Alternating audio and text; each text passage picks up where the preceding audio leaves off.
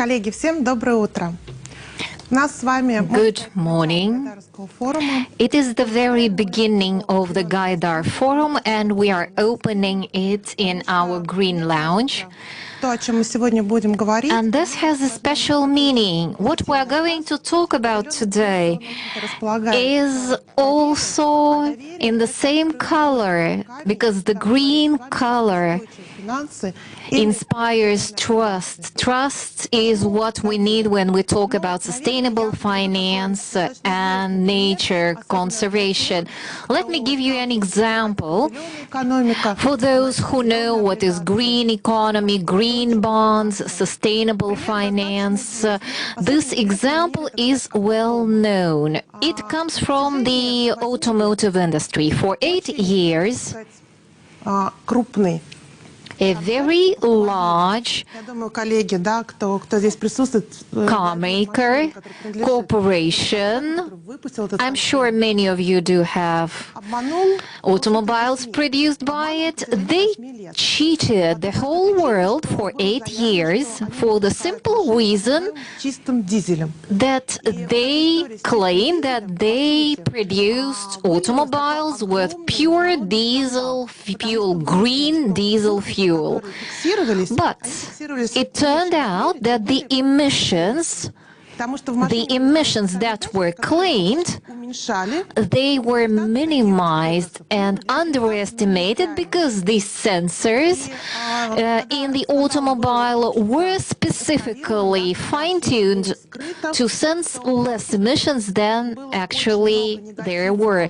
And when it surfaced, there were so many bad words said about this famous automakers, and the chairman of the board first resigned, after which a criminal prosecution was started, and the consumers' trust in this producer was very low since then. We know it was about there was a scandal related to Volkswagen and Leonardo DiCaprio, who is known also as a person who cares a lot about nature conservation. He wanted even to make a documentary or a movie about this situation. So when we talk about green bonds, green finance, sustainable finance, first of all, I would like to address our audience and start by a question. What do you understand by sustainable finance? Number one, this is a very trendy way to raise money. Number two, this is cheating by large corporations and banks of the population. This is, number three, a method of implementation of environmental projects. And number four, this is a way to mitigate risks in projects. And now, let me introduce to you our speakers. Our moderator is Alexey Miroshnichenko, Deputy Chairman of Member of the Board and Member of the Board of Внешэкономбанк of Russia. We also have Denis Shulakov, First Vice President of Gazprom Bank.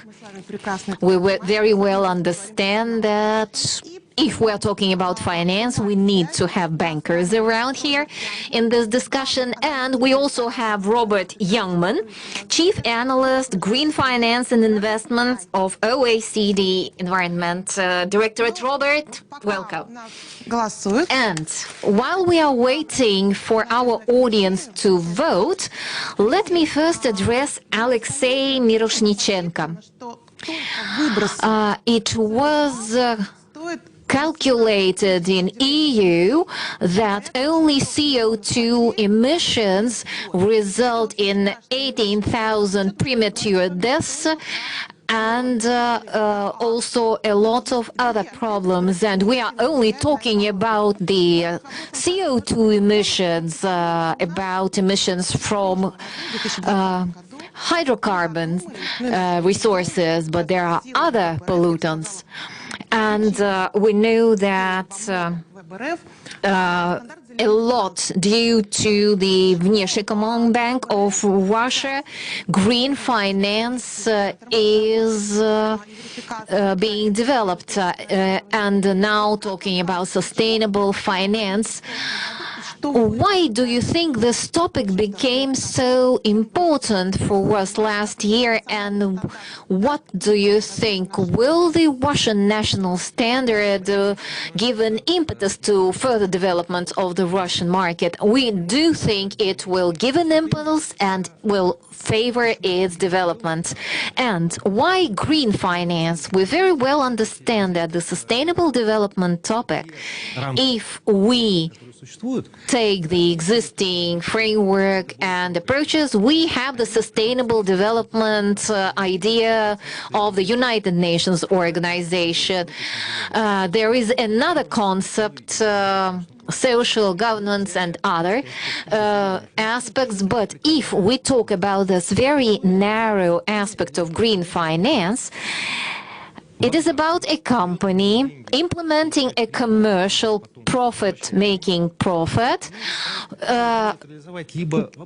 repaying the money received from the profit. The company can build a building, for instance, a usual building based on usual standards, or a company can spend a bit more money but build a building made of renewable made of secondary resources, recycled materials, a building that would be environmentally friendly.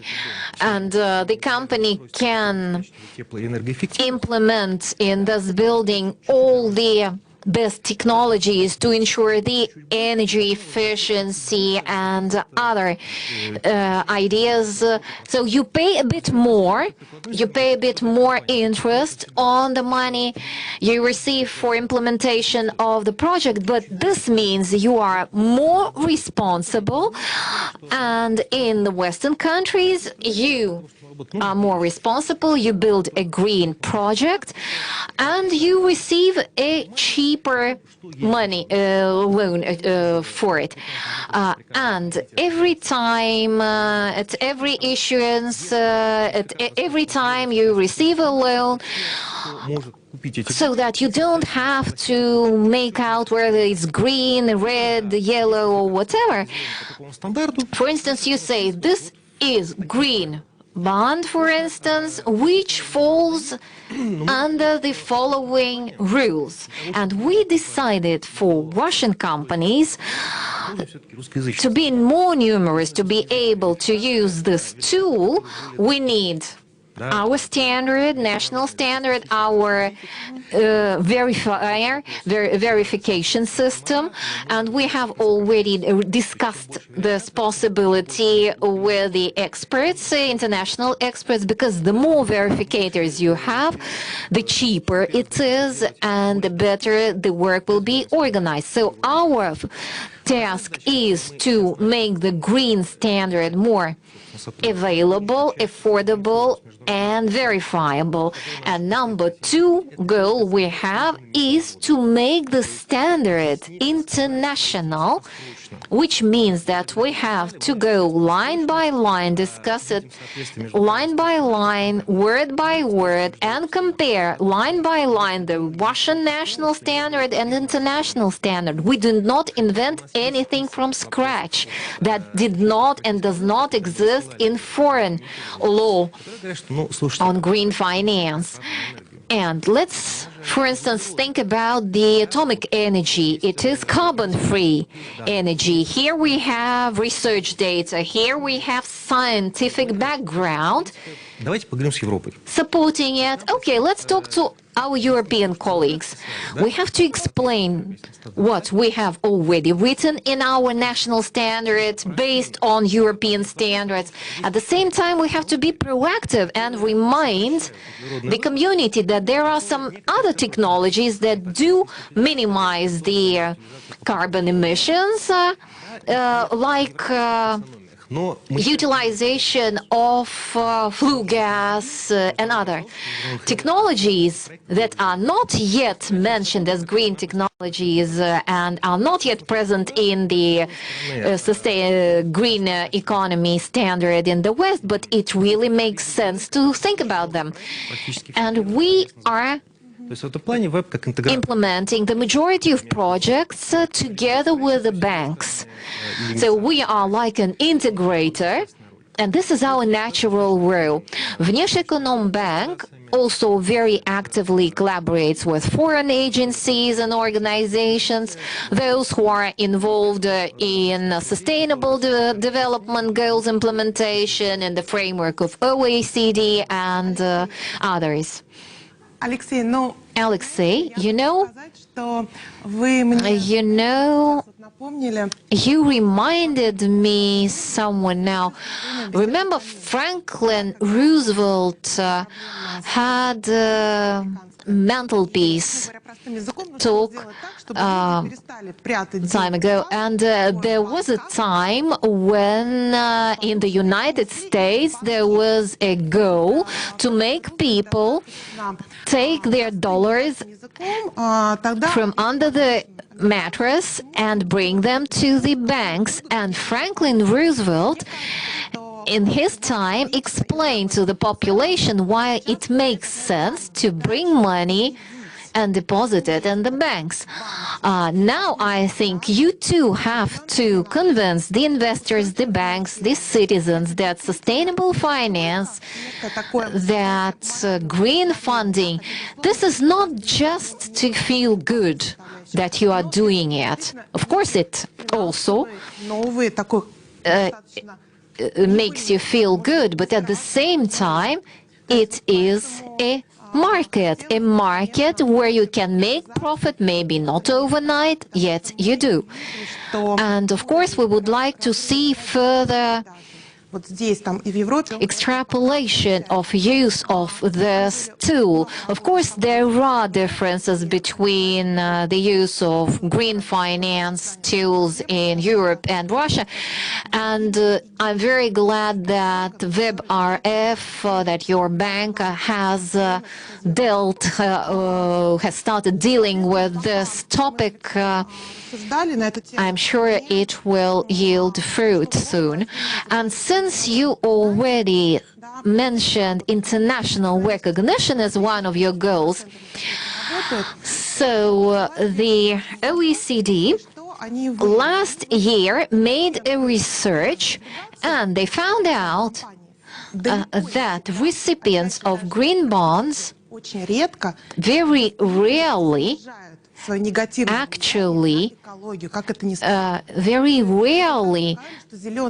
reduce their negative impact on the nature, which means that the green bonds do not really yet work as we expect them to. So I would now probably like to address Robert Youngman, our international expert. Robert is a well-known expert from OECD and also from the European Commission Working Group, which developed taxonomy of European Union for sustainable investment. Robert, my question to you is, how do you assess today the fact that in countries like Netherlands, China, Japan, France, European Union on the whole, now Russia too, still have certain differences in understanding of the notion of green finance and sustainable funding? Does this segment the market or not? And question number two, can you name the leader country, the leading country in development of green finance, Robert? Thank you very much, Antonina. I hope you can hear me. I'd also like to thank the organizers for providing this opportunity to join this distinguished group of speakers. Again, my name is Robert Youngman. I'm team leader for green finance and investments in the OECD's Environment Directorate. And just as background, our team's work focuses on accelerating investment for the low carbon transition, which, as we all know, is an urgent challenge. By 2030, if we want to have a good chance to keep global temperature increases to 1.5 degrees Celsius, global CO2 emissions need to be reduced by 45% below 2010 levels. And this, I think we all know, is an unprecedented level and rate of emission reductions. So it's in this context that as sustainable finance continues to grow, and Anthony, and I think you've mentioned this, the question arises, is sustainable finance environmentally sustainable? What is the impact of sustainable finance on the environment? So this is a new topic that we are currently scoping in the OECD's Green Finance team, and it's very, very timely. I'm going to go to one aspect of a question that, Antonina, you posed, which is why current sustainable finance standards do not have a positive effect on the environment. You mentioned one report. This actually, we don't want to take credit for it at the OECD. It's a study by the Bank for International Settlements. And what it found was that green bond projects have not necessarily translated into comparatively low or falling carbon emissions at the firm level. And this raises the questions about impact and who is having the greatest impact. But let's take a look at this question. First, when it comes to green bonds, one fundamental issue is simply that green bond issuers have not been required to achieve firm level emission reductions. The proceeds of a green bond issuance can fund green activities by an actor that may have very significant carbon footprint, even an increasing one firm-wide. Second, the process of harmonizing impact reporting is still very much under development. And so reporting for green bonds is uneven and uses different methodologies. Third, and maybe most importantly, standards have been market-based to date. It's only with the recent development of the EU Sustainable Finance Taxonomy that there is a growing global focus on official sustainable finance definitions, like the one that Russia has developed and is developing. And with this focus, there's a greater focus on impact. The EU taxonomy is going to be applied to EU green bonds, other financial products sold in the EU, and also will be applied in non-financial reporting and disclosure. Now, Antonina, you mentioned that for the Russian standard, you'll be comparing line by line. Well, in the context of the International Platform on Sustainable Finance organized by the EU, there are efforts to discuss how different definitions can converge, starting with the EU and China. The OECD is an observer, as you mentioned, to the International Platform on Sustainable Finance, and in this role, we draw on our report issued last October entitled Developing Sustainable Finance Taxonomies and Definitions. That report provided a detailed comparison of 5 jurisdictions' taxonomies and definitions, noting similarities, differences, and gaps. Part of the discussion here, Antonina, is about greenwashing. The concern, and you started with the discussion on Volkswagen. Greenwashing is misrepresenting, overstating your environmental impact.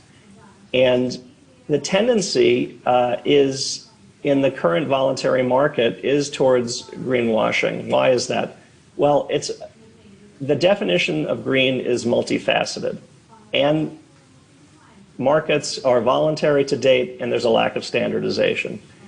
So this multiplication of methods and labels makes it difficult for market actors to identify and trust environmental claims. Which links to your other question, which is, why is the understanding of what is green so different in countries? The reason is that green is not a binary question. There are multiple environmental issues and objectives to consider.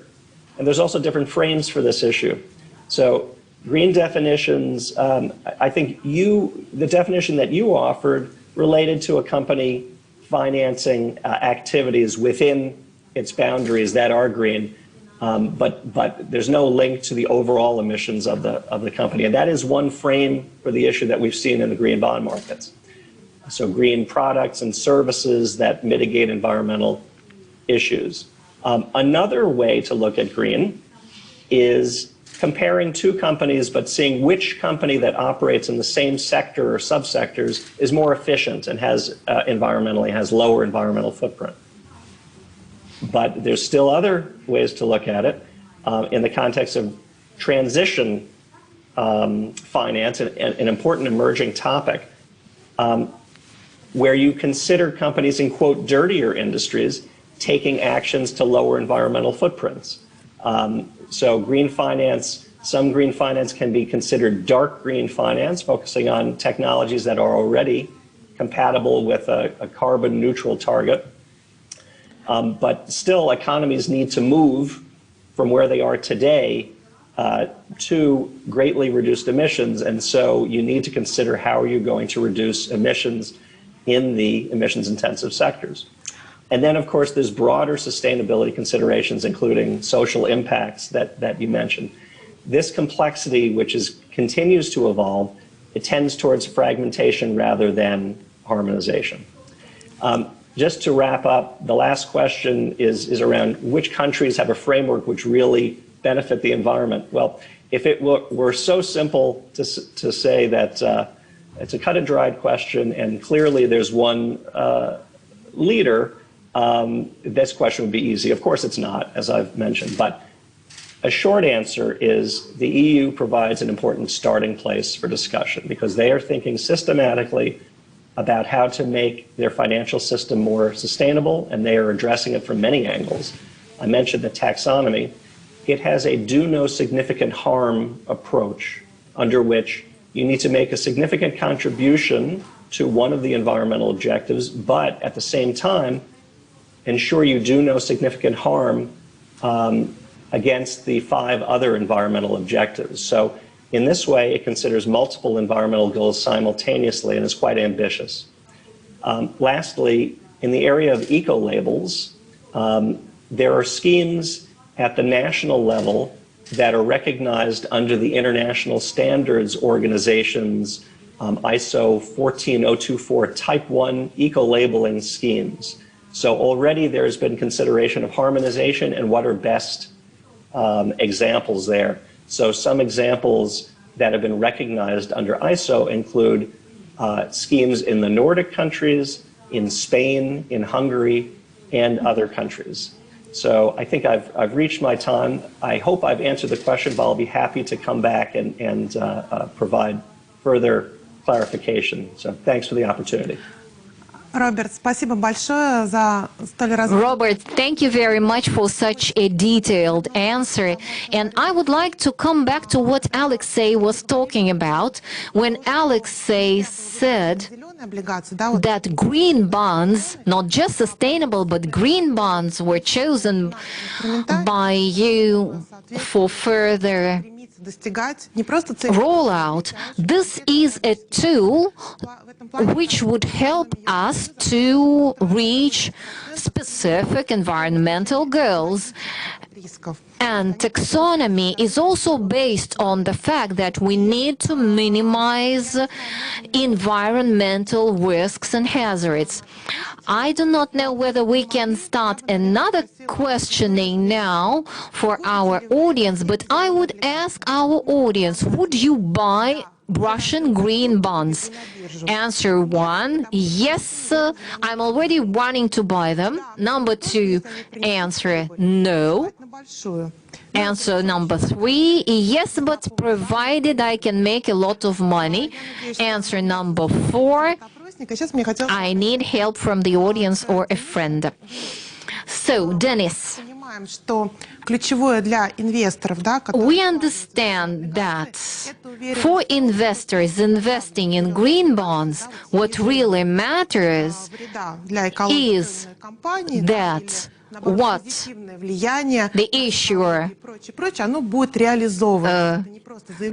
claims and what the green bond recipient claims will really happen, so that the green bonds really help preserve the environment. So what about the companies issuing the green bonds in Russia? Do you see any leaders among them? Or you see probable leaders which are not yet leaders but do have the potential to become leaders? What else would you like to see, maybe also in terms of regulation of green bond issuance and use? Thank you very much for your invitation to participate in this discussion. When being in this academy, one always feels a great desire to look at everything in a broader aspect. So for a second, let's imagine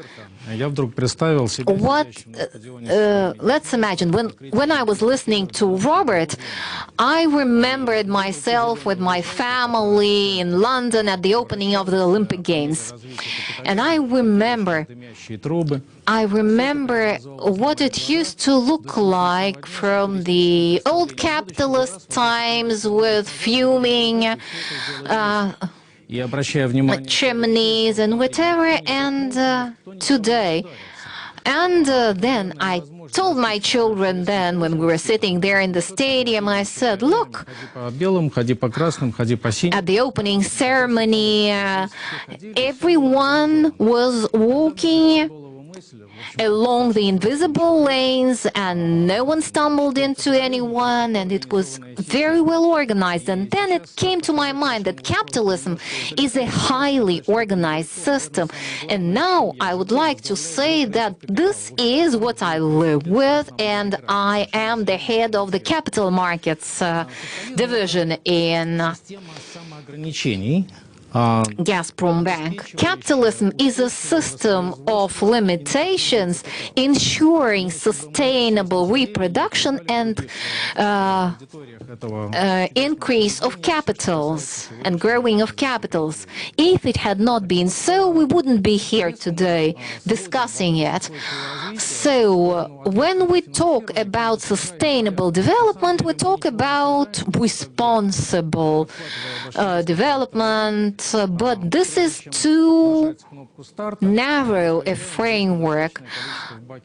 For instance, if you start an automobile before you start driving, you do not only put your hands on the steering wheel, but you also check if you have enough fuel in the fuel tank.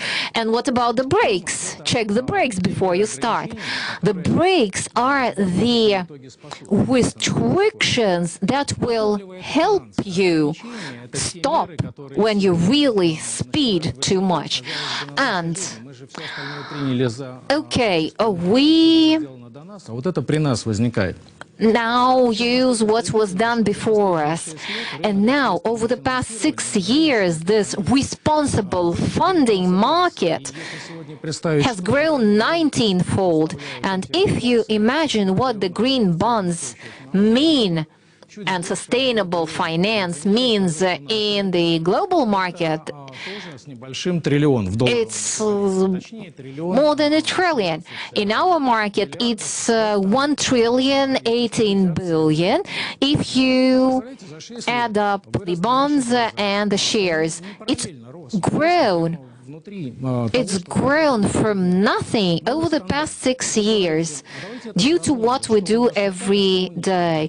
The green standard, okay, let's look at what they have in Europe and what we have in Russia. I decided to check before coming here to the studio. I decided to compare the top 15 or 20 Russian and European companies in terms of capitalization and other parameters. You know, they do have ratings, and we also do have ratings, nearly everyone. Okay, the good question is, who attributed the rating to the company? Did the company claim its rating, or did someone say that your rating is this and that?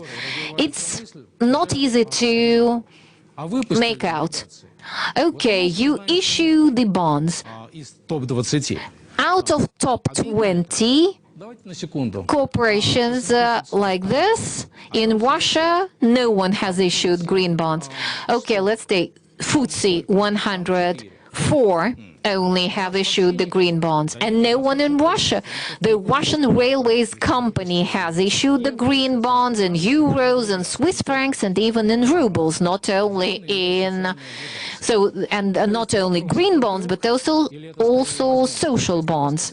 Okay, but the Russian Railways company is not a public company yet. So does this mean that we still have a lot of opportunities to tackle? Or does that mean that we still have to tackle these challenges and start doing something finally? I don't know whether the audience is very knowledgeable about this or not. I wouldn't like to overload your mind with figures and facts. I would like to talk about the main notions, things that would make you think it over. Like Robert mentioned, there is a very good methodology of green decision-making in Europe, and there are lots of examples of it. We know that thousands of companies worldwide and in Europe have claimed they would like to become green companies by 2050. But have they assessed the risks, risk mitigation programs? Have they started doing something? Not really. We know that the companies that are most active in this respect are not in the first top 20. That are potentially future champions, which means that the challenge was first of all answered by future champions, not the ones who are in top 20 today. So the question is, the situation in Russia, does that mean we have not yet done anything? And what are we supposed to do now? Are we only going to copy what the West does? Okay, let's take companies like URAS. URAS is one of the few public companies, or even the only Russian public company. It has assessed risks in 3 scenarios. It is backed up by science, figures and facts. Metallo Invest, they got a pre-export loan linked to sustainable green finance. We need that one of metal companies in Russia is preparing the issuance of green bonds, Russian green bonds. But if you look at the market, the green bonds now total 111 billions, out of which 100 billion were issued by the Russian Railways company, RZD. And it was done in a brilliant way. We have such an interesting combination of markets and notions that this issuance of green bonds, they are termless, and the rule that actually this is against our rules, because the investor should have the right to revoke them. And since it is not so, they cannot be officially termed as green bonds. Plus, there are some issues of bonds related to social bonds and also some others. Oh, yes, look at this slide, please. What's the main point here? It's the key challenge we have today worldwide. The foreign investors who have signed up under the principle of UN Sustainable Development Principle, these are all those who invest in shares and bonds. They have to transfer up to 50% of their assets under the ESG rule. And how much is it? 10 to 15 trillion US dollar equivalent. And this is the capacity of this potential market worldwide. We have never seen anything like this. It's unprecedented.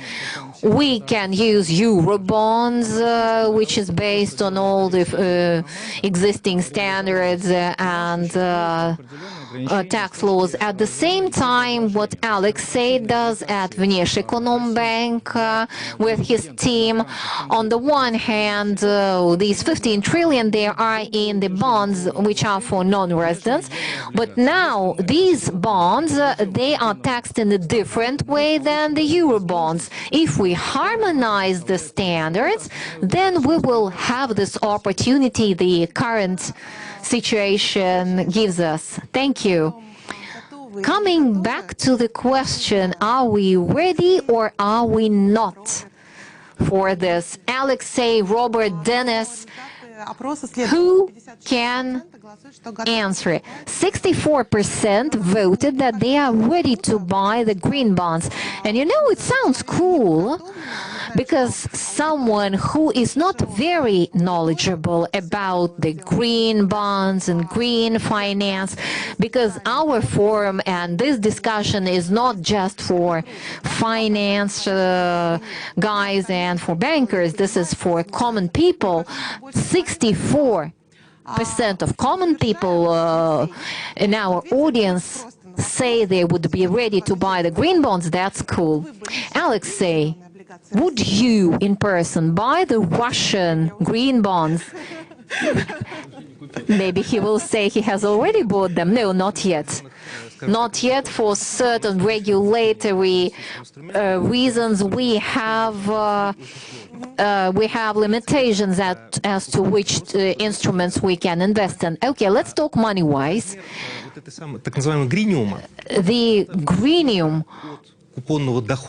size, I mean how much of the coupon income the investor agrees not to receive in other countries. We performed the same study of the same issuer who is not green. It's a couple of percent of the income they would receive. So which means that the Russian investor would have to agree not to receive 10,000 rubles per year that he would receive otherwise.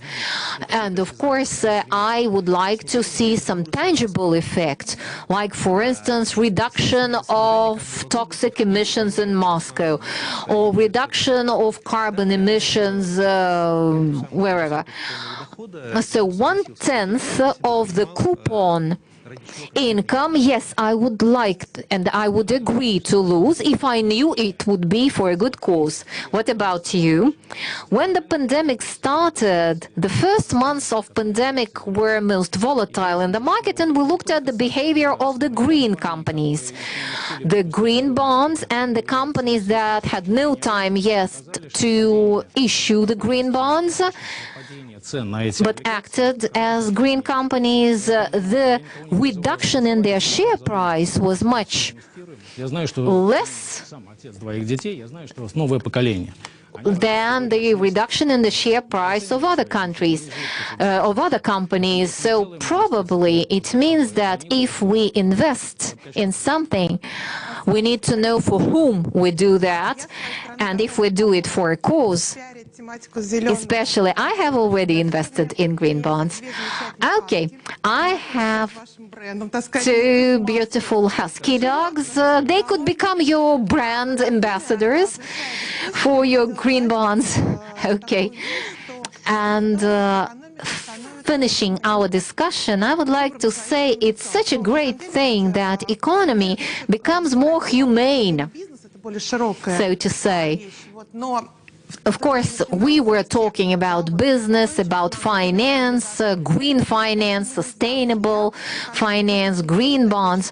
All this means humanization of economy, which is really cool. Alexei, I very much hope that your work last year would really give an impulse to, an impetus to the development of the green finance market. I'm sure you will collaborate with OECD because harmonization of international standard of sustainable finance and green finance is our key goal, because I would really like to know that every company works in the same way in each market, in each country, and I'm sure that your bank will continue being the channel for promotion of this idea. And I would like to thank our experts, Alexander Lebedev, Alexei Miroshnichenko, Denis Shulakov, and Robert Youngman. Thank you.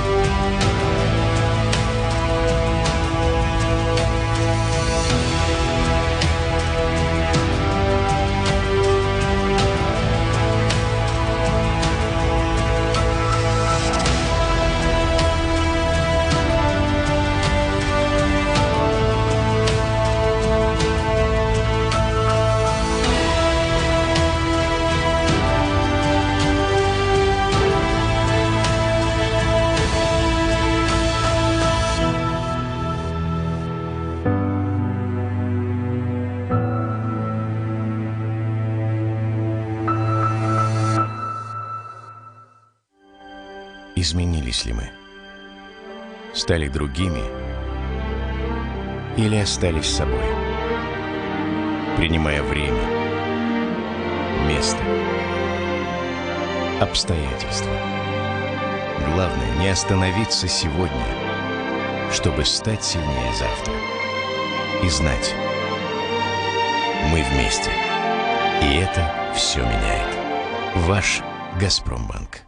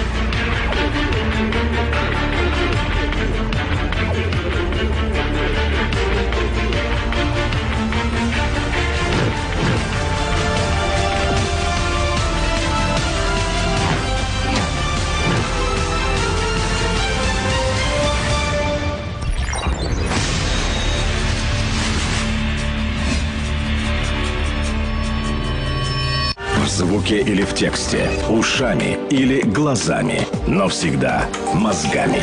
Только по делу. Главное в политике, главное в бизнесе, главное о личных деньгах. Со скоростью звука, со скоростью света. Услышать и увидеть. Один бренд, два адреса. Бизнес FM и bfm.ru. Не на словах, а на деле.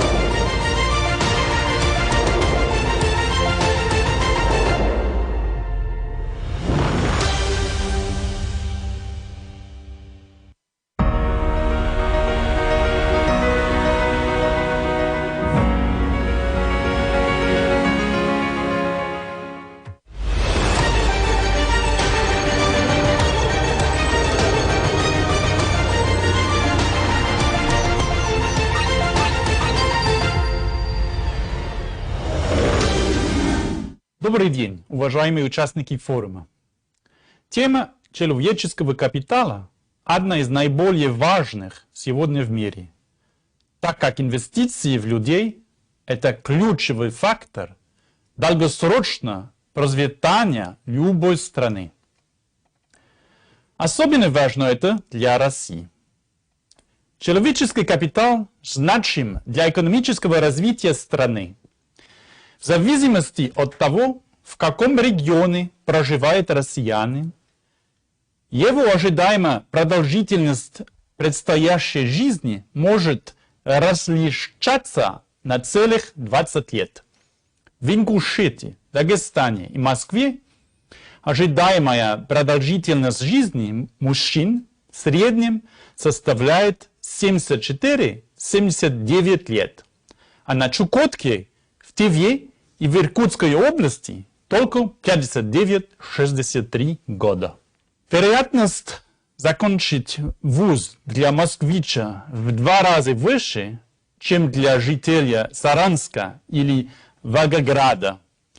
Эти примеры говорят о значительном разрыве в человеческом капитале между регионами России.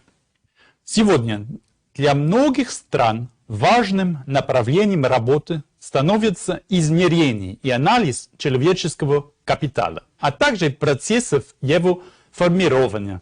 Почему человеческий капитал имеет такое значение? Человеческий капитал является краеугольным камнем долгосрочного экономического роста, который, в свою очередь, влияет на рост падающего дохода. Это особенно важно для России, где количество рабочей силы ограничено демографическими факторами, а доступ к капиталу и технологиям ограничен санкциями. В этих условиях человеческий капитал является ключевым фактором, на который страна и имеет прямое влияние. Сегодня в странах ОСР 70% богатства формируется на счет человеческого капитала. Согласно оценкам, в России человеческий капитал составляет 46% от общего объема экономики. Выход на уровне стран ОСР мог бы обеспечить долгосрочную устойчивость в ситуации, когда мир постепенно отказывается от ископаемых видов топлива. Российская экономика зависит от сырьевых товаров, а они не безграничны.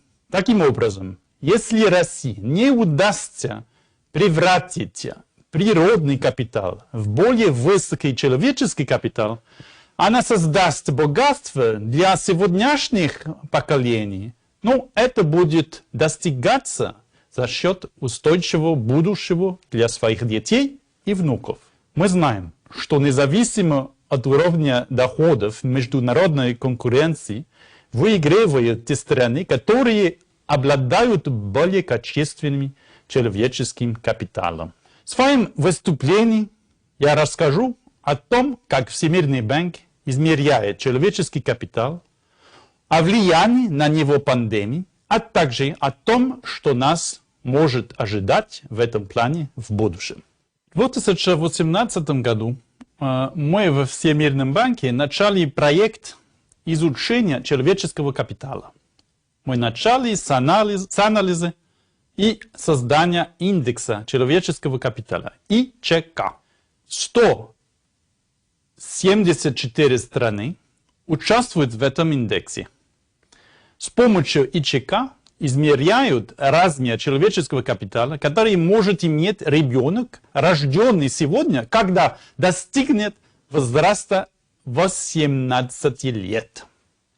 Индекс отражает производительность следующего поколения при условии полного образования и отличного здоровья. Теперь давайте посмотрим на значение индекса человеческого капитала Всемирного банка для России. Ребенок, рожденный на нашей планете в 2020 году, став взрослым, в среднем покажет 56% от максимальной производительности труда, которую он мог бы достичь. Для ребенка, который появился на свет в прошлом году в России, этот показатель составит 68% от состояния при условии полного образования и отличного здоровья этого человека. Это чуть ниже, чем в среднем по странам регионов Европы и Центральной Азии. В период с 2010 по 2020 год значение ИЧК для России выросло с 0,60 до 0,68, благодаря чему она вошла в число стран-лидеров по положительной динамике. Однако для ряда стран, в том числе и для России, страны, которые располагают значительным человеческим капиталом, ИЧК не смог дать более детальную картину, которая позволила бы провести более глубокий анализ. Поэтому в 2020 году для стран региона Европы и Центральной Азии был введен расширенный индекс ИЧК+. Он отражает использование и мобилизацию внутренних ресурсов, а также содержит ряд более подробных показателей, касающихся социального сектора. Согласно этим показателям, Россия в ключевых областях отстает от средних по региону значений. По расходам на здравоохранение в доле к ВВП на 1,8 и образование в доле к ВВП на 0,9. В качестве дополнительных показателей в сфере образования введены образовательная бедность и составной балл высшего образования. Последний отражает продолжительность обучения в системе высшего образования с поправкой на его качество. Этот показатель и у России лучший в регионе Европы и Центральной Азии, что обусловлено самой высокой численностью взрослых и в возрасте 30-34 лет, имеющих высшее образование. Показатели, связанные с состоянием здоровья, дают более тревожную картину. В Российской Федерации вероятность смерти в возрасте от 30 до 70 лет по причине сердечно-сосудистых онкологических заболеваний, диабета или хронических респираторных заболеваний составляет 25%, что выше, чем в среднем по странам региона Европы и Центральной Азии 17% и по странам с уровнем доходов выше среднего 20%. Одной из важных причин такого положения дел является высокая распространенность факторов риска, связанных с неинфекционными заболеваниями, НИЗ, избыточным весом, злоупотреблением спиртными напитками, гипертонией. Новые аспекты индекса человеческого капитала отражают как в сфере уязвимости человеческого капитала в России, так и направления для его развития. При этом все показатели основаны на данных, полученных до пандемии COVID-19. Из-за пандемии социальные секторы во всех странах претерпели изменения, и Россия не стала исключением. Во всем мире предпринимаются попытки защитить накопление человеческий капитал и ускорить прогресс на благо каждого. Пандемия COVID-19 потребовала более эффективных мер реагирования, включая более широкие применение технологий для повышения качества услуг и наращивания программ социальной помощи. Из-за закрытия школ в 2020 году в России возможно значительное ухудшение образовательных результатов. Ранее мы оценивали эти потери в размере чуть менее полугода обучения. Сейчас же наши коллеги уже скорректировали прогноз по потере обучения с плохого на очень плохой. Учащихся из бедных и социально уязвимых семей теряют в знаниях, диспропорционально больше других. В сфере здравоохранения перед Россией стоит крайне сложная задача вести успешную борьбу с пандемией COVID-19 и организовать эффективное диагностирование и лечение населения. Для борьбы с COVID-19 потребуется по-прежнему осуществлять широкий спектр различных мер, включая тестирование, отслеживание социальных связей и лечение пациентов.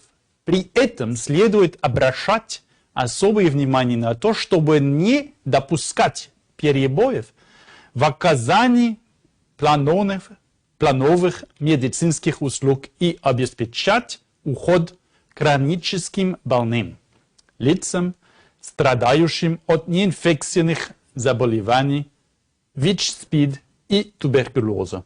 Пожилые люди и лица, страдающие от НИЗ, особенно уязвимы перед коронавирусом.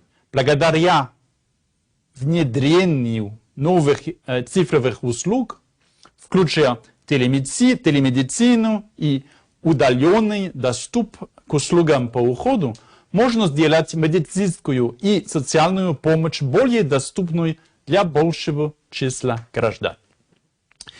Изменить порядок предоставления услуг и снизить излишний риск в стационарных учреждениях. Положение бедных и уязвимых категорий населения в период кризиса ухудшается сильнее. По нашим оценкам, численность бедного населения в Европе и Центральной Азии вследствие пандемии вырастет на 4,4 миллиона человек. Пожилые и нуждающихся в постоянном уходе, например, инвалиды, оказываются особенно уязвимыми. В этих условиях одним из важнейших инструментов для сохранения потенциала в области человеческого капитала является социальная помощь. В России реализованы меры, призванные обеспечить более действенную поддержку семьям с детьми, нетрудоспособному населению и безработным. При этом возможности внешних мер социальной помощи в стране в части дальнейшего сокращения бедности в предыдущие годы были практически исчерпаны. Но что нас может ждать в будущем? На наш взгляд, сохранение накопленного человеческого капитала, его защита, а также наращивание может стать приоритетом развития России в долгосрочной перспективе. Россия может сосредоточиться на устойчивом восстановлении человеческого капитала и делиться своими лучшими наработками с другими странами. При этом в части фундаментальных знаний и развития качества образования Россия уже является лидером в мире. Кризис, вызванный пандемией COVID-19, своего рода стресс-тест для российской системы образования. В этой ситуации нужно наращивать инвестиции в образование, создавать программы обучения в дистанционном режиме, улучшать условия в школах, обеспечивать защиту учащихся и педагогов. Пандемия COVID-19 приводит к масштабным негативным последствиям для предоставления медицинских услуг, воздействия на их доступность, непрерывность и качество в краткосрочной и долгосрочной перспективе. Важнейшим элементом построения устойчивой системы здравоохранения является укрепление системы первичной медико-санитарной помощи для борьбы с распространенными НИЗ и новыми инфекционными заболеваниями. Обеспечение финансовой доступности лекарственных препаратов при амбулаторном лечении от коронавируса и НИЗ, смягчение ограничений на применение телемедицины и формирование более благоприятного регулирования для виртуальных технологий. Также важные шаги в этом направлении. Сейчас для России подходящее время, чтобы внедрить фундаментальную программу социальной помощи, действие которой распространялось бы на всю страну. В неблагоприятной экономической ситуации масштабы такой программы увеличивались бы, а при ускорении темпов экономического роста сокращались. Похожие программы имеются в многих странах мира. Наконец, мы считаем, что для преодоления внешнего кризиса России необходимо наладить реальное сотрудничество между секторами, так чтобы системы здравоохранения, образования и социальной защиты выступали против кризиса единым фронтом. Создать более эффективные системы, которые поддерживали бы рост человеческого капитала в России, возможно и даже совершенно необходимо для устойчивого восстановления страны. Недавно ушедший от нас Марвин Зонус, профессор школы бизнеса имени Бута при Чикагском университете, заметил по этому поводу: повсюду будет большой спрос на все более высокие уровни человеческого капитала. Страны, которые это понимают, станут победителями в нашем столетии. Спасибо.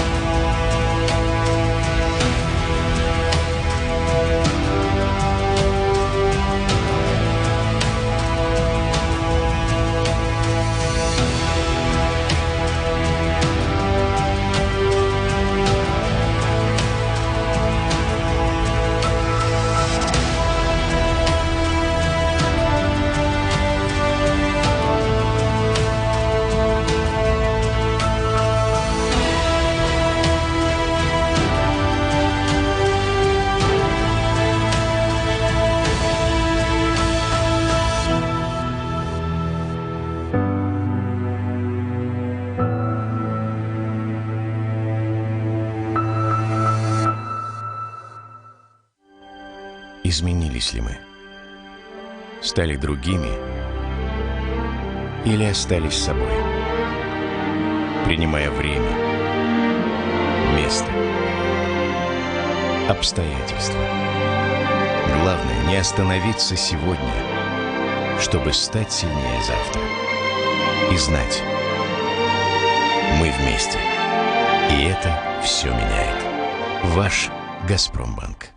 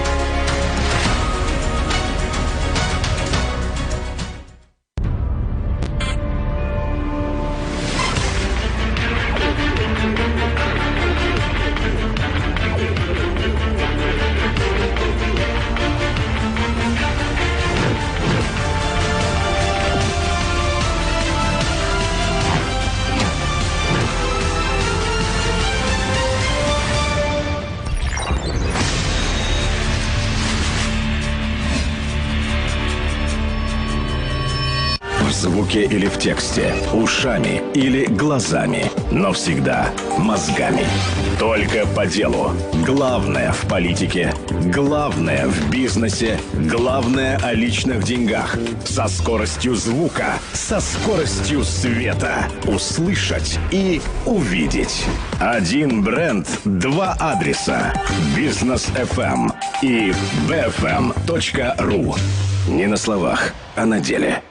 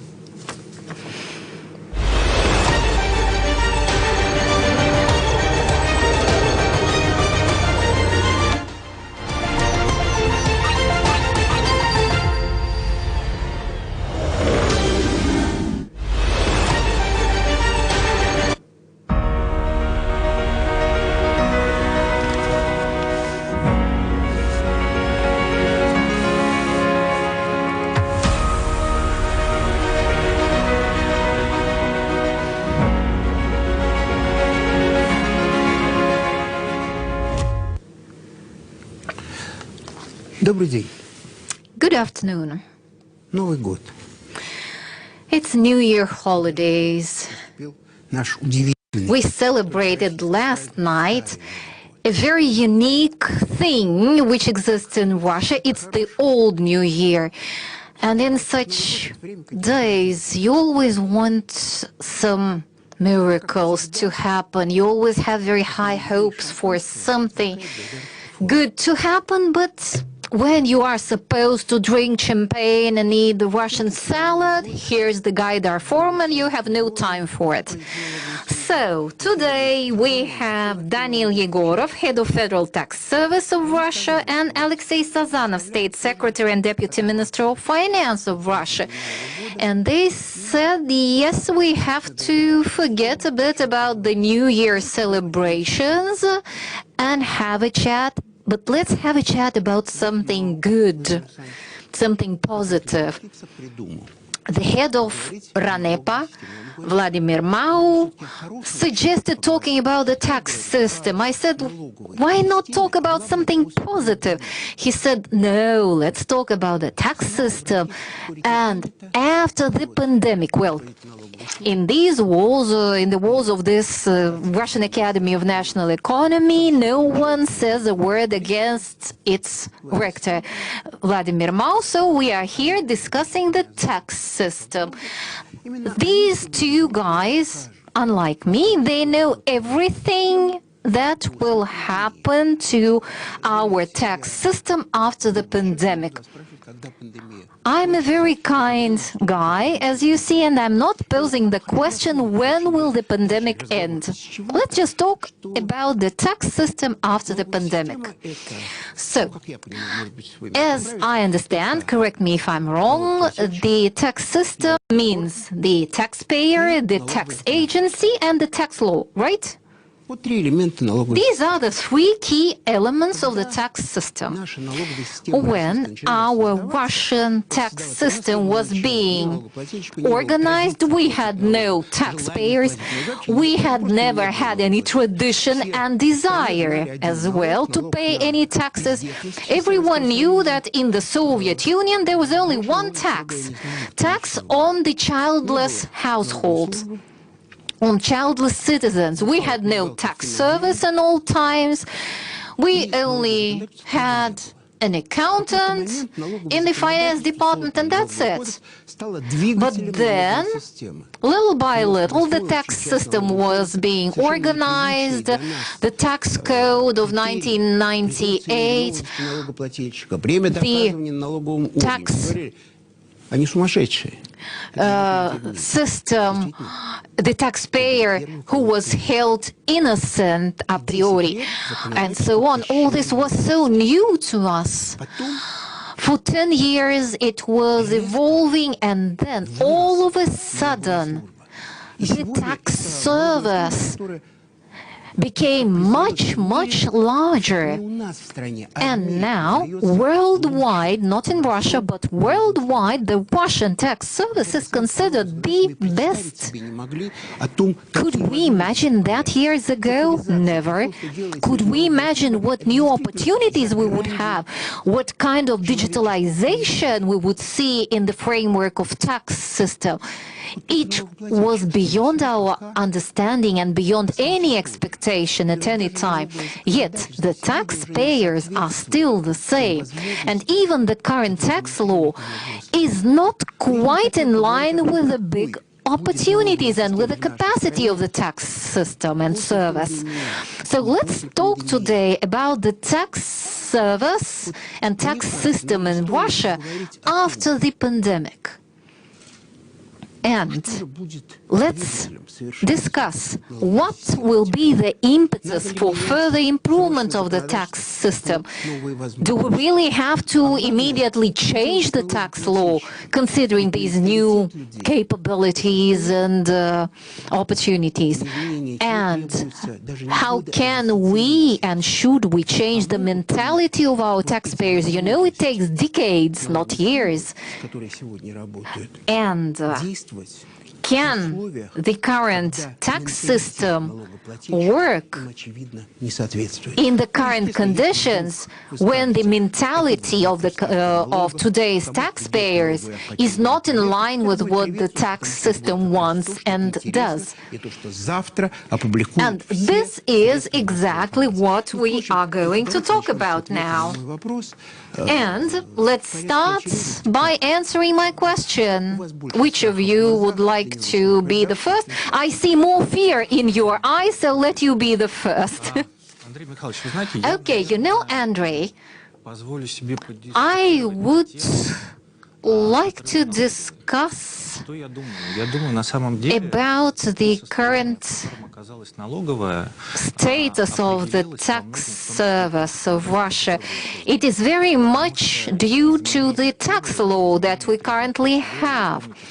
The changes in procedures and requirements, we have them, and you remember how much we invested time, effort in developing the tax code, but that was done in the time when we had to find the right solutions with maximum efficiency, and of course manual labor was not efficient.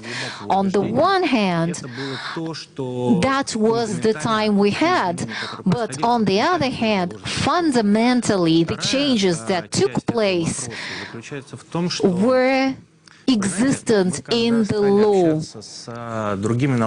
But when we started communicating with other tax administrations from other countries, I was surprised. You know, once a few tourologists of the tax service of Norway came to visit us. Just imagine, they have a few tourologists in the tax service.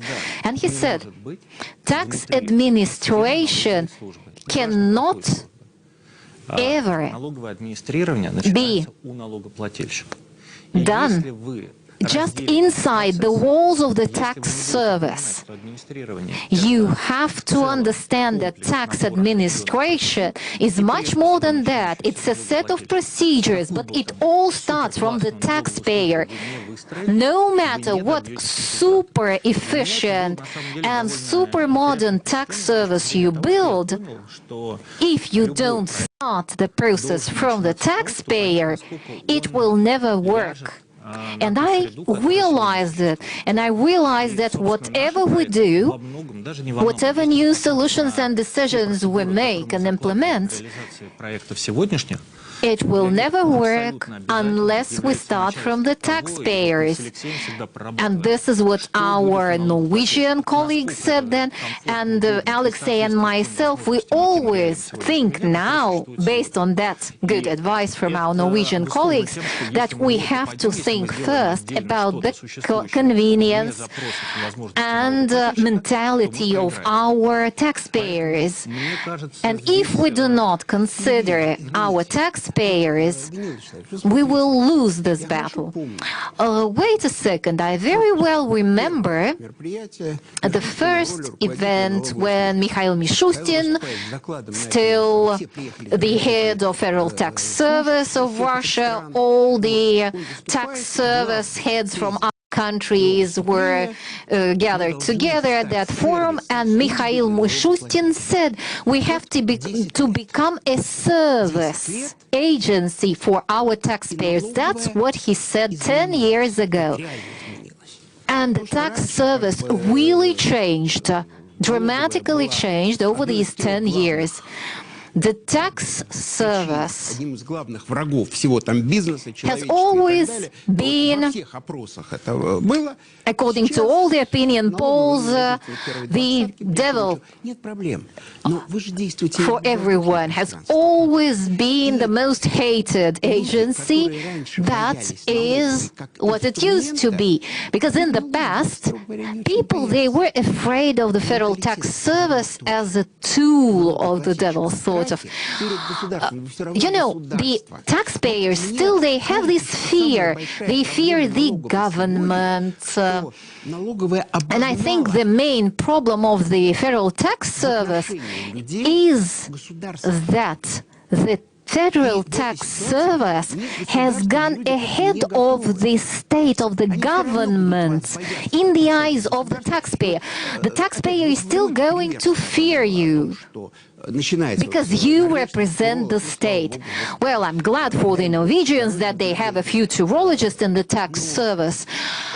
But remember, we made a decree that every 2 years the tax review should be performed. I'm talking about these on-site tax reviews. Now you have a monitoring system. You work online, but the old laws and decrees, they are still there. On the other hand, now we have self-employed citizens as an official category. This is the simplest tax regime. You don't have to run around and file the tax returns and whatever. You just press a couple of buttons on your smartphone and you're done. But still there are so many limitations, a lot of industry laws. Like if you take a taxi driver, if the a policeman stops a taxi in the street and says, give me a document, a paper that you are a taxi driver, you should be individual entrepreneur. The taxi driver says, I have it in my phone. No, wait a little. Please stand here and produce a paper document. So you are supposed to have a document saying that you are an entrepreneur. I mean the influence of the state tax policy on the mentality of our taxpayers. How should we restructure or improve the taxation system? Or should we not try to improve it? Well, the taxpayers will say thank you in either case. You have to think about the improvement of the tax system in different ways. First, reducing the tax burden, and second is simplifying the tax administration. These are two important goals, and I don't think Daniel will argue that now in different ministries and public agencies there is a huge amount of digital data being collected, systematized. They are in different information systems. We have registry of population, marking system, information on all the self-employed citizens, and all these databases are being formed, and we realize that all these data can be unified somehow, and should be, and this would also simplify the administration of taxation and taxpayers. I do not know how it will happen in future, but I understand that this has to happen, and with time all this digitalization of data will and the accumulation of these digital data will simplify, not today but tomorrow, will simplify the tax administration. So we really need to simplify the tax system, of course. We need to prescribe that in the tax law. And the digital data should be prescribed in the law, and how these digital data will further simplify the life of taxpayers. That's an idea of genius. Look at him. You can take his example. He became a state secretary, and I have an impression that he has become a diplomat at the same time. Don't you think so? I remember the taxation system in the oil industry. He spoke in a different way now. Being the state secretary, he's become a diplomat, and he answers the questions in a way not too hurt anyone's feelings. Okay, so let's talk business. So, Federal Tax Service relations with the taxpayers. When the tax code was being drawn, it was not written that the tax service collects laws. No, it controls the accuracy of tax imputation and computation. But we want them to collect taxes. So the question is, what does the Federal Tax Service does from your point of view, from the point of view of the Ministry of Finance? Do they collect the laws, or the Federal Tax Service of Russia calculates and imputes taxes? Yes, they do calculate the laws. At the same time, the Federal Tax Service is like a parent checking what his kids are doing. Oh, yes, that's a good idea. And also punishes. Yes. Alexei Kudrin, he always said, when in the Ministry of Finance, that we have a plan for the Federal Tax Service for how much taxes should be collected. Now you do not have a plan. You have now an outlook of tax collection. Can you implement the target outlook? Okay, let's take the current case. As you understand, the outlook for 2020 did not come true. And you're still there. You were not hired. That's a good thing. Yes. And if you do not implement the targets after the pandemic, we'll wait and see.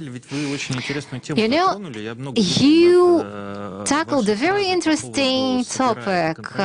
You spoke about collecting taxes and controlling. And you are right, and I really feel that all this activity is now taking place in several dimensions, not one. We're talking about future, right? Let's see what we have. We lived in the world when the quality of the federal tax system was equal to the amount of taxes collected. And we understood at a certain moment of time that that's the maximum it is capable of, the way it is. We could only increase the number of tax inspectors to collect more taxes, but we could not improve it qualitatively. Now, talking about the service, tax service, in terms of tax collection, on the one hand, you are right, it is the function like of a parent controlling what the kids are doing, or you can control the quality of tax payment in the country, and we improving the tax service, we can improve the tax collection, reduce the costs of collaboration, of communication with the taxpayers, for instance, because it really differs depending on the way we collect taxes. And another story, you mentioned the self-employed citizens, the new category we have. On the one hand, we are saying that the Federal Tax Service controls tax payment, and for the self-employed citizens, the Federal Tax Service is calculating taxes. So on the one hand, we can look how it will look like in future. But from this year, by the way, for the legal persons, we will now calculate for the legal entities the motor vehicle tax and the land tax, which was calculated by the legal entities themselves in the past.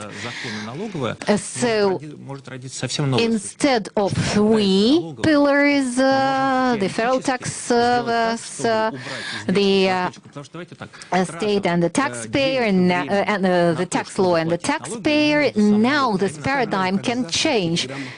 I just imagine tomorrow in telegrams around the world, Mr. Yegorov said that the Federal Tax Service is going to calculate and impute taxes itself for everyone. Does that mean that the Federal Tax Service of Russia is going to levy taxes all by itself?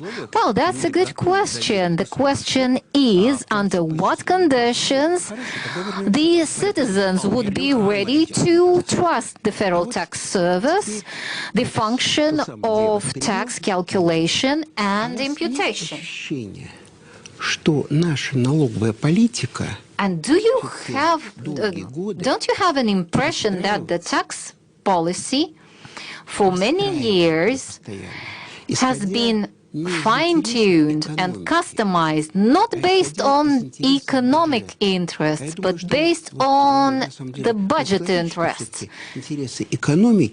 Because the budget and the national economy, they have different interests, right? Sometimes at least. You know, the taxes historically were charged or were instituted as such to fill the budget, like it was in France to restore the economy after the Napoleon Wars and so on. And, well, the budget funds the restoration of economy and grows the infrastructure and restores the infrastructure for business in the country, and for this we need taxes. But budget is rather a tool. The budget policy is a tool like a tax policy.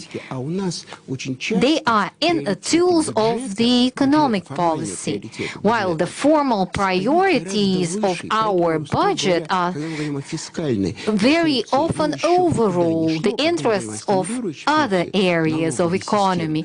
We are talking about the stimulating function of the tax system, but this is now just a nominal notion. The tax system should stimulate the economy in a real way, in actual world.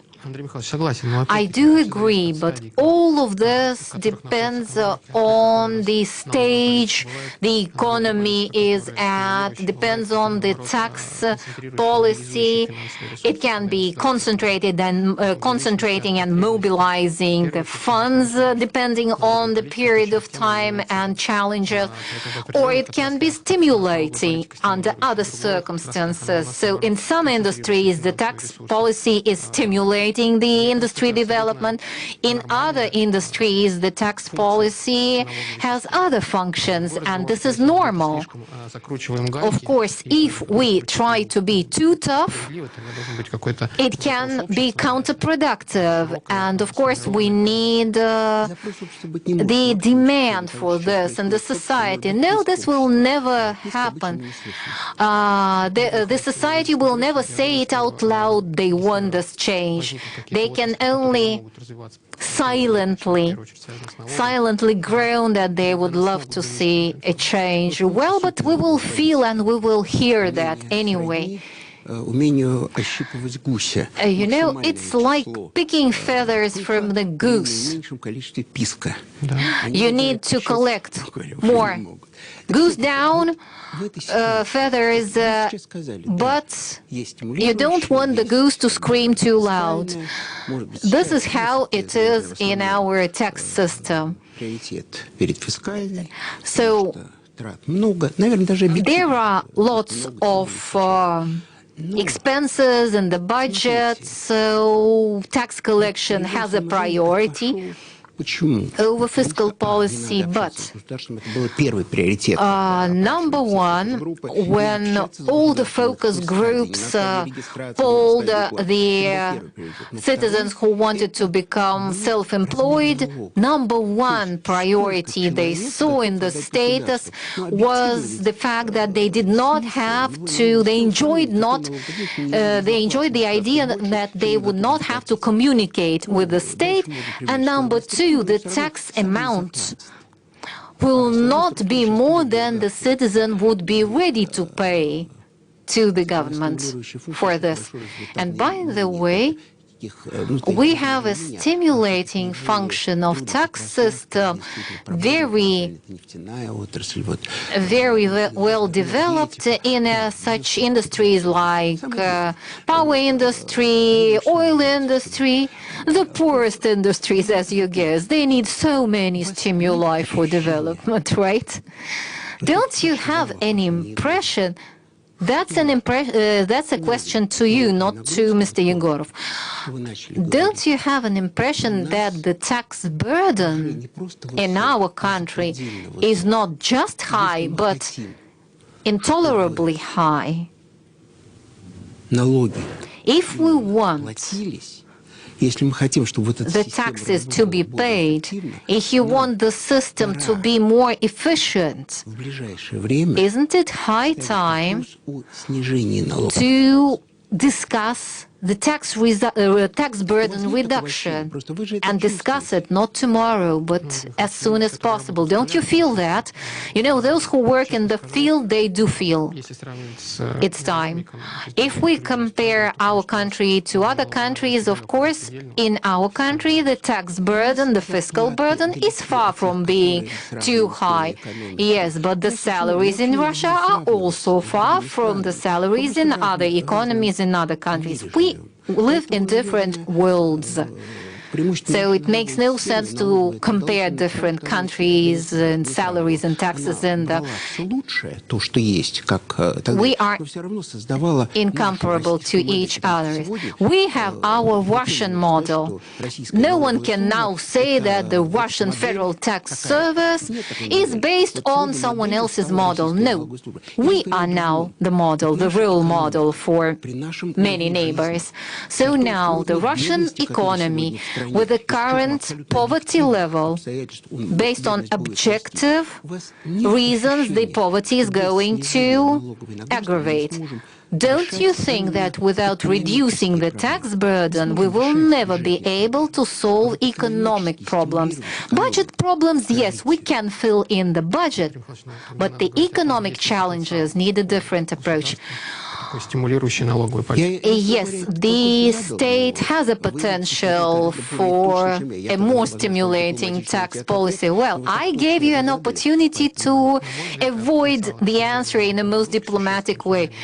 But my answer is that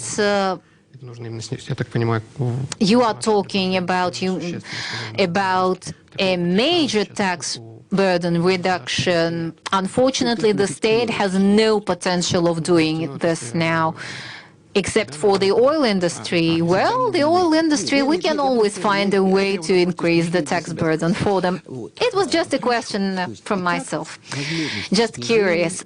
So, you are saying that now the government has no opportunity and no capacity to considerably reduce the tax burden?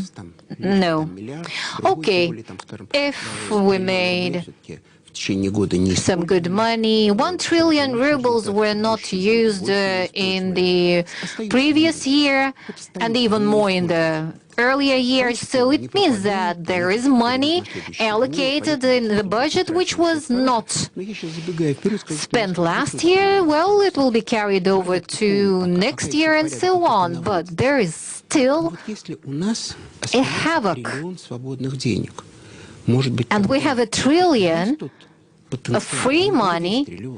I'm not talking about the whole trillion, but maybe this could be this potential to reduce the tax burden, at least for the industries which will be the locomotives of growth. We have 2 tools now. Individualized support using budgetary tools or tax reduction. These are tax system tools. But do you look for such new opportunities to improve the tax burden.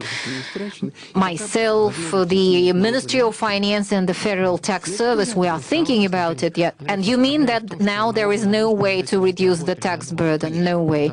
And you know that we cannot reduce it for 1 or 2 years only. If we are talking about reduction of tax burden, it means that we are reducing it for a long term, right? Of course, if we do have some extra money, like you mentioned, this money should be spent to support the economy. But you have to understand that we have fiscal tools, we have stimulating tools, but we do not see any long-term fiscal tools to considerably reduce the taxes.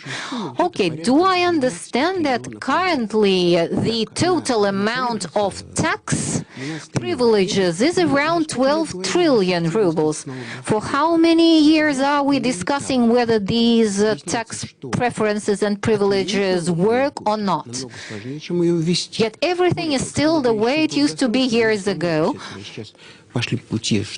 And now we understand that canceling such a tax privilege is more difficult than instituting it. So 12 trillion, I think half of these privileges, I think, are inefficient. Correct me if I'm wrong, Yegor. Isn't that an opportunity to reduce the tax burden? I understand it will not be welcomed, maybe, because Telegram, bloggers and everyone will be crying that, hey, again, they did it again, and so on. But those who leased the premises for big shopping malls, they will start crying. If you understand that the rich will start pretending they are the most poor ones and so on. But don't you think it's really time not to say that it's time to revise the tax privileges, but just revise them? Now the Federal Tax Service can do anything. You can administer anything. The privileges, the taxes, because the Federal Tax Service really works efficiently. Other agencies do not work, but the Federal Tax Service does. So why not do this? Let's say that since next year, we will cancel the inefficient tax privileges that do not work. And thanks to the money we will save, we will have money to invest in economic growth. Oh, that's a good suggestion. If I may, there are two things that are important for us as tax administrators. People think that the more taxes you collect, the better, based on your question you asked at the beginning of our discussion. But in real life, the more the industry and taxpayers work against us, the fewer taxes we can collect. And therefore, from the point of view of tax administration, we want a golden balance. And talking about the tax privileges, you know, I would put this question even in a broader context, because a tax privilege, it still means tax administration, but without the money going through some governmental agency, but yet still this is linked to the budget. And it does not matter whether we consider this as tax privileges or something else, because these are budgetary expenses, and and they are governed by the budget law. And these privileges, they are not just formalities. It's about the small business taxation regimes, for instance. If you take the stimulating function of the Federal Tax Service, I was myself both hands for reducing the charges for the small business. And therefore, if we want to strike a golden balance between the neutrality, which is a very important principle, right? Because if we are not neutral, there will be some gray schemes, which is no good. But on the other hand, the question is, what value do we bring impairing this neutrality now that the people, the self-employed, they can work legally with the new self-employed taxation regime. And we see that these privileges, this is much more, and this will bring us much more than we can imagine. And I still would say that the privileges are more efficient because the expenses do not have to go through the budget. For how long have we been setting these goals? Our whole life, right?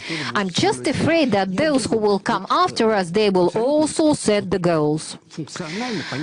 Well, functionally, I fully understand what you are saying, but I am sure of just the opposite.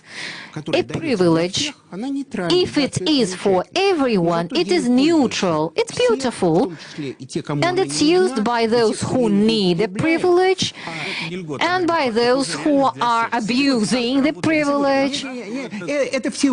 No. You are talking about theory. I'm talking about practice. Individualization of privilege granting, of tax privilege granting, whether we are talking about business subsidy, about subsidizing citizens, this will be individualized, individually tailored and addressed, and that would be more efficient. So we do not want to go this way, even though we understand this is much more efficient. We prefer the easiest way. Here are the privileges for everyone. Those who need them, they will use them. No. But unlike the previous Gaidar forms that were very democratic, we could spend as much time as we wished on the stage, but unfortunately now we are limited in time and we have less than 10 minutes to go. I gave you an opportunity to talk and to say what you wanted, and now I'm sure people are waiting for what you are going to say. What should the taxpayer expect from the Federal Tax Service? Okay, let me answer your question by telling you about our strategy. We have a very serious project now. It is the claims handling system. We thought whether it was possible to create a situation when the claim and the decision based on the claim mean that does not mean that there was someone wrong and someone right, but the very fact of the claim means that there was a conflict based on which the claim arose. And yes, everyone was so much afraid of the new tax law, but it really does work, right? And this system, the new system, can work now because we are upgrading it. We collect all the claims, because if there is a claim, it means there is something in our work that could be and therefore should be changed. And we are currently looking for the key problems from which the conflict arises. and they should be our key focus for restructuring the claims handling system. And if you do not have the feedback system, you have a very limited number of development opportunities, upgrading opportunities, because all the claims really help us to be better. We stake on services, and if the new improved services yield more taxes to our budget, of course we are going to invest more time and effort and money in improving it this way. And number two, based on our deep conviction, we need to take the function on tax computation in our hands. So you mean this way you will exclude any personal communication between the taxpayers and the Federal Tax Service? No, then it will be against the communication development principle. No, I think that we can reduce the economic expenses, but the accountants, the lawyers, what will happen to them if you do that? No, look, the automation was meant, when it started, to put robots instead of live people, yet we are still there. Okay. So accountants and auditors can be happy for the time being. Okay, we understand the taxpayers, the Federal Tax Service does not want to communicate directly with the taxpayers. What about your ministry? Number one, simplification of tax administration. This is our goal. And if the Federal Tax Service will be a service system, they do understand what the taxpayer wants and what simplification will be to the best interest of both parties, and we are working on this. And number two is to improve the tax privilege system, revise the existing privileges, first of all, investment-based privileges.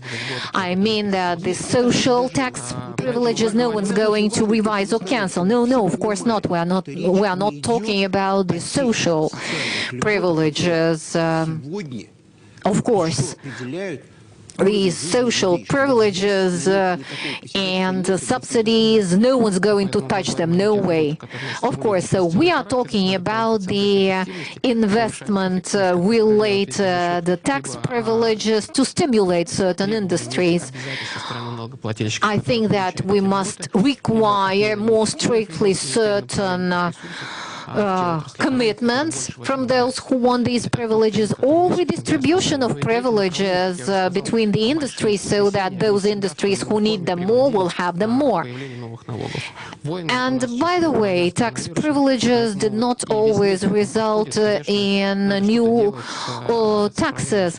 Now, with the pandemic, we really do have to do something about the digital services and digital taxes. That's what we are working on. Good.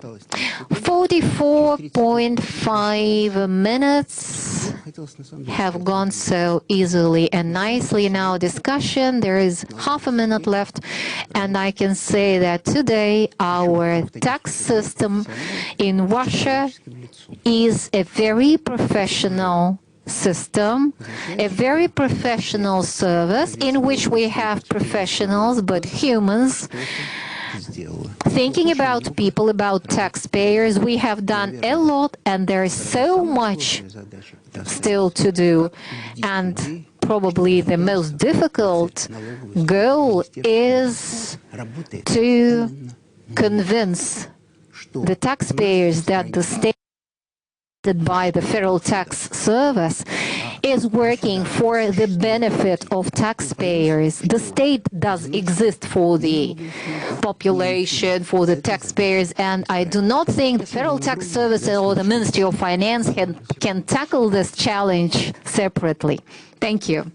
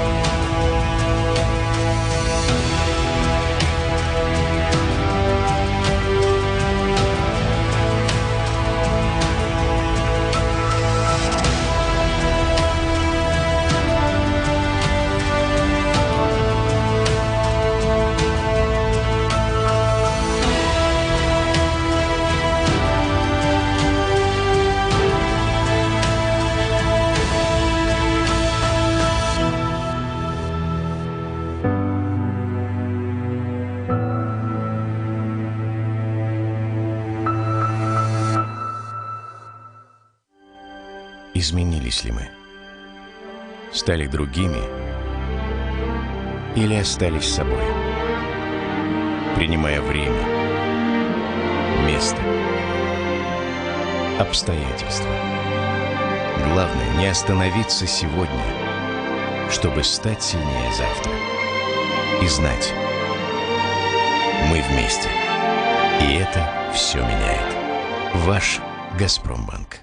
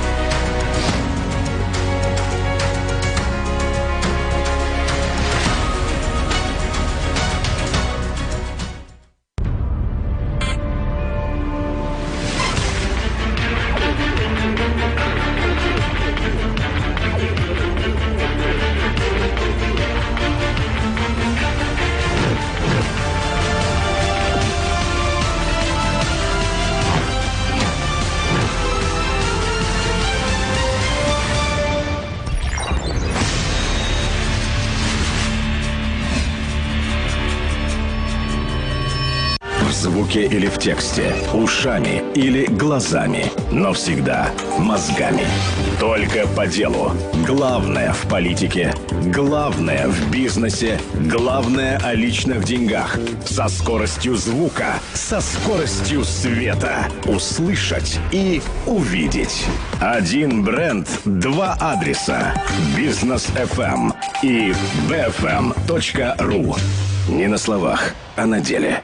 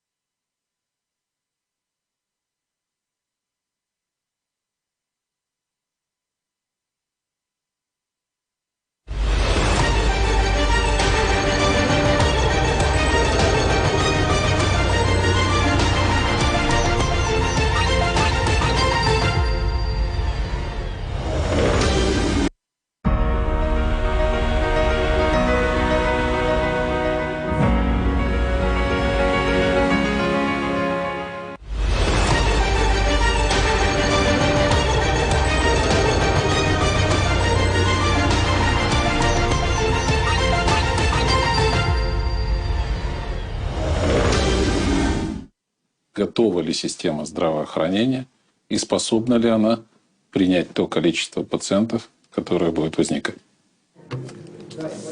Is our system ready for new challenges? This is an important question. The personnel, the virus that came from China, from Wuhan, we saw the TV documentaries about the high number of patients and about the hospitals that had no place for everyone. That's why we are asking this question. Is our national health system ready for new challenges?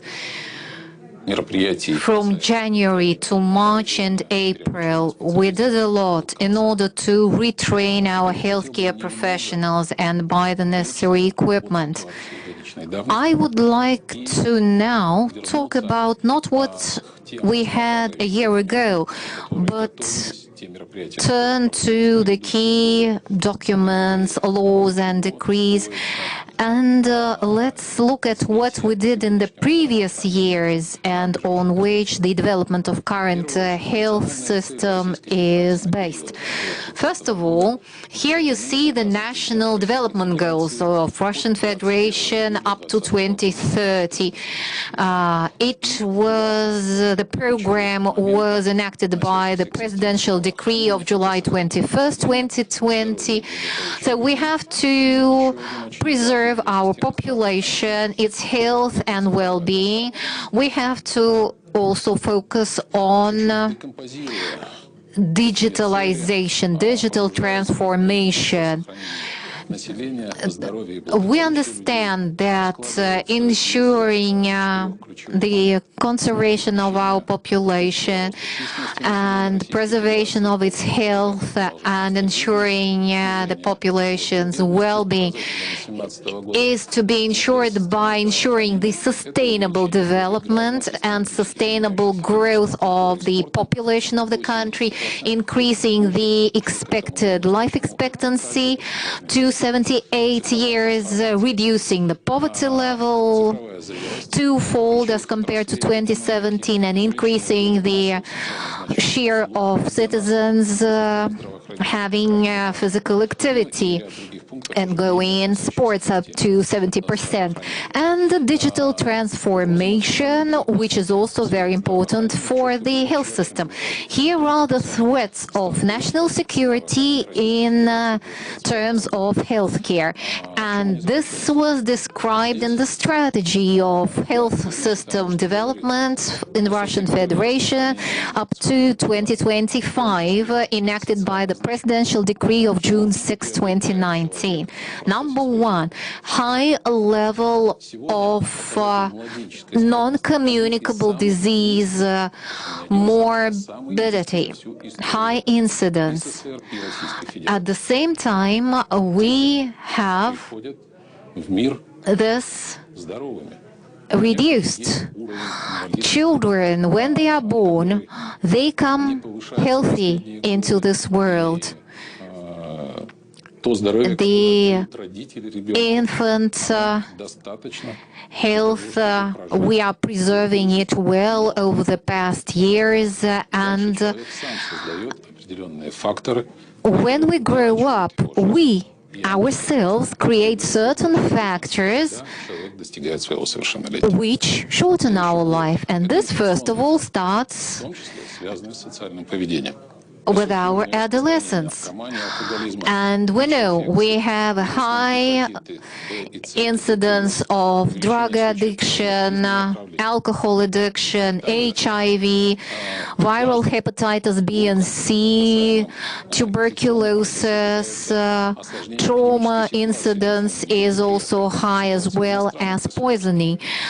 We understand the situation is far from being ideal in terms of this, At the same time, we understand there is still a risk of various biological or other technologies that may be used against the population and are also a hazard. Another hazard for national security in terms of health system is the outflow of highly qualified health professionals from public health system to other systems. We have spent a lot of effort and funds and time on educating healthcare professionals. It may be 6 years or more, residency and so on. So, of course, our most valuable resource is healthcare professional. And it is a hazard to national health, national security when these highly qualified, well-trained health professionals are migrating from public health system to other areas. What else is spread of antimicrobial resistance? The increase of epidemiological significance of opportunistic infections and others. And this means that we need to cope with a certain mismatch. There are two mutually excluding processes.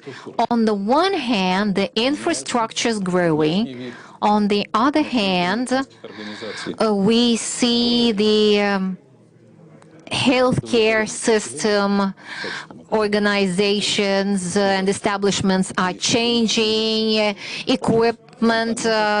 new equipment is brought, and so on. And at the same time, the growth of infrastructure and satisfaction of population, which is declining, this is the mismatch we have to tackle.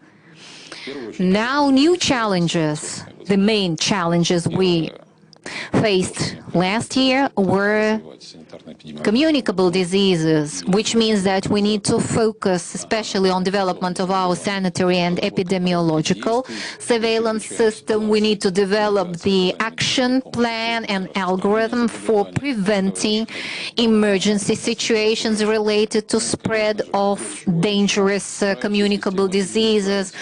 We need to ensure medical services and medical aid in case of risk of spread of communicable diseases, and we need to modernize the infectious diseases hospitals.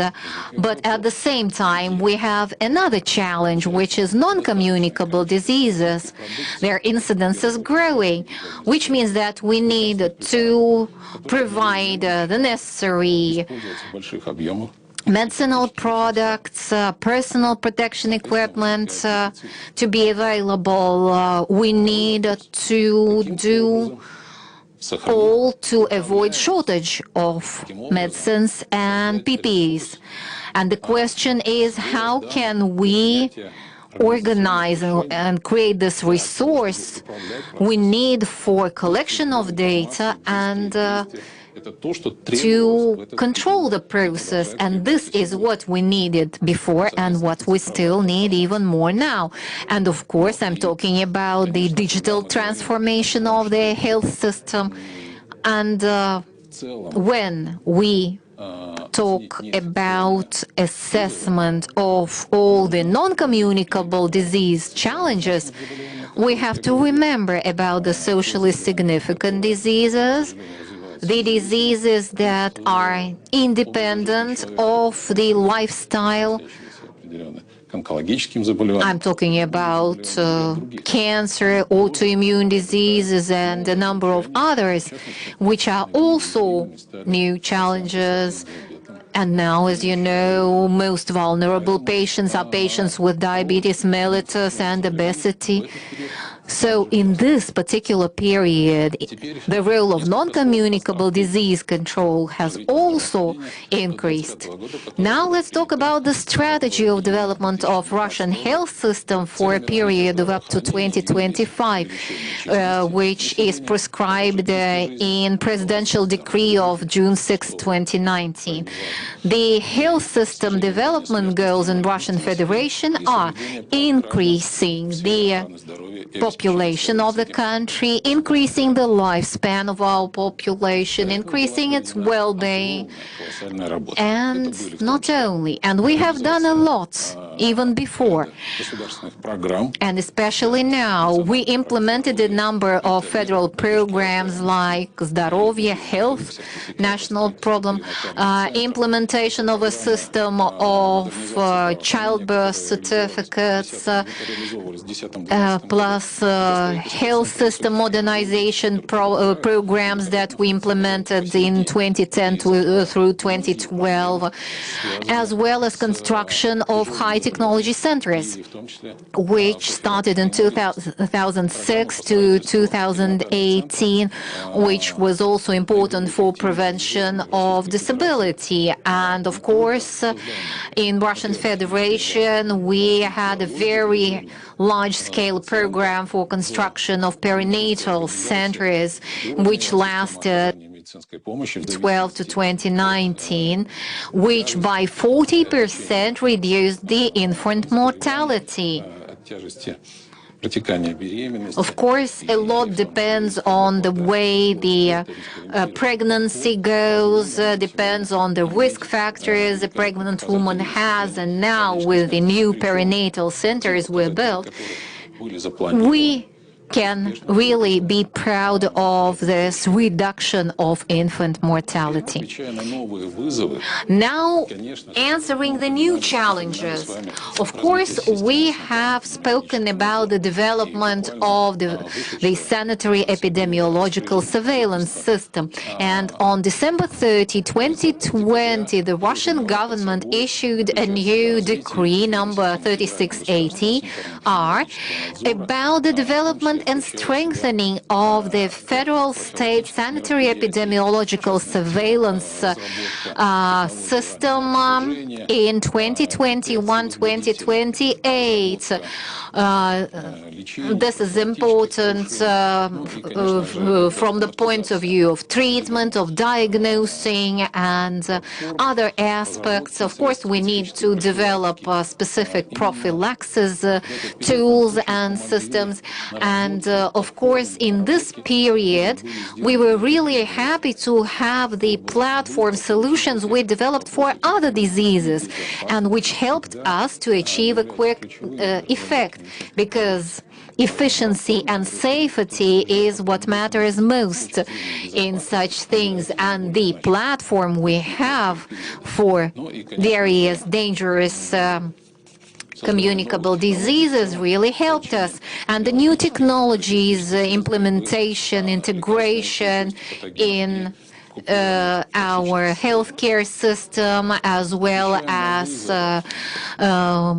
prophylaxis of various emergency situations, is what we currently have. On January 4, 2021, the Russian president issued another decree on development of the algorithm of action for prevention of emergencies related to the spread of dangerous infectious diseases. And this is a three-tier system. In 2020, we faced the pandemic development of the new coronavirus infection, and we realized that our response to the new emerging challenges should be much quicker. And we saw that in real life last year. And we saw that we could make it. And in order to find a solution in just a month or so, it really requires agility, flexibility, rerouting of patients, rethinking the whole system. That's why the presidential decree of July 2nd, 2020 suggested a completely new, outstanding solution for the healthcare system. This decree states the temporary protocol of healthcare provision and guidelines. It was based on two documents. First, on organization of healthcare services, and second, on treatment. And second is mobilization of the wards and beds. And now we have a new term, hospital bed of double purpose, which means it can be reformatted and used depending on what is currently required. And it took us very little time to ensure the readiness of our hospital wards with the number of hospital beds we can now use as we need them, plus mobilization of healthcare professionals. Healthcare professionals, independently of their specialty, which have undergone a short-term training, additional professional training, in the framework of professional programs, helped us in just a few weeks to train more than 1,400,000 healthcare professionals. Also thinking about the safety of our healthcare professionals, we taught them how to enter properly the red zone in COVID hospitals and how to safely exit the red zone, what drugs should be taken, how the healthcare professionals can protect themselves, and how they should best treat the patients. And of course, at a certain moment of time, we had 1,200,000 patients. I remember there were 230,000 people that were casualties in Hiroshima, for instance, and we understand how difficult it is to cope with such figures. At the same time, we opened federal telemedicine centers. Some experts had already experience of COVID-19. At the other end of the country, there were doctors who have never had any patients with COVID and had no experience.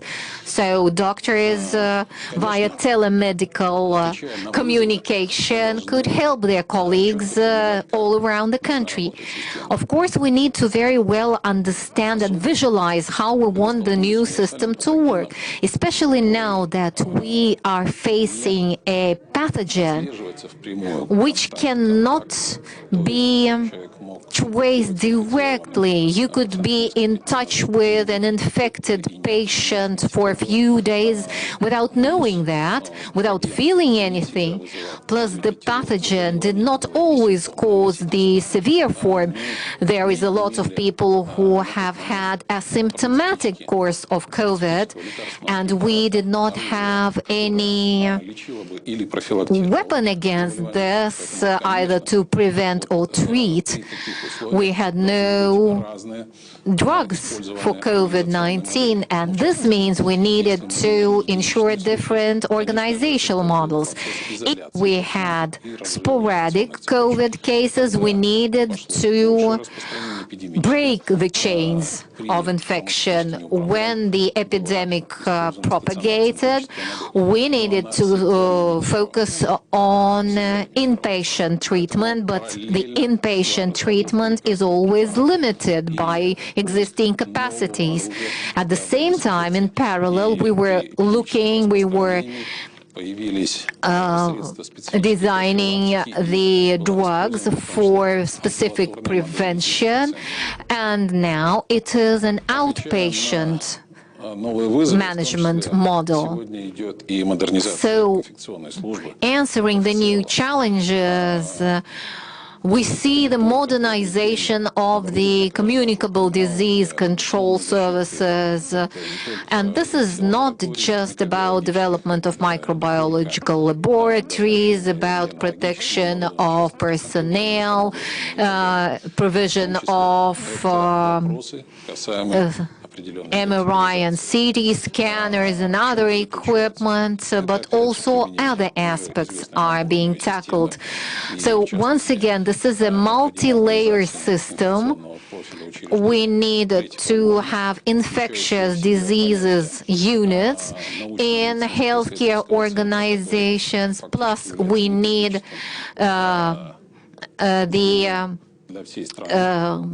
research, medical, communicable disease center to be the head of the pyramid, plus the Ministry of Health communicates using the system of immediate response to new challenges.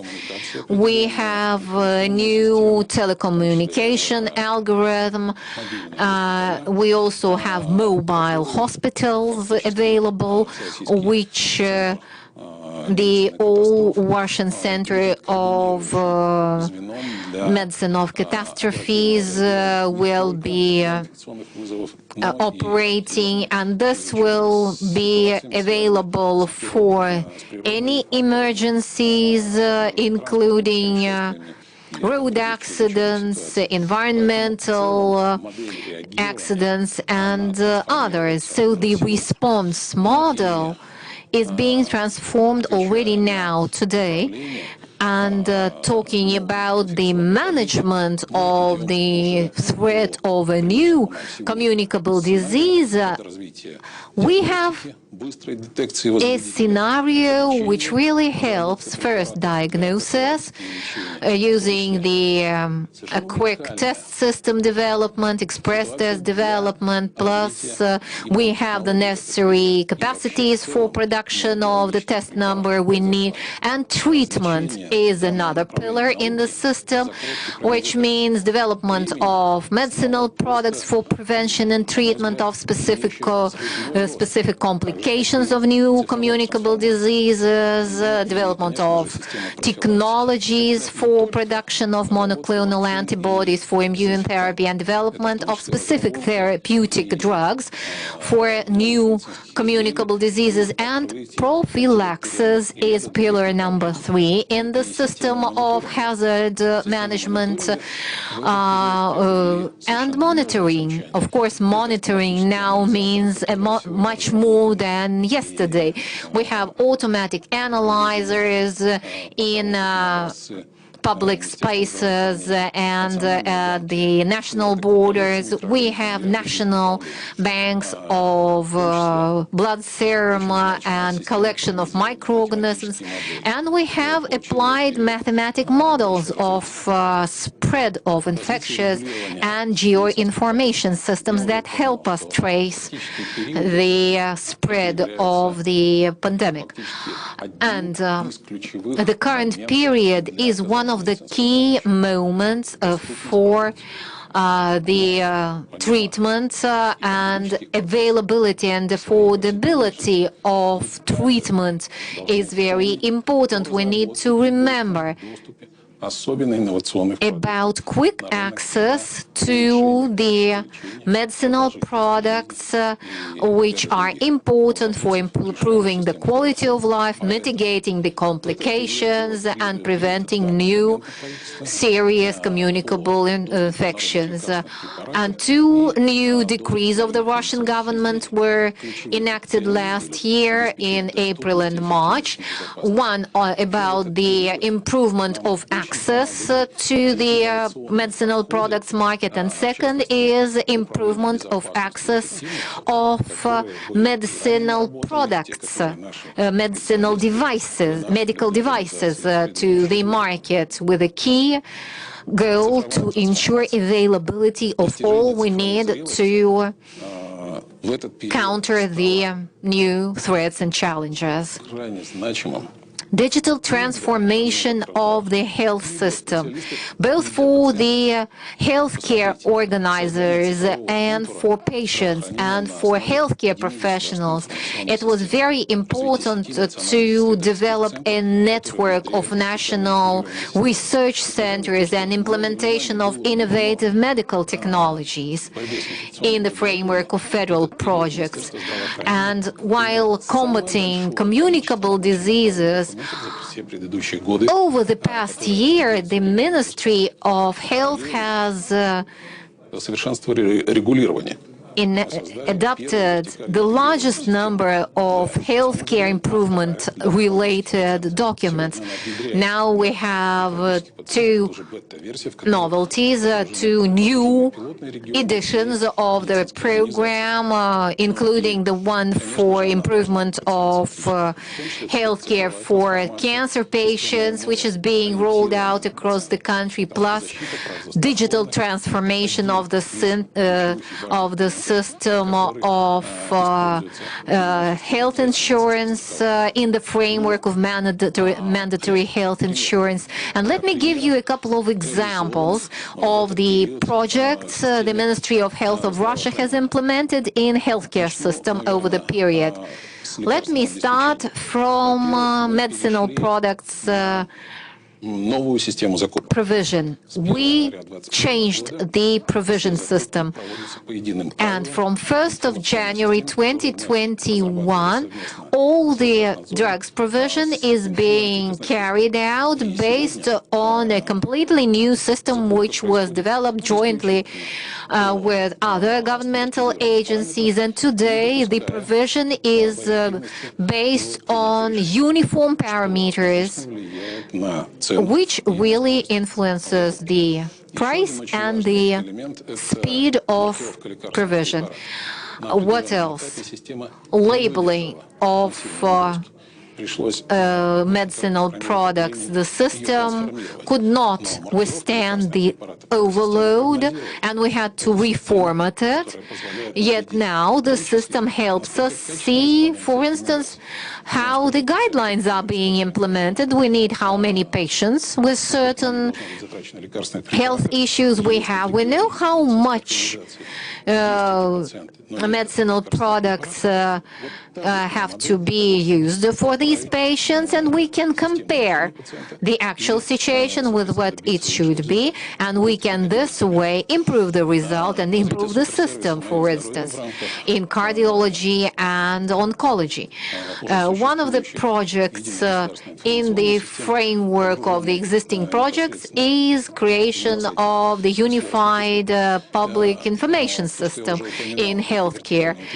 And I also spoke about these vertically integrated medical information systems for cancer patients, for cardiovascular patients, for the newborns, for instance. And of course, the system is now more patient-oriented, with focus on the mandatory medical insurance. And the system should include all the necessary pillars, such as sanitary aviation, ambulance service, central, Republican, regional hospitals, and others. And now, answering the challenges and threats to national security in healthcare system, we have the following goals.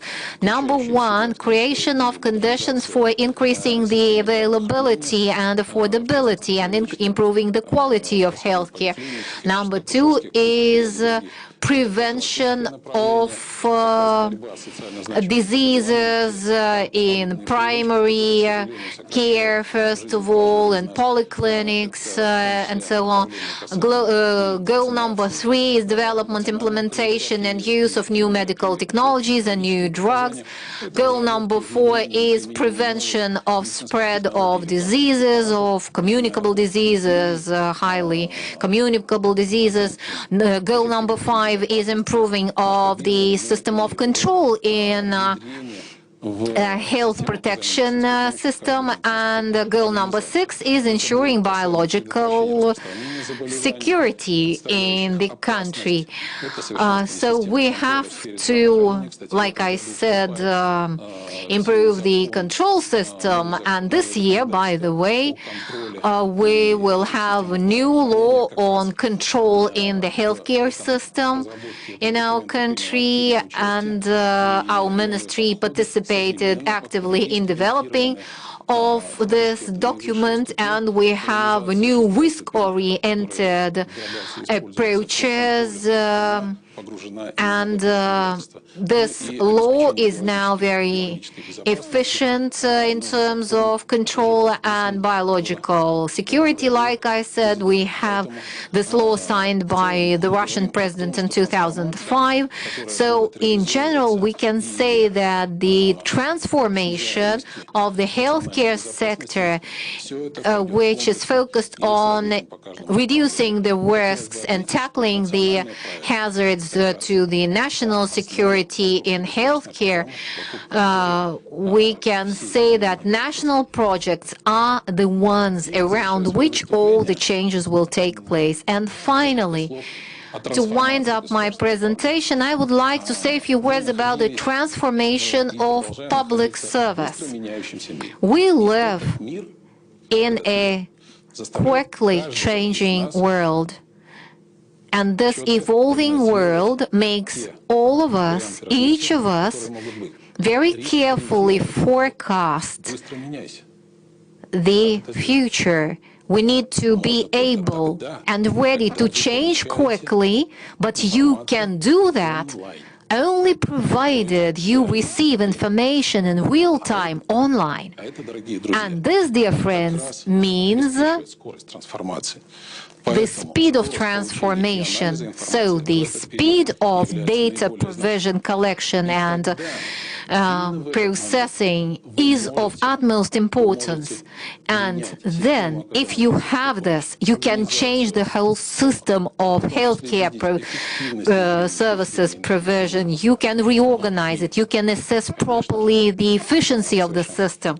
And of course, only then you can improve it and ensure high quality of healthcare. That's why the public service transformation in healthcare is, first of all, focused on increasing the speed of data provision, processing, and analysis in healthcare. Dear colleagues, I would like to thank you for your attention, and I try to explain to you what we are working on over the past year and lately in our healthcare industry. Thank you.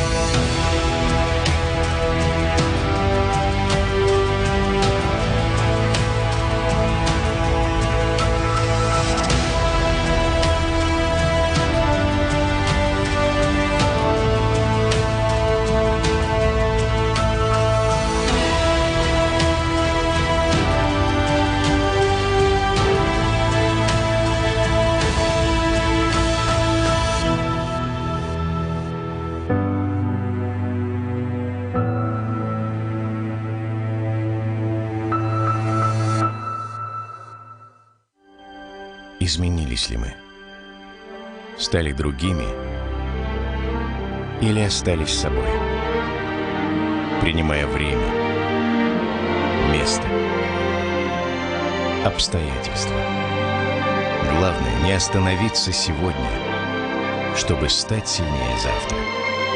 И знать, мы вместе. И это все меняет.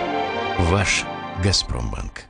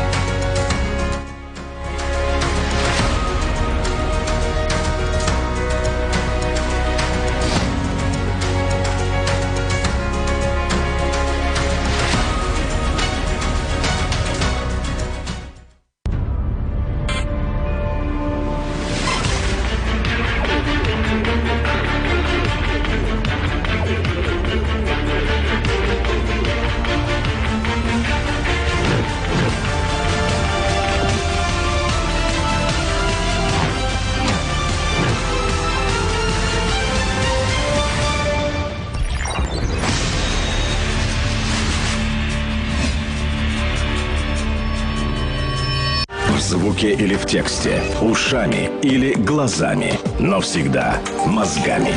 Только по делу. Главное в политике, главное в бизнесе, главное о личных деньгах. Со скоростью звука, со скоростью света. Услышать и увидеть. Один бренд, два адреса. Бизнес FM и bfm.ru. Не на словах, а на деле.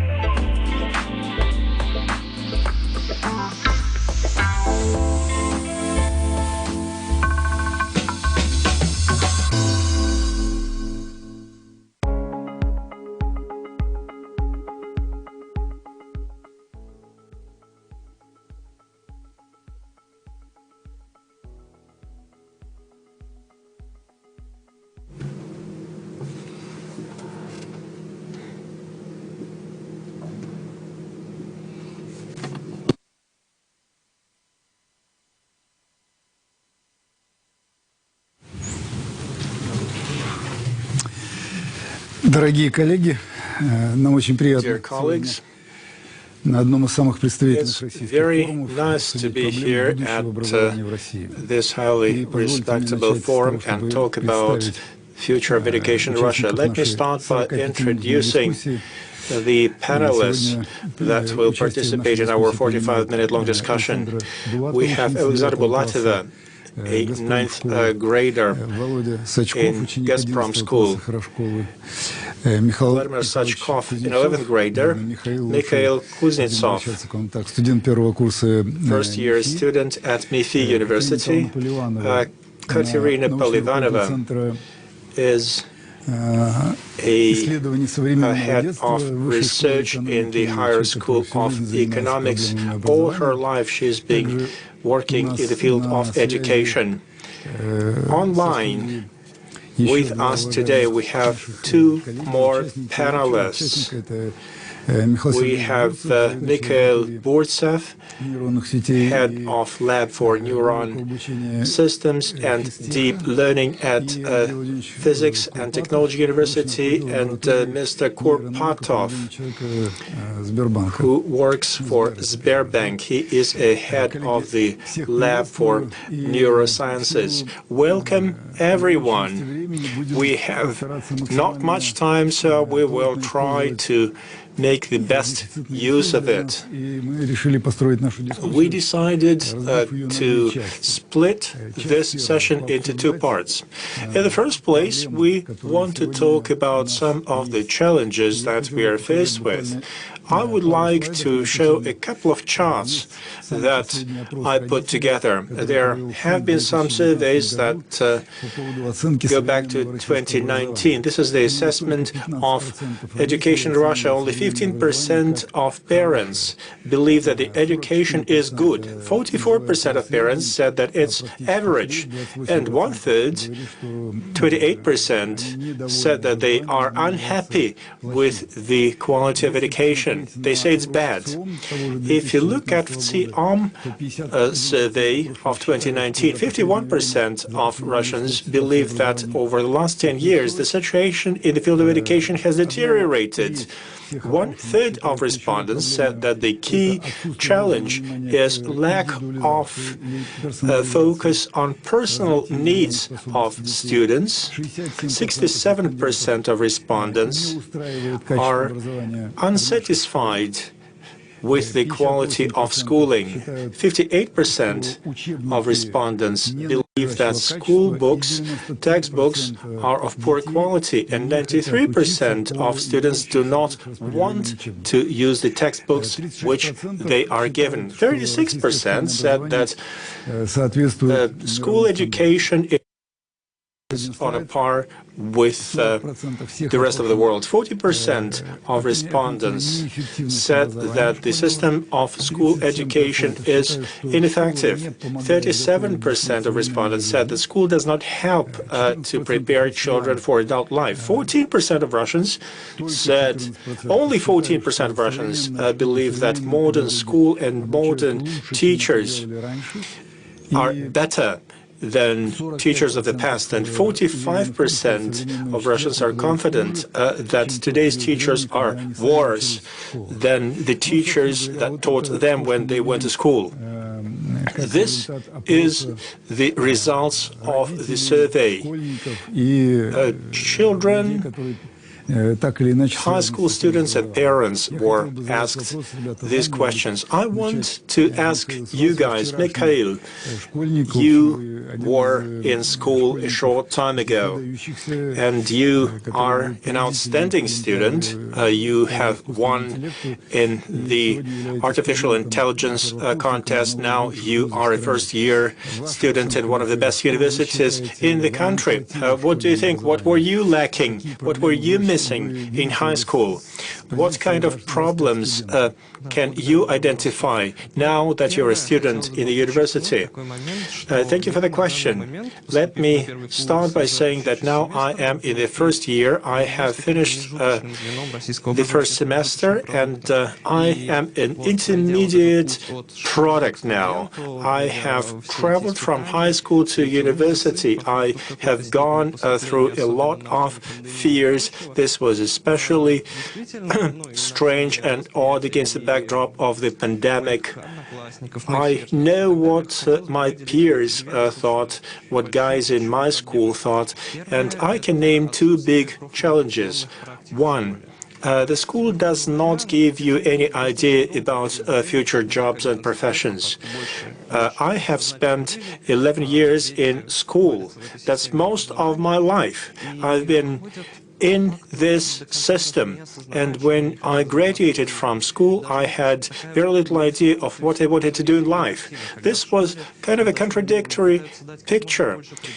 In school, they teach a lot of things. They teach you geography, biology, physics, mathematics, the basic sciences, which are important, which are essential in our world. But when you leave school, you don't know where to go. Many students, many graduates would follow their parents' preferences. They would waste their best years in a completely ineffective way. They study stuff which they are never going to use in the rest of their lives. Another problem, which is connected to the first challenge, if you look at the system of education in Russia in general, not just high schools, but also universities. In the Russian system of education, we have high schools and universities, and they are separated, they are siloed. When a student goes from one grade to another, he or she goes to a different world that all the previous experience is no longer valid. Students have to change their worldview. It's difficult, it's tough for some students, and some just cannot bear it.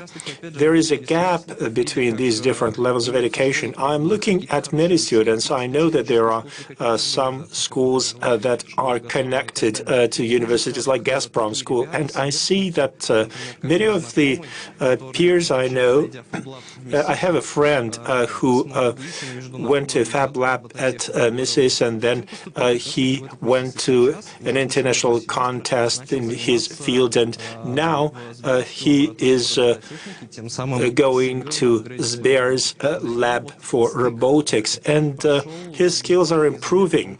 This has been a very smooth, seamless process, and it all felt great. We are now developing our own robotic platform. We are putting together a community of students, of engineers, people who will shape the future, people who are lucky to find the things which they like to do in life. They broke through. They became much more effective. Thank you, Mikhail. One more question for you, if I may. То, с чем вам и сегодня приходится сталкиваться. The stuff that you face today, and you did face it in the past, the examinations. Do you think examinations are a good way to validate knowledge? Hard to say. In a system where every person in the country, from Kaliningrad to Vladivostok, has equal rights, we're not talking about the universal graduation exam.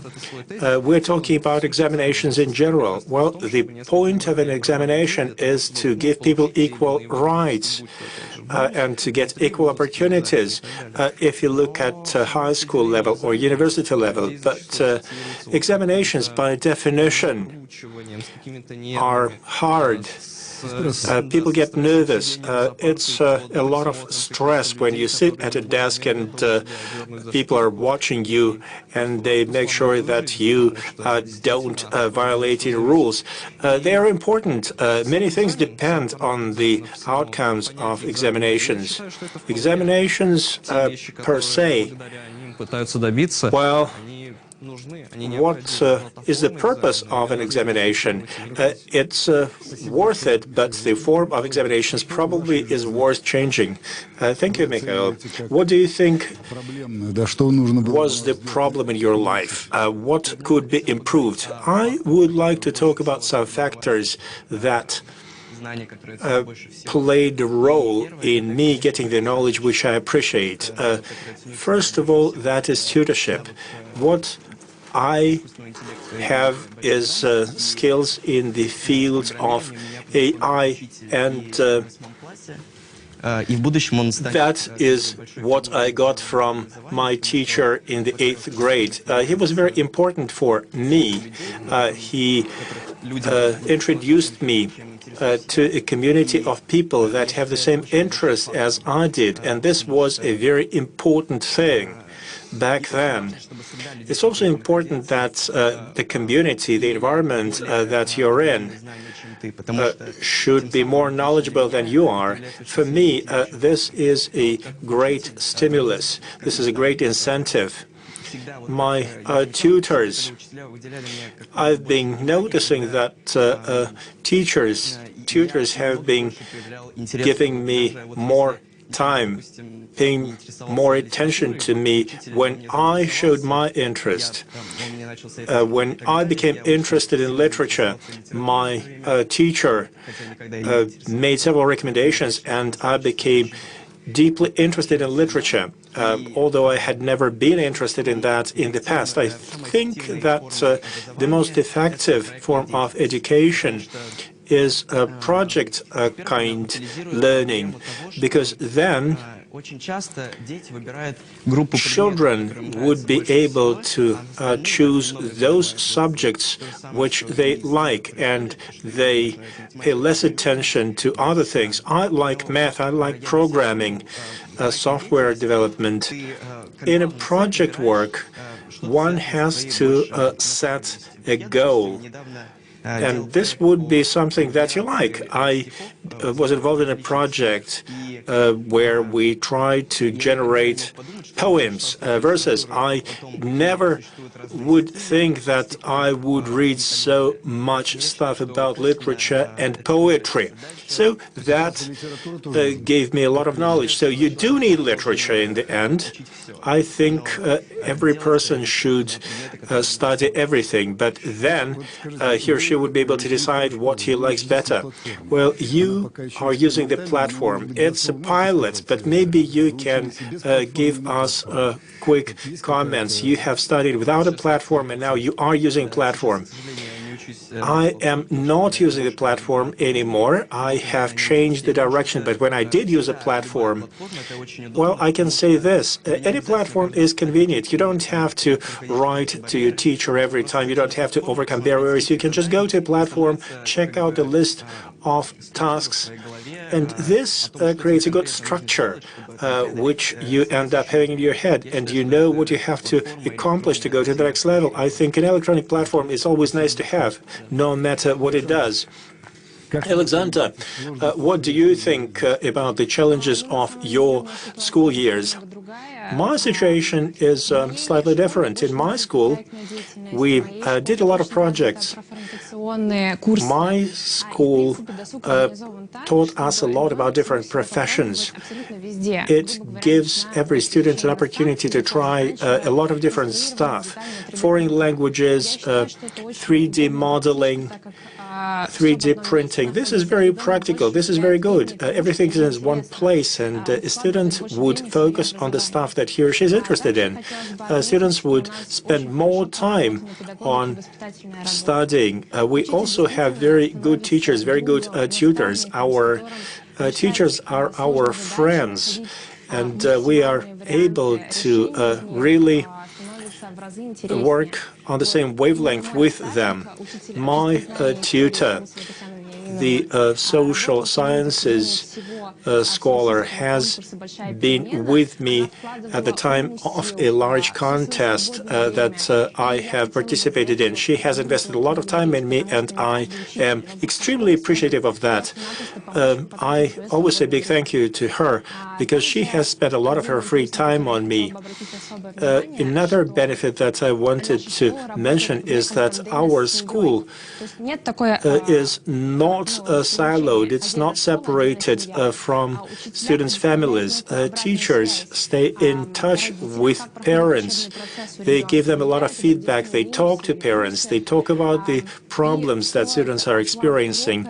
They would shape classes in such a way that would give the best opportunities for students to learn. That is the biggest task for most schools, to create a foundation that a student can use so that a student would be confident in his abilities. And that should work together with the family. So you're doing fine. Good, good. Lucky you. You are making a very logical presentation. Do you think you want to become a teacher? That's not what I am thinking. I have asked myself if I wanted to do that. I went to several shows, to several education events, but I do not see what I could do in that profession. You talked so wonderfully about your tutor, and I know about the contest that you were a part of. This was a great contest, and Mr. Kirienko and myself decided that we should award all the teachers, all the tutors that participated in that event. Very good job they did. Does that inspire you to do something similar in life? You study in the Gazprom school. Gazprom is a large corporation, but education is so much more important than natural gas. I cannot argue with that. However, I am inspired not with teaching, but I am more interested in working with teachers. Maybe I could help them, assist them in delivering knowledge to students. Many times teachers do not stay in touch with students. I want to become a person who would be a conductor between a teacher and a student. Well, tutorship is definitely very important. Mentorship is important. It's always relevant wherever you work. Ekaterina, maybe you can draw some conclusions and make comments about your assessment of the modern system of education. What is it lacking? Why does the system of education does not provide a ticket into the future? We certainly have invited several unique students to participate in this panel. I do not know if this was just a piece of good luck for these students, but they probably did a good job themselves. They have ended up in very good schools. They are searching for interesting things. I liked this example of poetry and studies of poetry. It's really good luck that they have become a part of such communities, and it's great that they have found supportive people who helped them. These were success stories, good stories. There is a network of possibilities in the field of education, and those possibilities are unlimited. And there are networks of people that we communicate with. And here comes a challenge, our idea of school education. We're thinking of a building, which is the place where everything is taking place. But this is becoming less and less relevant. A school cannot accommodate everything. I know there are many different opportunities that schools present to students, but no school can really offer everything.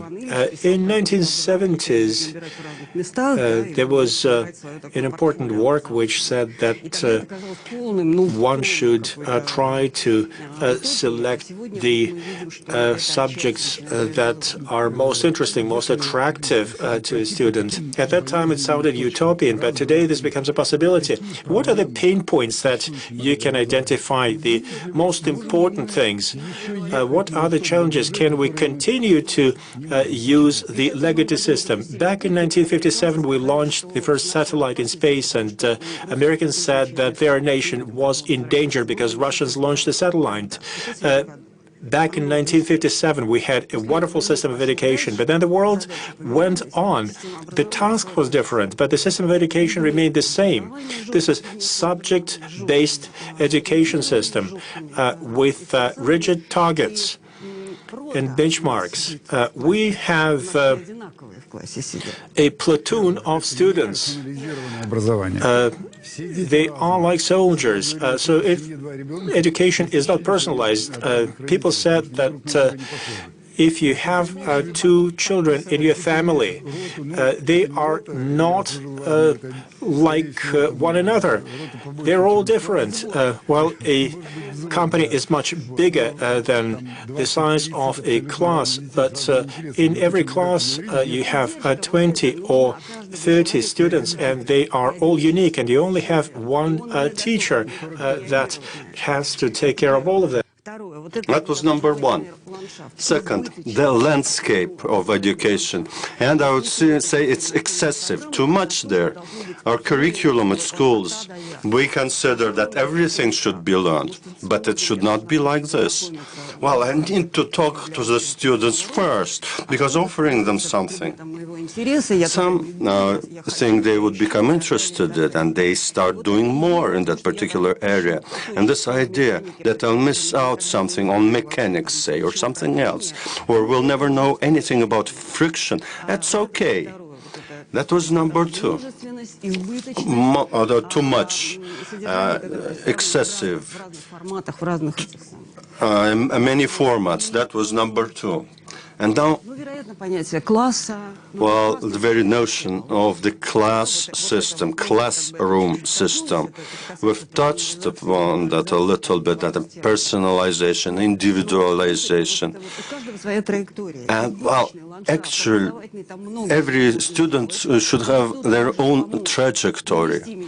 Well, somebody should help them, give me like a badge to be able to enter a certain area of knowledge. Well, maybe retain me in some area of knowledge, while the parents retains children when they become interested in something, and then the person, well, develops in that particular area. If the family are not interested, also not very good. There's another important point here. Previous educational system, while had the objective of eradicating illiteracy, well, that objective was achieved back then. In terms of literacy, we were very good compared to other countries, and we remain so. But the question is, should that objective be changed now? Evidently, it has to change, right?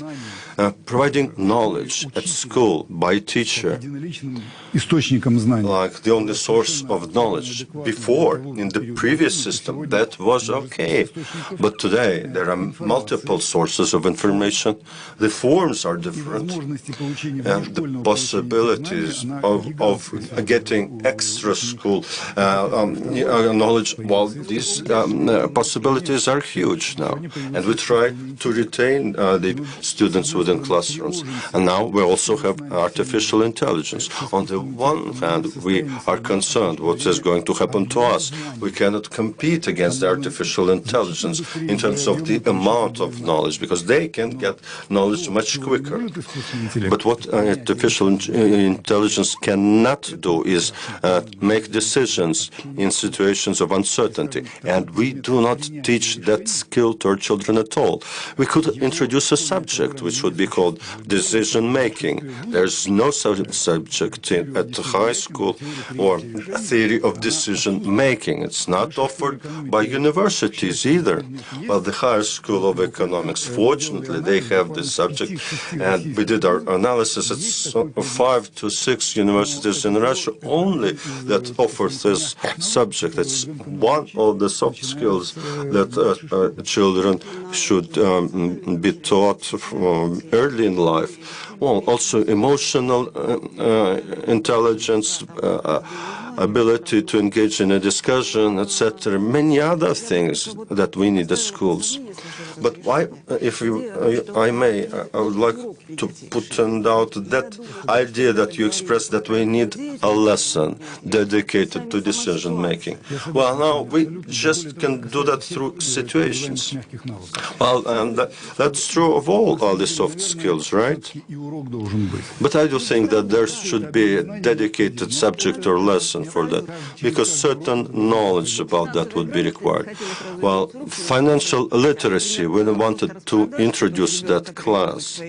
But when children sell their old toys, that's good, better even, because it's practical. They would say, if you buy 3 old cars from me, toy cars, I will give you a discount. Well, absolutely. Colleagues, сразу же перейти, может быть, ко второй теме. We have a second part of this discussion. To start it off, I would like to ask Mikhail, as a specialist from one of the most advanced universities that study artificial intelligence, from your experience and teaching experience at one of the best universities of the country, and as an expert in artificial intelligence, what do you think, what should be the model for our educational system of the future? What is missing now? Thank you for inviting me to participate in this excellent discussion. I have heard many interesting ideas and opinions already, but what came to my mind is a metaphor. When we say, well, we try to drink from a fire hose. I have this feeling that it's a fire hose of information being fired at children. There are so many sources of information, courses for high school students and university students, and that creates a great flow of opportunity. On the one hand, people can maximally tap their potential. On the other hand, like a fire hose, gushing water into your face and you try to drink from it, it's not that easy to find one's bearings in that flood of information. So, from what's been said today, the capacity of making right decisions, projects, understanding what you need in life will help channel that flow in the meaningful direction. The technology of artificial intelligence that we're dealing with, and something which becomes more and more common, used for personification of proposals in terms of commercial services, and also in personalizing information in the internet, including educational content. That's going to play a bigger role. That would be a personalized offering, tracking the interests of students, their level of preparedness, their preferences, maybe inborn peculiarities or abilities, their ability to participate in teamwork.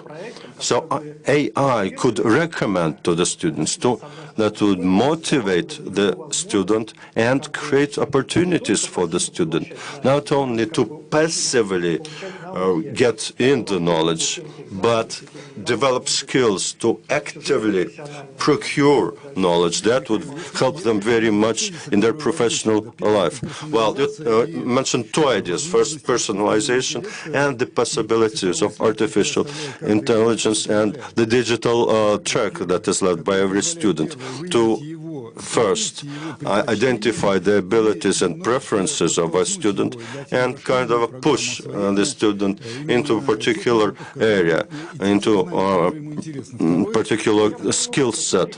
Well, I would not use the word push. If we say push, it may put the student into a passive position and have to push. No, what AI can do is recommend, like saying this may be better for you than something else, and the student will take a decision themselves. Well, that's a terminological issue, of course. There's a great book has been released recently. It's called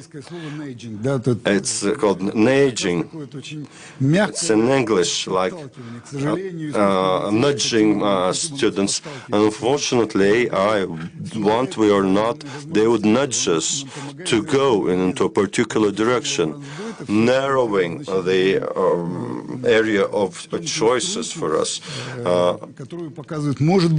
narrowing that flood that we can choose from. But the decision, of course, stays with the person, with a student. But we can recommend options for them. Knowledge is good, but knowledge tends to be lost with time. But skills, some practical skills, are critically important, and I absolutely agree with you on this. What else do we need in the school of the future?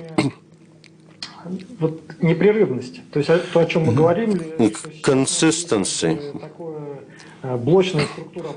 Like we said, it's a silo structure. First we have high school, then we have university, and then professional activity or academic activity, like in our laboratory.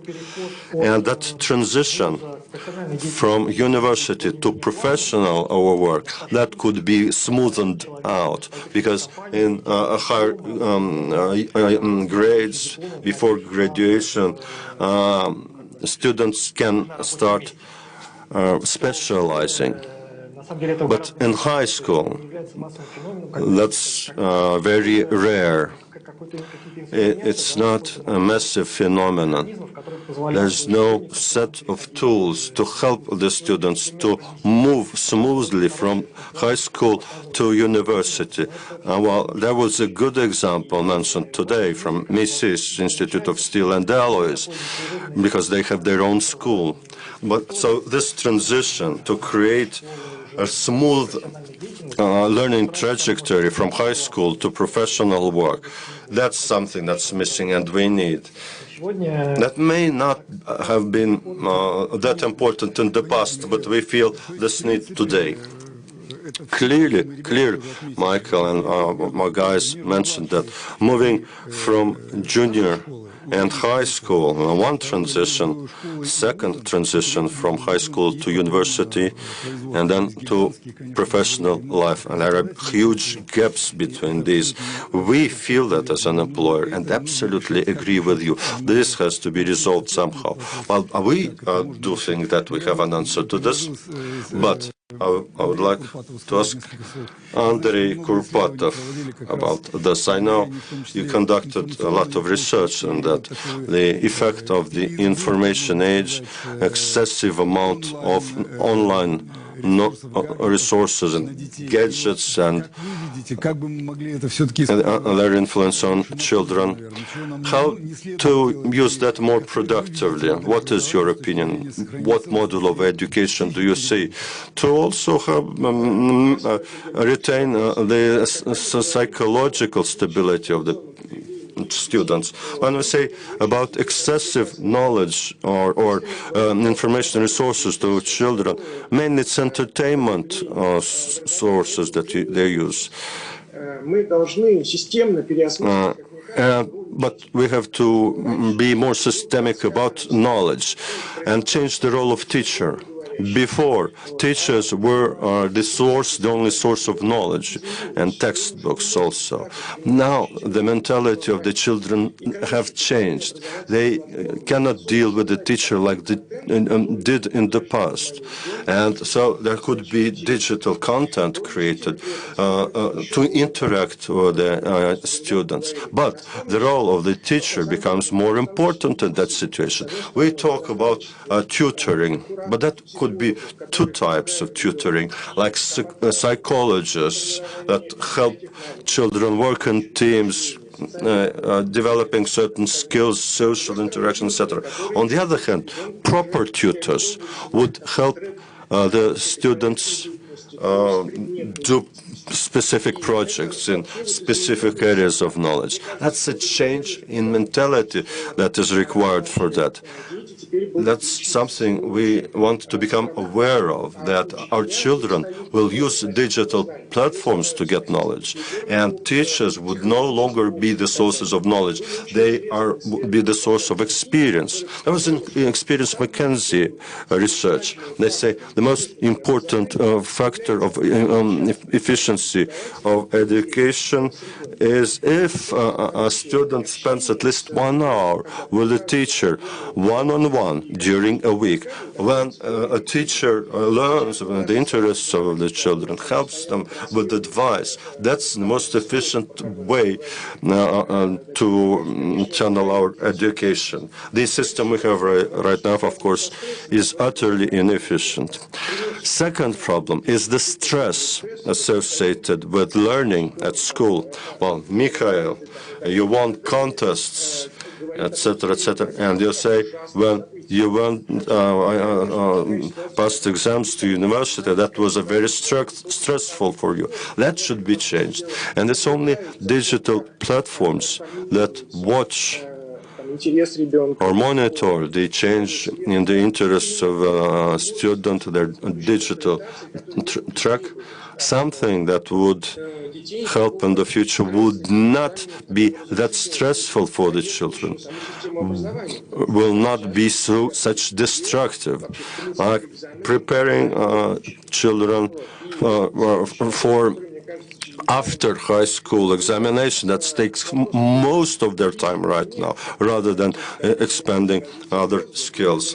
Well, I'm in the brain research. I'm sure Ekaterina will support me in what I'm going to say. We know that the brain continues developing for a very long period of time, 25 years a minimum, that we form our brain. It's like a long childhood, and doing superficially imposed professional orientation for them,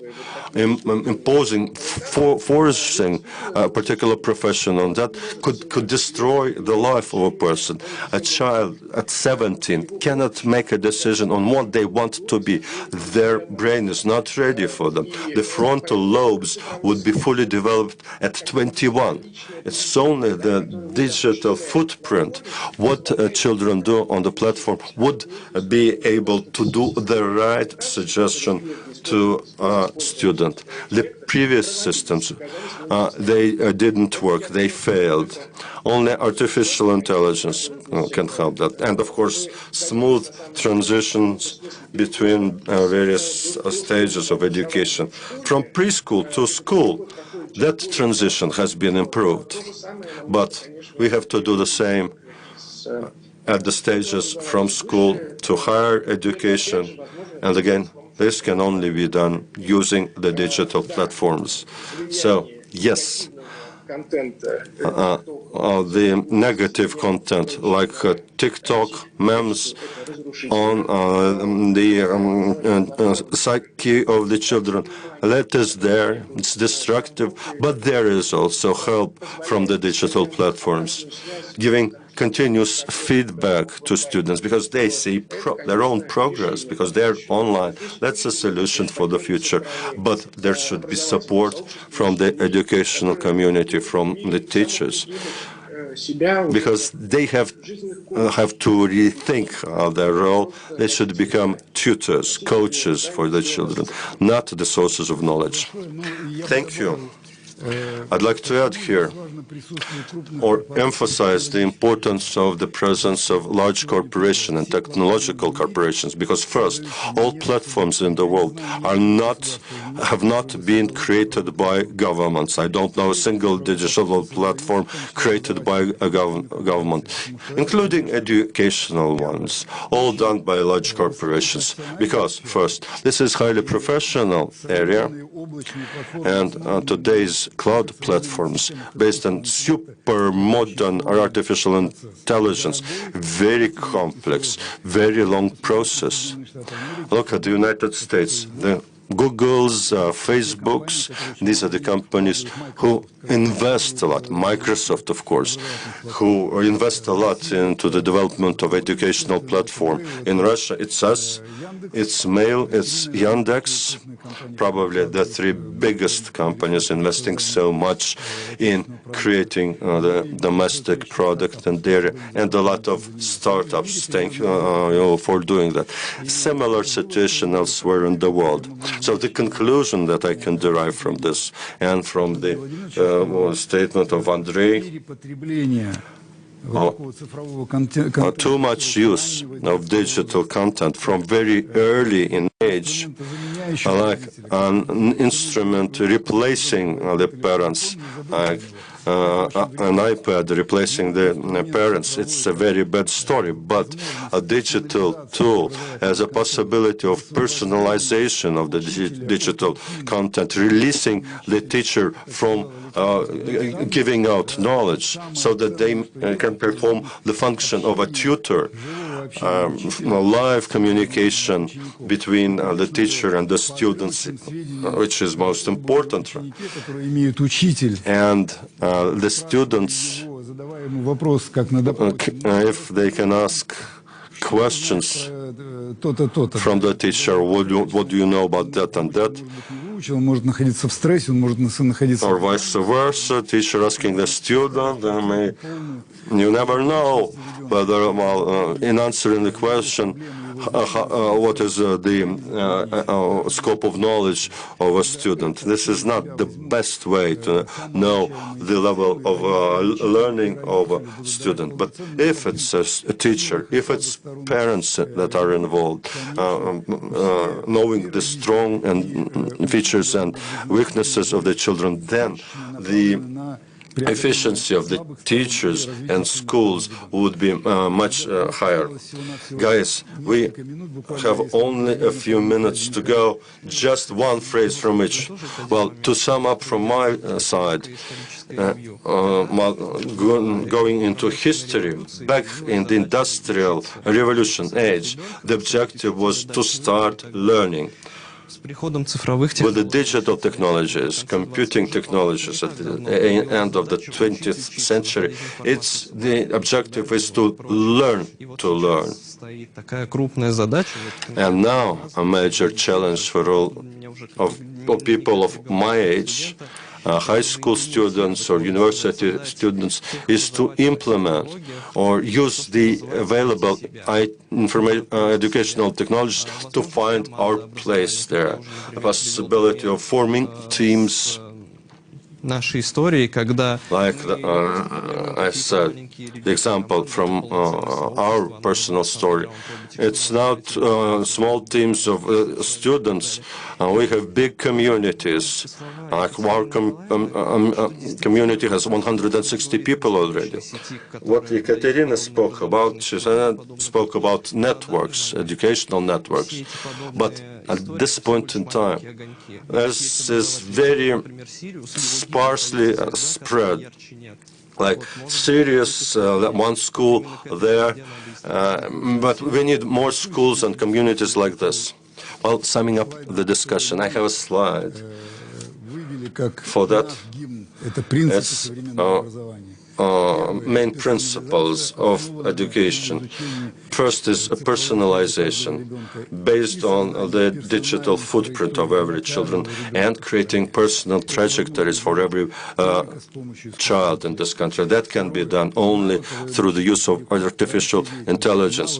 From knowledge to skills, that's number 2. Number 3, developing soft skills that are very important for life. These include social skills, the knowledge of how to communicate with society or behave in society, then cognitive skills, the ability to think actively, and third, emotional skills, emotional intelligence. That is, feel or identify the emotions of oneself, of other people, and manage those. 4 is digital skills, and this is not programming. This is a wealth, a whole world of digital skills, creating products, training in the digital architectures, modern cloud products, artificial intelligence, and programming is also there, but it's a small part, because the epoch of programmers is going to be obsolete soon. Artificial intelligence will take their part, and of course, lifelong learning. This ability to learn throughout your life is something people should get at high school. This is the way we see the future system of education, something we have to invest all resources available into. And all of that should be based on a digital educational platform that would stay with the child from elementary school to university and to professional life. And that can be integrated only in a digital platform. And 2 final slides, please. John Kennedy once said, the progress of our country cannot go faster than the progress of our educational system. I have to agree with that. Although he said that in 1963, Nelson Mandela said, there's no weapon more powerful than changing life than education. Well, in my understanding of the priorities, absolutely so, for our country and for the rest of the world, the absolute priority is creating a modern educational system. If we want to see a successful, a rich and happy country, we need to invest all our what we have in creating a new educational model that is attractive to children, so that children want to go to school, or rather saying that it's threatening, it's abusive and stressful.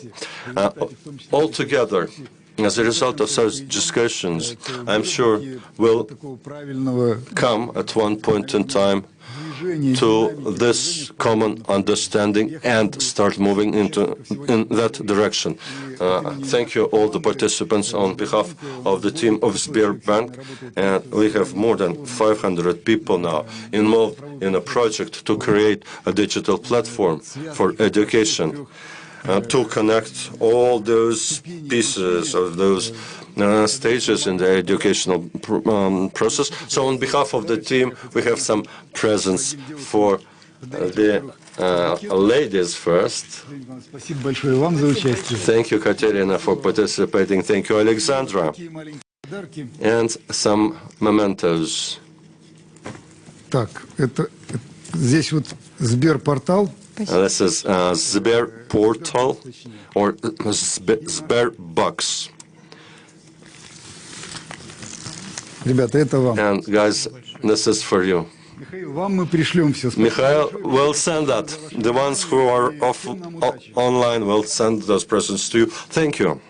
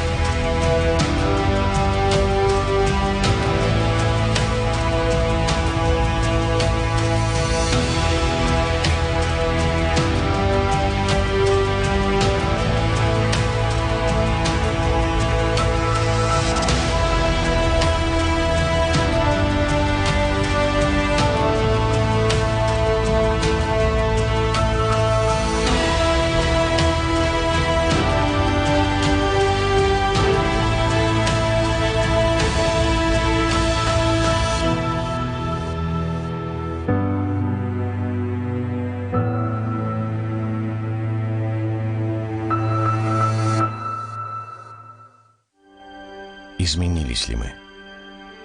Стали другими или остались собой? Принимая время, место, обстоятельства. Главное не остановиться сегодня, чтобы стать сильнее завтра. И знать, мы вместе. И это все меняет. Ваш Газпромбанк.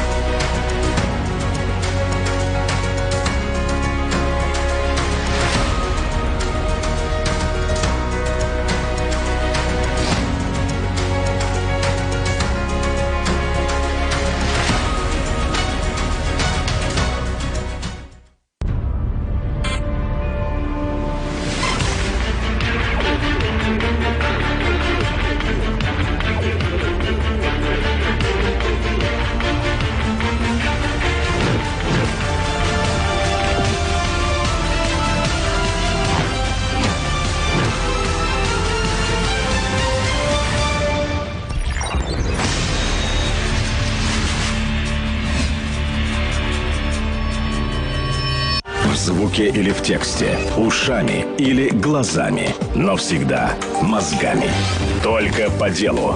Главное в политике, главное в бизнесе, главное о личных деньгах. Со скоростью звука, со скоростью света. Услышать и увидеть. Один бренд, два адреса.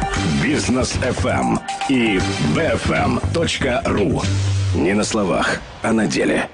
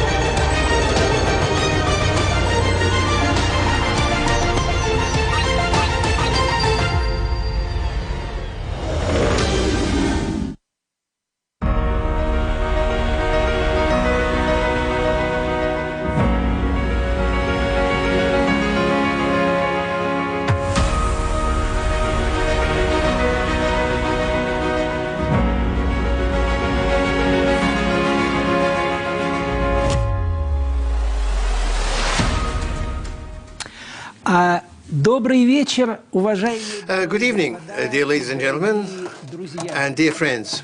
Good evening, dear friends, esteemed ladies and gentlemen.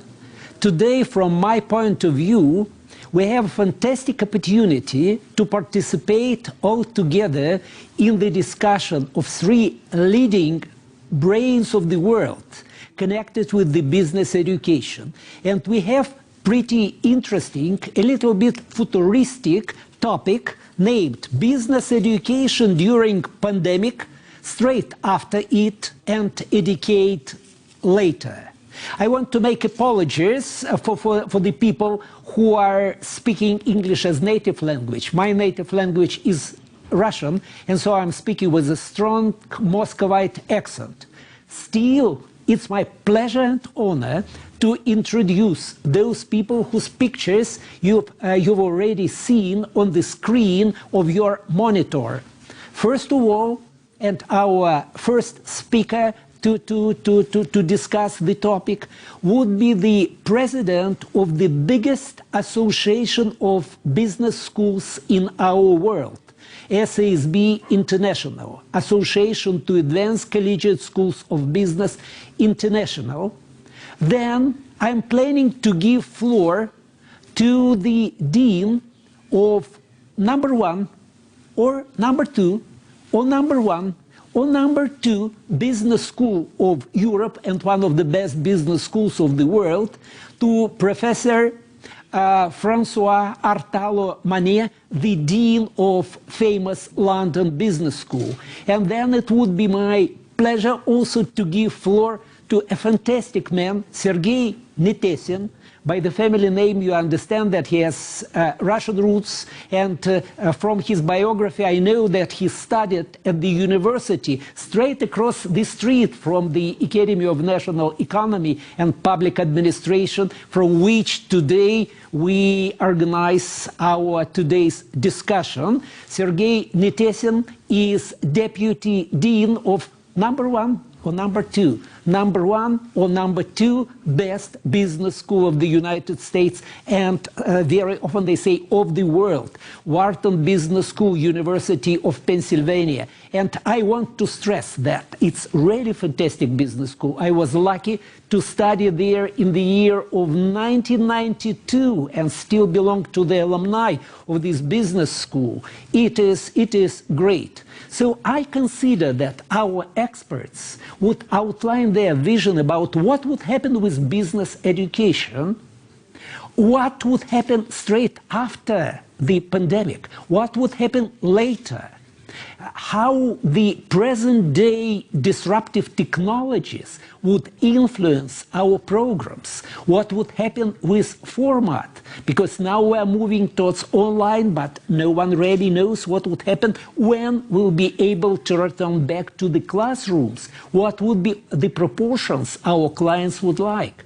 Then the problem of social responsibility, whether business education should be oriented for shareholders or stakeholders. Then the problem of research, whether it is in-depth scientific or applied research for the clients and customers of business, and many other problems. Here I shall make a full stop, and before I shall give floor to the president of SASB, I want to propose to make our voting. The question is, for those people who are following us, do you think that in 10 years business education would exist?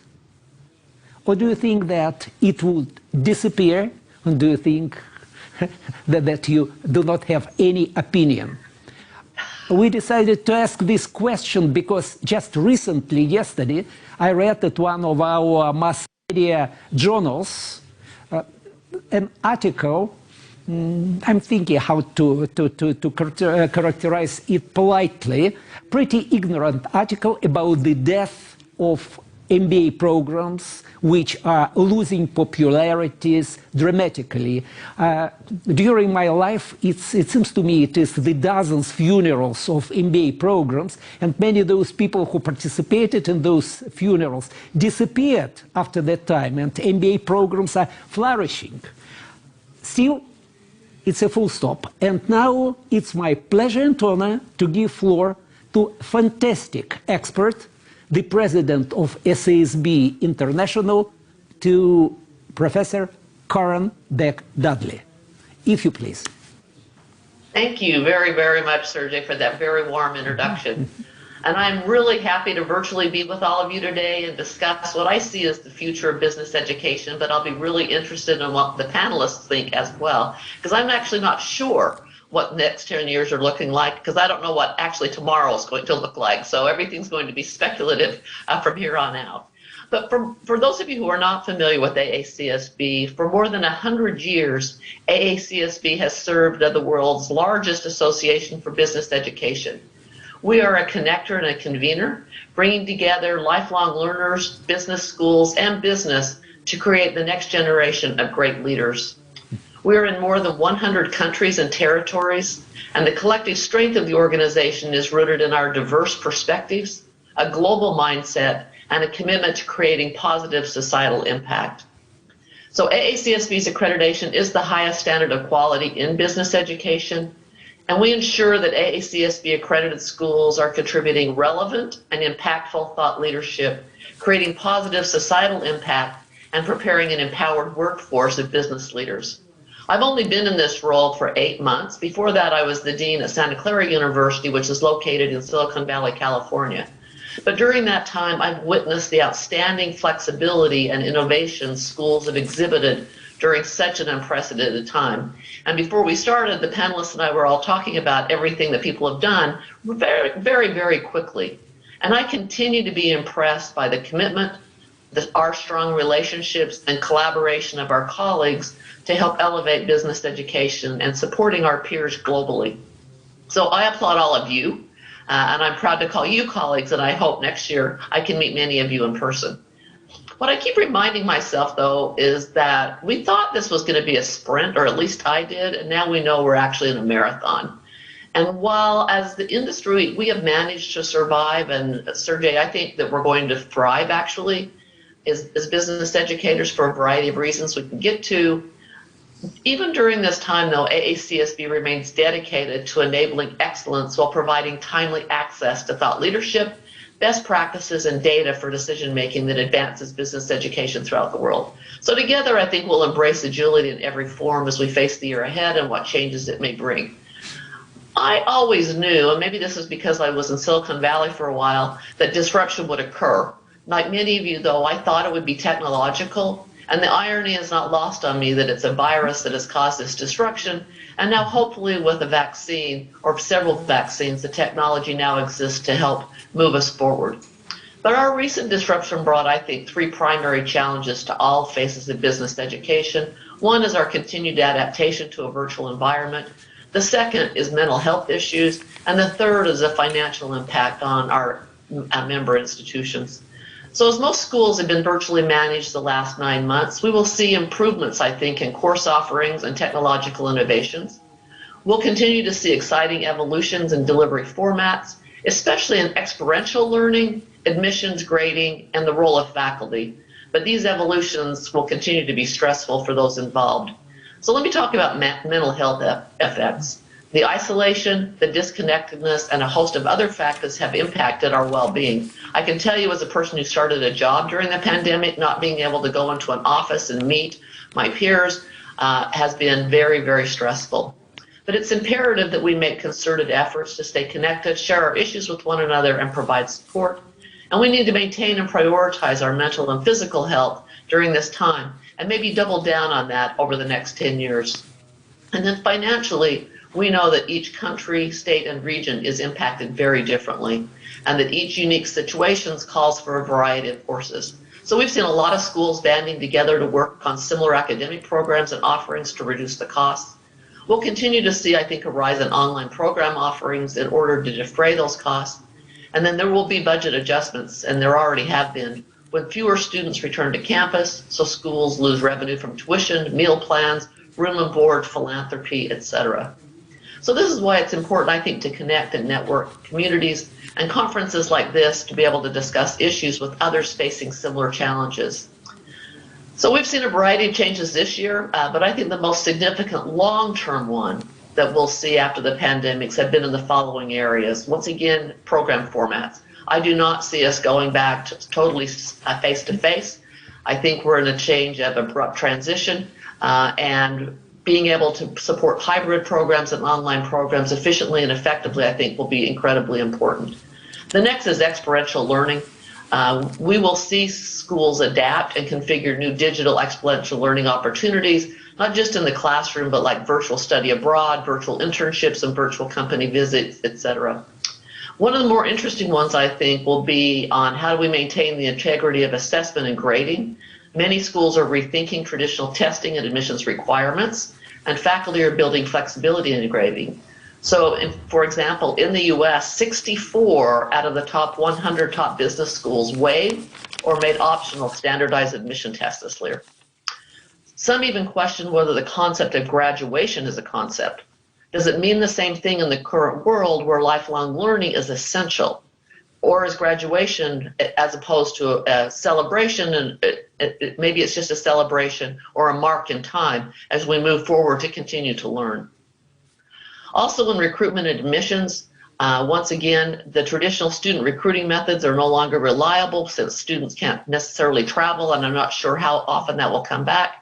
And campus tours and meeting faculty are already now an online experience.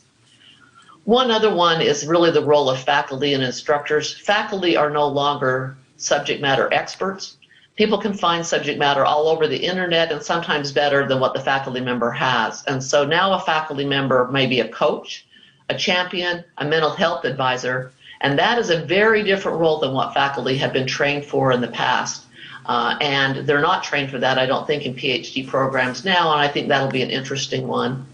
And then finally, on the future of work, I think, is changing. Employers now know what employees they need, exactly how many they're going to work, how do we work in and manage a remote workforce, whether students are prepared to perform in the new workplace, etc. And there are, of course, a lot more, but I think I'll stop now and listen to the other panelists. Thank you very much. Thank you very much. Thank you. And when I was following Karen, I immediately recollected the situation in our country at the end of March, beginning of April, when all of a sudden all the universities, within a very short period of time, within a week or couple of weeks, just following very famous managerial, methods or metaphor, the burning platform jump or burning platform decision, when all of our universities went to online education. And lots of problems which we couldn't settle for years were settled pretty quickly. However, the problems of enrollment, the problems of estimation of quality, the problems of retraining the faculties, the problem of choosing the platform, the problem of working with interactive classes, the problems of working with experienced customers and managers, they're still here because we have to reach the same level of quality. And I'm very thankful to Karen for mentioning and characterizing the majority of those problems. What if I ask François Artalo-Manet to continue this analysis? François, are you here? Да, спасибо вам, Сергей. Спасибо, я с удовольствием возьму эстафету Карен. Getting the Russian translation on my computer. I don't know if something can be done about that, please. Yes, thank you. You have to press where English, EM. Press it and that's where I am. So okay, so hopefully it seems like it's sorted out. So thank you so much. Sorry about that, and thank you for the invitation. I think what's really interesting is, Karen being the president of ACSB, what's wonderful is she has a perspective from hundreds, thousands of schools around the world. Maybe I can share with you a bit of the perspective from London Business School. Like Sergey said, just like Wharton, we are one of the premier schools in the world with a particularly global footprint. And for example, we do rely on the Heathrow Airport working really well to fly people in from around the world and take our degree programs or take our executive education programs. And we are actually very active in Russia. We have a significant partnership with Sberbank, where we deliver a joint degree together. A bit more about LBS that's relevant to Sergei's question is the fact that we pride ourselves in the differentiation of our programs, that in the fact that they are anchored in academic research, and therefore they do rely on star research faculty. And also that our programs are enriched by the diversity of the populations we assemble, typically in London, around our programs, be it degree or executive education. And so the pandemic was a significant blow and a shock for us when we had to go online in the space of 24 or 48 hours, whatever that was. In particular, because at that time, the main experience we had of online, we as a whole world, was through outfits like Coursera, which demonstrated, or edX, right? We demonstrated that you could do online for very cheap for lots of people. And that's not what we do. We do programs that tend to be very expensive and high premium value for small groups of people. And so the question for us is, once we go to online, are we capable of delivering and continuing to deliver a premium value that comes from our anchoring in research, from the diversity of the participants we assemble, and beyond just delivering value, our customers, students, corporations willing to pay for it and getting benefits, premium benefit that justify the premium price. And our experience actually is very positive. The answer is yes and yes. What we discovered is that we could use online to deliver high-touch, high-premium experiences. And in a way, I wonder whether Zoom did it on purpose, but there is a way in which the Zoom technology is exactly where it needs to be for star faculty to shine. And that's what happened, and that's we experienced. Now, it's not enough to provide value. The customers have to want it. What we learned there was a lot of ex-ante reluctance and people just wondering at the unknown. But our experience is that every individual, student, participants, or corporate client, every one of those who have been intrigued enough and open enough to give us a chance to possibly redesign with them how we approach the learning, have been more satisfied. And actually, I'll tell you that we have had higher net promoter scores, so higher satisfaction, lately online with corporate clients than we had prior to shifting to online. Now, what's very important to understand is it's not because online we are reproducing the face-to-face experience. The experience is definitely different to be online with our faculty on Zoom than to come to London, our beautiful campus on Regent's Park, and enjoy our campus, our faculty, each other, and the whole of London. But what's happened is through careful redesign and collaboration between the learning specialists and the faculty, what we are observing, and that's why we get satisfaction from our participants and our clients, is that we are able to create premium value, a different value, but premium value nonetheless. Now the next question is, if it's going to be different while still premium, are there some benefits to online that we should make sure to capture when the world comes out of this pandemic in whatever new normal looks like? And I'll tell you one that I find particularly exciting. And that's something we have observed with some of our major corporate clients around the world. We have had feedback that the introverted members of those corporate clients had never been as engaged face-to-face that they are online. And with one of our clients in particular, with whom we've had a partnership for many years, this is about 40% of the workforce. 40% of the participants who are actually better engaging with the learning experience than ever did when they flew to London.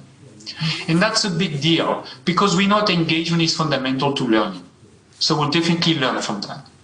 I would say another side benefit we've discovered from online is that it's become easier for us to not just train the usual level of executives that we train typically in organization, but from that top layer that we train to actually cascade down the organization, the learning, so that everyone together can be more effective.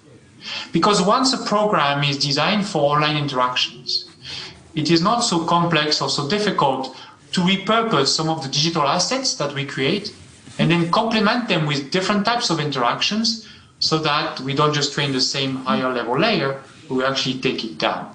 And that's another way in which we are multiplying our impact by being online, in the fact that we are touching a broader constituency within our corporate client. So overall, I would say, while it was difficult, I'm delighted that my colleagues, faculty, learning designers, technologists have figured out a way to deliver what looks like just as much impact online than face-to-face. It's different, but it is very valuable and is still commanding premium prices and premium interest from top corporations around the world and top potential students around the world. Where I think this is going post-pandemic, we are, like everyone else, working very hard to learn as fast as we can from the current lessons, and hybrid is definitely here to stay.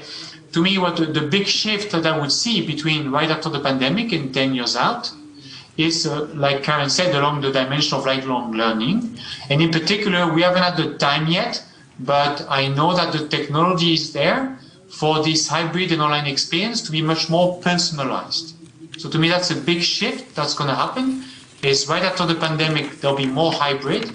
And over the coming years, we are all going to figure out together how is it that we can better give our alumni and the people who are with us in the lifelong learning journey, individual or corporations, opportunities to think, opportunities to learn, and opportunities to connect. And at LBS, we'll keep doing this with a very strong research anchor and making the most of the diversity of the community we have assembled to make sure that it enriches everyone's experience. And that is my dream, that out of that, we'll walk to a world that is better accepting and respectful of diversity, that is more inclusive, where people feel they belong and they get a chance to thrive. Thank you very much, Francois. May I ask you a little bit provocative question? You see, in fact, thank you very much, because your perception of how the leading business schools should behave now, when lots of them still have to stay in isolation regime, and how to provide proper quality by smaller groups of customers, by bringing interaction into online classes. All that is great, and I'm very, very thankful to you for that. And still a question. Let us assume for a second that on some particular date, say in 1 year, the pandemic situation would disappear and the people would have a free option whether to study online or offline. What's your idea? What would be the proportions of online and offline studies at the universities and at the top business schools?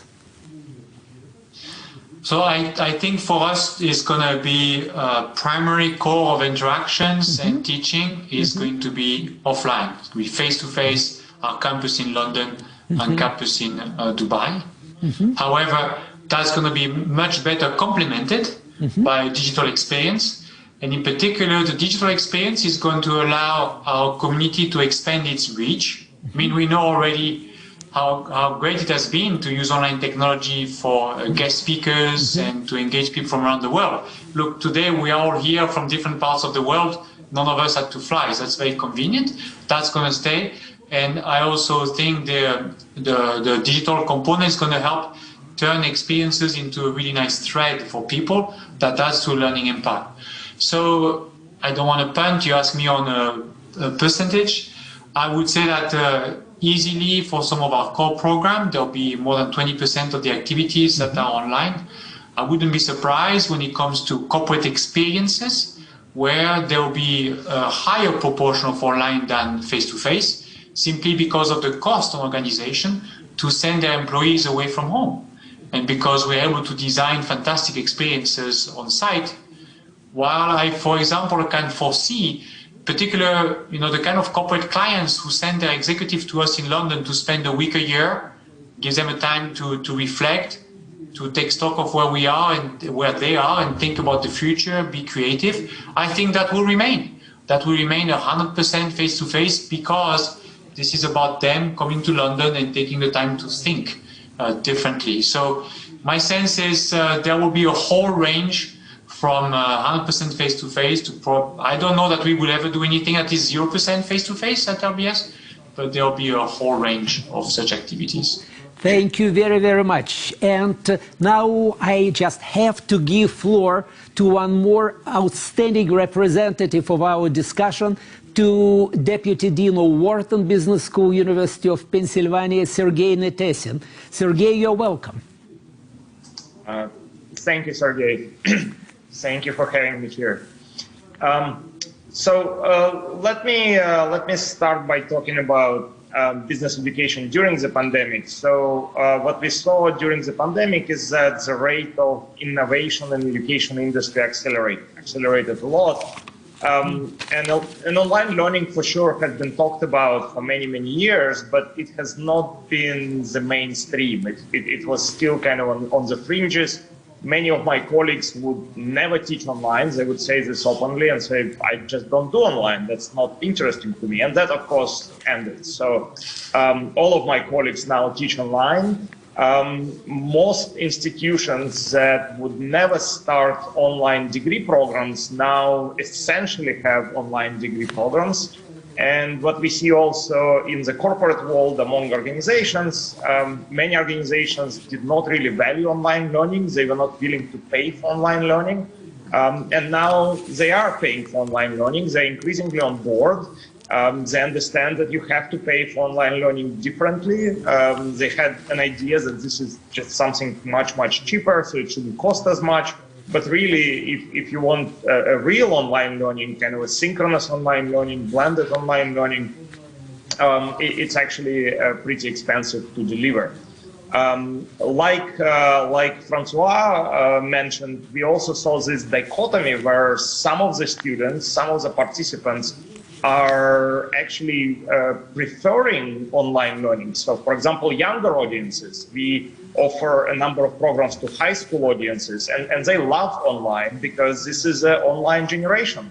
Undergraduates love online, but as you progress towards older and older students, you go to executive education participants. Even there, like Francois mentioned, we see this dichotomy, we see this duality. There are participants who tell us, oh, I'm not going to come to your executive program because it's now online. I'm going to wait for everything to open.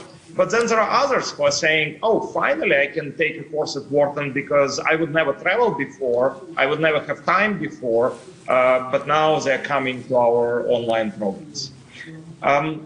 We learned a few unexpected things in the last few months. For example, we learned that economics of online learning are not what people thought of them. I think most people, most of our students, most of our program participants expected that online learning should be much, much, much cheaper. And we are still hearing these voices from students that, hey, you know, you have to reduce tuition because you are now online. And we are explaining to them that, look, the way we deliver online, it's not Coursera kind of asynchronous type online. We deliver a lot of synchronous content, and so faculty time of teaching did not go down. So faculty costs did not go down. If anything, they increased because now faculty have to interact on discussion boards, pre-record some lectures, think through how to prepare quizzes online, how to control for cheating, and those kinds of things. So if anything, delivering online learning is more expensive than delivering face-to-face learning. I would love to just be able to go to a classroom and just teach a class. That is seamless for me. Delivering a blended online class is considerably more involved. Another thing that we learned is that we are probably more efficient working on research remotely. There is no commute. There are no kind of annoying, and I'm jokingly saying annoying face-to-face conferences that you have to go to anymore. So there is much more time for research. But at the same time, we learned something surprising, that there is a huge inequality, that actually men are becoming more productive, women are becoming less productive because we are all sitting at home and they are much more likely to have to take kind of aspects of household. And unfortunately, what we see in numbers is that female faculty members are really suffering, and there is research to back it up, and schools are trying to do something about it, extend tenure clocks, provide all kinds of support, and so on. But this is not something I think anyone kind of expected to see. Numbers are pretty drastic. We are seeing research papers about decrease in female faculty productivity by something like 30%. So this is something that schools increasingly need to think about. We are also seeing that pandemic has increased inequality in education. There are top schools like Wharton, like LBS, that have resources, IT resources that put together online courses quickly, but there is a huge number of universities that just do not have adequate capabilities. And so the gap is growing. There are schools that do not have chief information officers, they do not have adequate support for online education, and they need help. So I work with the Gates Foundation, for example, in helping institutions that do not have proper resources to create online learning. And finally, I think financially we are seeing that the schools are recovering. Initially, it looked like a disaster. We were not sure if students would come back to schools at all, or would they all take a year off, a 2 year off to wait for pandemic to be over. But we see now that schools are back in hiring mode. They're hiring faculty. They're approving budgets. We see that students are coming back to study. We see that there are not that many students that are taking a year off or 2 years off. So it seems like education is not going to suffer this incredible blow, and schools are not going to go bankrupt in thousands. So at least that's what it looks like to me. And if I quickly move to Educate later, so what is going to happen in Educate? So clearly blended learning is here to stay. Other speakers talked about this. In the future, I think most programs will be blended, and online learning is going to increase in quality a lot. We are learning non-stop. We are learning about technology to use, and we are learning about all kinds of softwares that can be used to enhance online learning. We are also learning that you can create programs which are online first, which is not just taking an existing course and moving it online. You can actually create online programs from scratch. They should look different, they should feel different, and just as there are digital first brands on the internet, there is digital first education. We are launching all kinds of fascinating experiments, like we are launching global virtual courses at Wharton, for example, where you can literally take a course in another geography while never leaving Philadelphia. And more of that will be happening. Schools will invest in IT. They will invest a lot. Many schools now understand that this is a key. Online learning is here to stay, and you have to have infrastructure for that. And what I expect to happen in 10 years is a lot of non-degree education, a lot of shorter programs, because online learning allows you to unbundle education. You are no longer held to kind of a 1-2 year format where you come on campus and then you get a bundle of courses. I can get those courses now sitting at home over the course of 10 years, and I can get like one course here and one course there, and I can combine and blend this learning. And as a result, as another result of this non-degree education, what we are going to see is true lifelong learning. And what most schools think about lifelong learning is kind of educating of older populations, people who are 50, 60, 70. It actually extends more and more in the other direction. So now in business education, we are educating students who are as young as 15, and we are probably going to go, even to a middle school. And so across the board, we expect more non-degree, kind of a shorter classes, blended learning with big elements of online learning. So I'm going to stop here with my predictions. Sergey, thank you very, very much. Thank you, and you are just in time because we still have 2, maximum 3 minutes. And I want to thank cordially Karen Beck-Dudley, the leader of the top business school associations of the world, and I'm very proud to say that I'm representing the first and the only Russian business school that managed to get that great accreditation. Thank you very much for very good lessons and helping us to move upward. Thank you very much, Francois. Your experience you shared with us is fantastic. Sergey, I met you today for the first time. You're a great man, and your experience would be of interest for sure for many of the Russian people who are in business education. I still want to tell you that our voting about business education, will it disappear in 10 years, will it not, or I do not know, gave pretty paradox-type results. 75% of the people consider business education would be alive, and that is normal. But 18% of people mentioned that business education would disappear. And as a remark, I consider this is because the people are thinking business education should be changed within the coming time.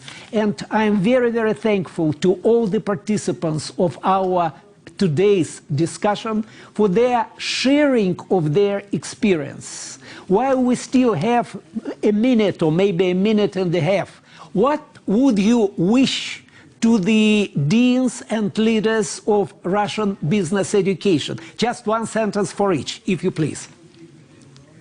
For me, I wish you agility and flexibility. Thank you very, very much. I would say there's never been a better moment in education for us to collaborate within our institution across the traditional silos, particularly faculty and staff, and then across institutions. And so what I wish you is unexpected collaborations that have impact that beats your expectations. Thank you very, very much. Sergey? I wanted to say something in parallel to Francois, more collaboration across borders and engagement with wider educational community all around the world. Thank you very, very much. We're a little bit in a better situation for today's day in Russia because for our executive programs, about 80% are inside the class. The situation permits, with masks, with social distance, with cleaning the rooms and wintering the rooms every 2 hours, but still we can afford that, and we do hope that we shall continue in this way. And I wish you also to survive this very hot pandemic situation, and I do hope to see all three of you next year at Gaidar Forum with in-room discussion, and I promise to show you the beauty of today's Moscow. It was really changed recently, so thank you very, very much for your participation and your experience. Hope to see you in future soon. And once again, I'd like to invite you for the next year to come and to participate in Gaidar Forum. Hope that situation would permit us to do that. Thank you very much. Спасибо.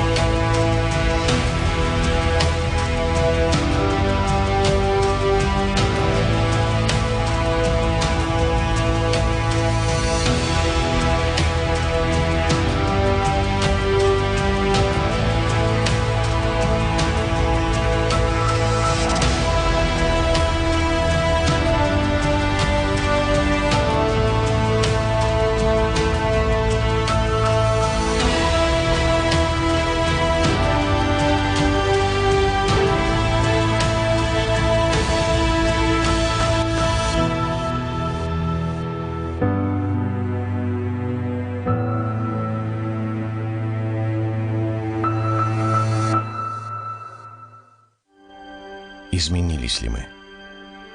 Стали другими или остались собой? Принимая время, место, обстоятельства. Главное не остановиться сегодня, чтобы стать сильнее завтра. И знать, мы вместе. И это все меняет. Ваш Газпромбанк.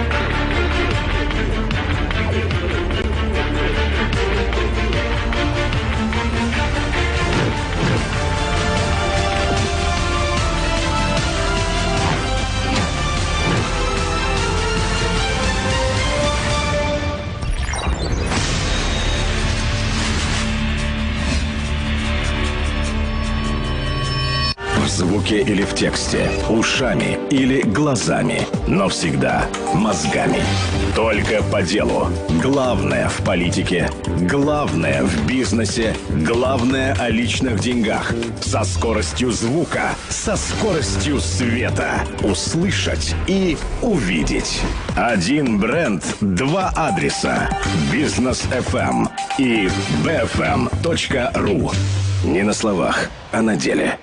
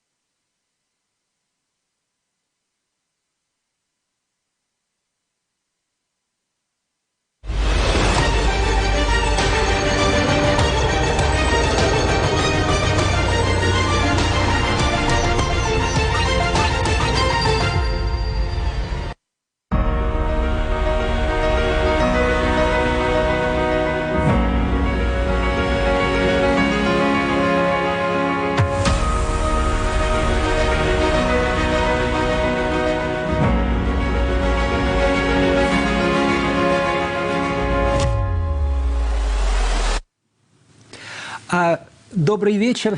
Good evening, dear friends. Good evening, dear friends. It's my great pleasure and honor to introduce to all of you three outstanding speakers we have today at our discussion within the conference of Gaidar Forum. First of all, this is Professor Eric Cornell, CEO of European Foundation for Management Development, one of the biggest and most advanced association of business schools that cares about the quality, new trends, etc.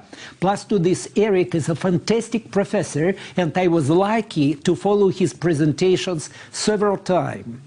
Our second speaker is Jean-François Manzoni, the leader of a great business school of IMD Lausanne that is considered to be either one of the top business schools which are most advanced and strong as far as corporate programs are concerned. It's a fantastic business school with a fantastic dean and rector.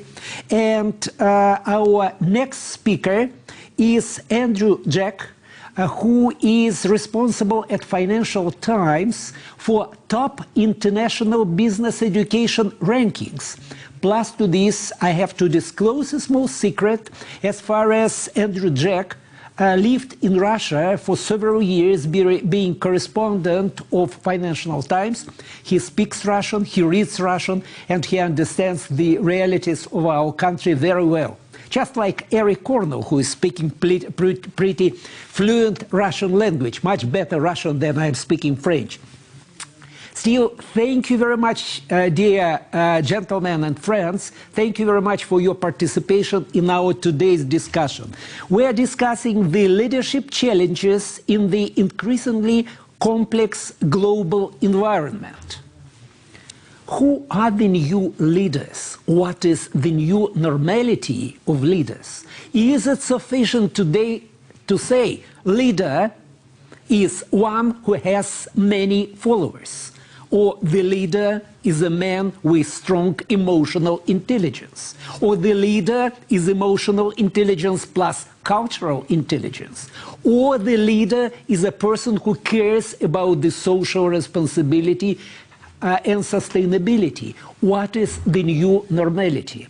And before I shall give floor to Eric Cornell, and then to Jean-François Manzoni, and then to Andrew Jack, I wanted to disclose you one small secret, how we came to the idea to discuss the leadership. First of all, it happened a year ago, or a year and a half ago, when I was present at a special party organized by Financial Times for the subscribers, where all of a sudden I found out that KPI in social responsibility is becoming more and more important in today's world. At the Dean of Business School, that was the first Russian business school signing prime principles in 2008, I was very happy about that. Then, after some time, when Jean-François Manzoni was making fantastic corporate program for the leadership of advisory board of Sberbank, or Sber, as we say today, and we were core organizers, I heard about stewardship, and again I heard about those high principles and approaches of social responsibility. And finally, just recently, in Global Focus, I read a great article by Eric Cornell when he was speaking about the shareholders and stakeholders approach. And again, leadership plus to all the positions was connected with this stewardship to the people, with social responsibility, with prime principles, etc. And I consider we shall have a very interesting discussion today, and I shall make a full stop in my speech, just mentioning that we shall have one small vote. We shall make this vote now, and we shall get the results later. The vote or voting is a paradox one. The question is for those who are following us, who are watching at us, who are listening to us, does business need the new leaders? The answers yes, the answers no, the answer I do not know. And the result of voting of our audience we shall get at the end of our today's discussion. So it's my pleasure and honor to give floor to a great professor and leader of business education, to Eric Cornell. Thank you very much, Sergey. Can you hear me well? Yes, very well, very well. Perfectly. Здравствуйте. Здравствуйте. So, then let me start because I know the time is pretty limited. So I did on the different questions. So on the first question that was asked, there are, of course, as you said, very well-known skills a leader should possess. You're talking about creativity, intuition, agility, authenticity, emotional and cultural intelligence. A leader should build trust with stakeholders through accountability, humility, and also benevolence. Or if you take Peter Drucker, a leader is somebody others follow. I would suggest we add improvisation to the list. In the past, it was not viewed positively, but today, I think it's very much needed in our complex and unpredictable world. It's not a coincidence that active learning, as well as creativity, originality, initiative, make up the top 5 skills for 2025, according to the World Economic Forum.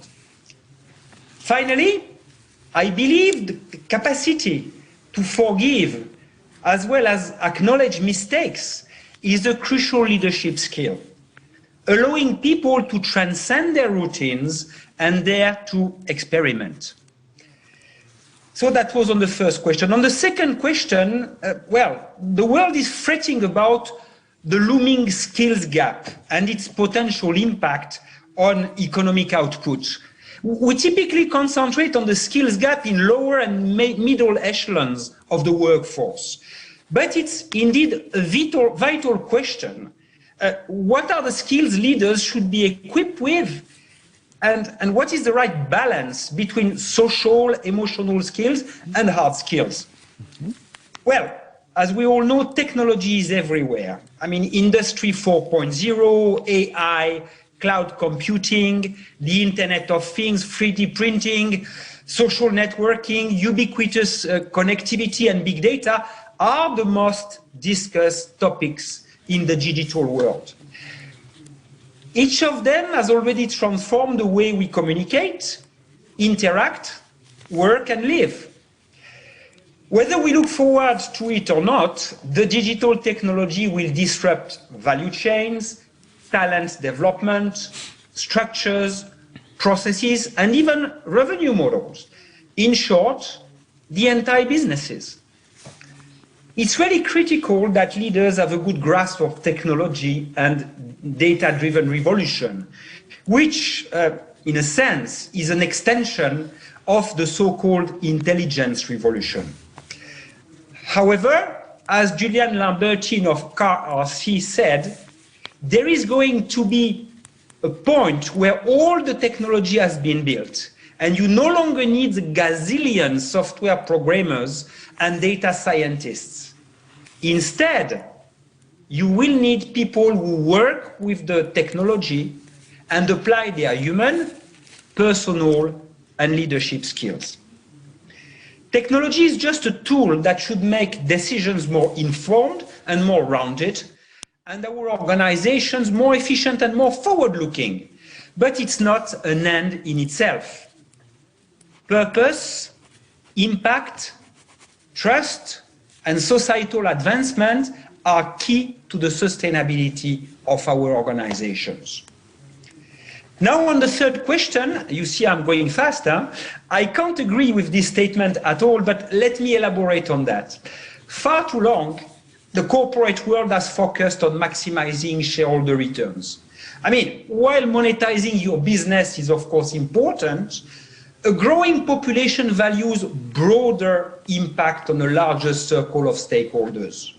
Stakeholder capitalism was a key theme at the 2020 World Economic Forum, which took place just a few months after the Business Roundtable had provoked quite a buzz with its statement on the purpose of a corporation. Not everyone remembers, though, but the term stakeholder was prevalent already 60 years ago in the United States, yes.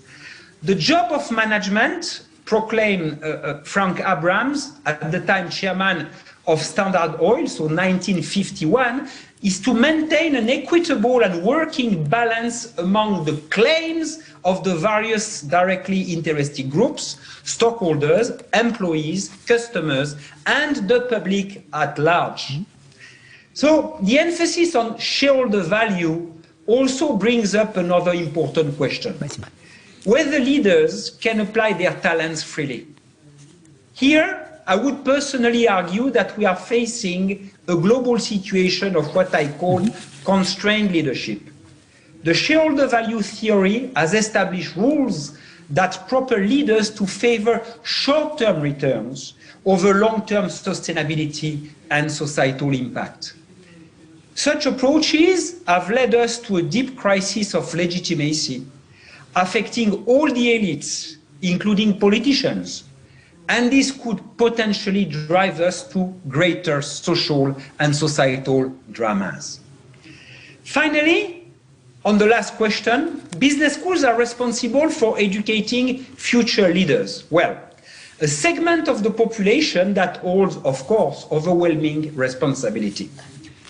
Therefore, business schools have a strong challenge to take a clear stance on the issues of ethics, sustainability, and responsibility.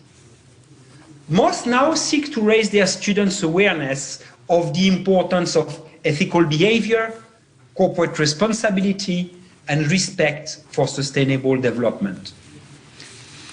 Measuring the extent to which business schools act as good citizens and integrate these societal issues into their curricula and research is critical. This is precisely what we are trying to capture with the EFMD Business School Impact System. Driven by the rhetoric shift, the current generation of students is therefore looking to work in companies that combine profit with purpose. They want to feel proud of the organization, project, or initiative they contribute to. Higher education institutions need to actively instill a sustainable mindset in their students. It takes much more than just an elective course or even a course on CSR. Ethics, sustainability, and responsibility need to be fully ingrained in the school's culture, leadership, operations, programs, and, of course, research. From a holistic approach to pedagogy, to immersive projects with local businesses and communities, there is ample space for schools and institutions to use their distinctiveness and make a positive impact on their environment. Well, faced with the intellectual vacuum and, at times, lack of innovative spirit offered by many politicians and companies, I believe that academia must take an even stronger stand. We should be catalysts, whistleblowers, and change agents to help reconcile management, technology, development, and societies.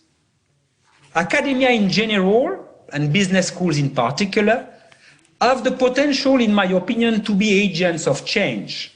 But in order to fulfill this potential, we have to ask ourselves what kind of actions or initiatives are necessary to hasten our reorientation towards a more socially engaged and heuristic approach. Thank you very much for your attention. Thank you very, very much, Eric. Fantastic presentation where step by step you are showing the new image of leaders of the future. And now I want to give floor to Jean-Francois Manzoni, so we shall get even more holistic approach and vision. If you please, Jean-Francois. So I don't know if it will be more holistic. Rather than answer the 4 questions as such, I've interpreted them as being a twofold question, which is how is the world evolving and how is this influencing what leaders need to be able to do? And I guess if they have to be able to do it, then they have to be able to learn it, and maybe business schools have a role to play. Sergey started with, do we need new leaders? I don't know if we need new leaders, but we certainly need leaders who know new things. That I think is clear. So I want to say leaders of the future are going to need 4 major areas of expertise. One is strategic savvy, strategic capability to understand how a more volatile, uncertain, complex and ambiguous world, this VUCA world, how this influences the sources of value creation and value capture. Where should they play and how will they win? So strategic savvy. 2, organizational savvy. How do I get a few hundreds or a few thousands or a few tens of thousands of people to do what we expect them to do? How do we organize efforts and how do we guide the efforts and the attention of all of these people to behave in a way which is supportive of the strategy? So organizational savvy. 3, self-management. There are many dimensions to managing yourself. One of them, of course, is energy. Another one is ethical compass, your ethical guideposts. So strategic savvy, organizational savvy, managing yourself in a world that is very stressful and challenging. And 4th, becoming a lifelong leader. Because in a world that changes very fast, the recipes or the ideas that were successful yesterday may not be enough in the world that you live in today or you will live in tomorrow. So one of the questions was, is it soft skills or is it digital? And obviously the answer has got to be, it is both.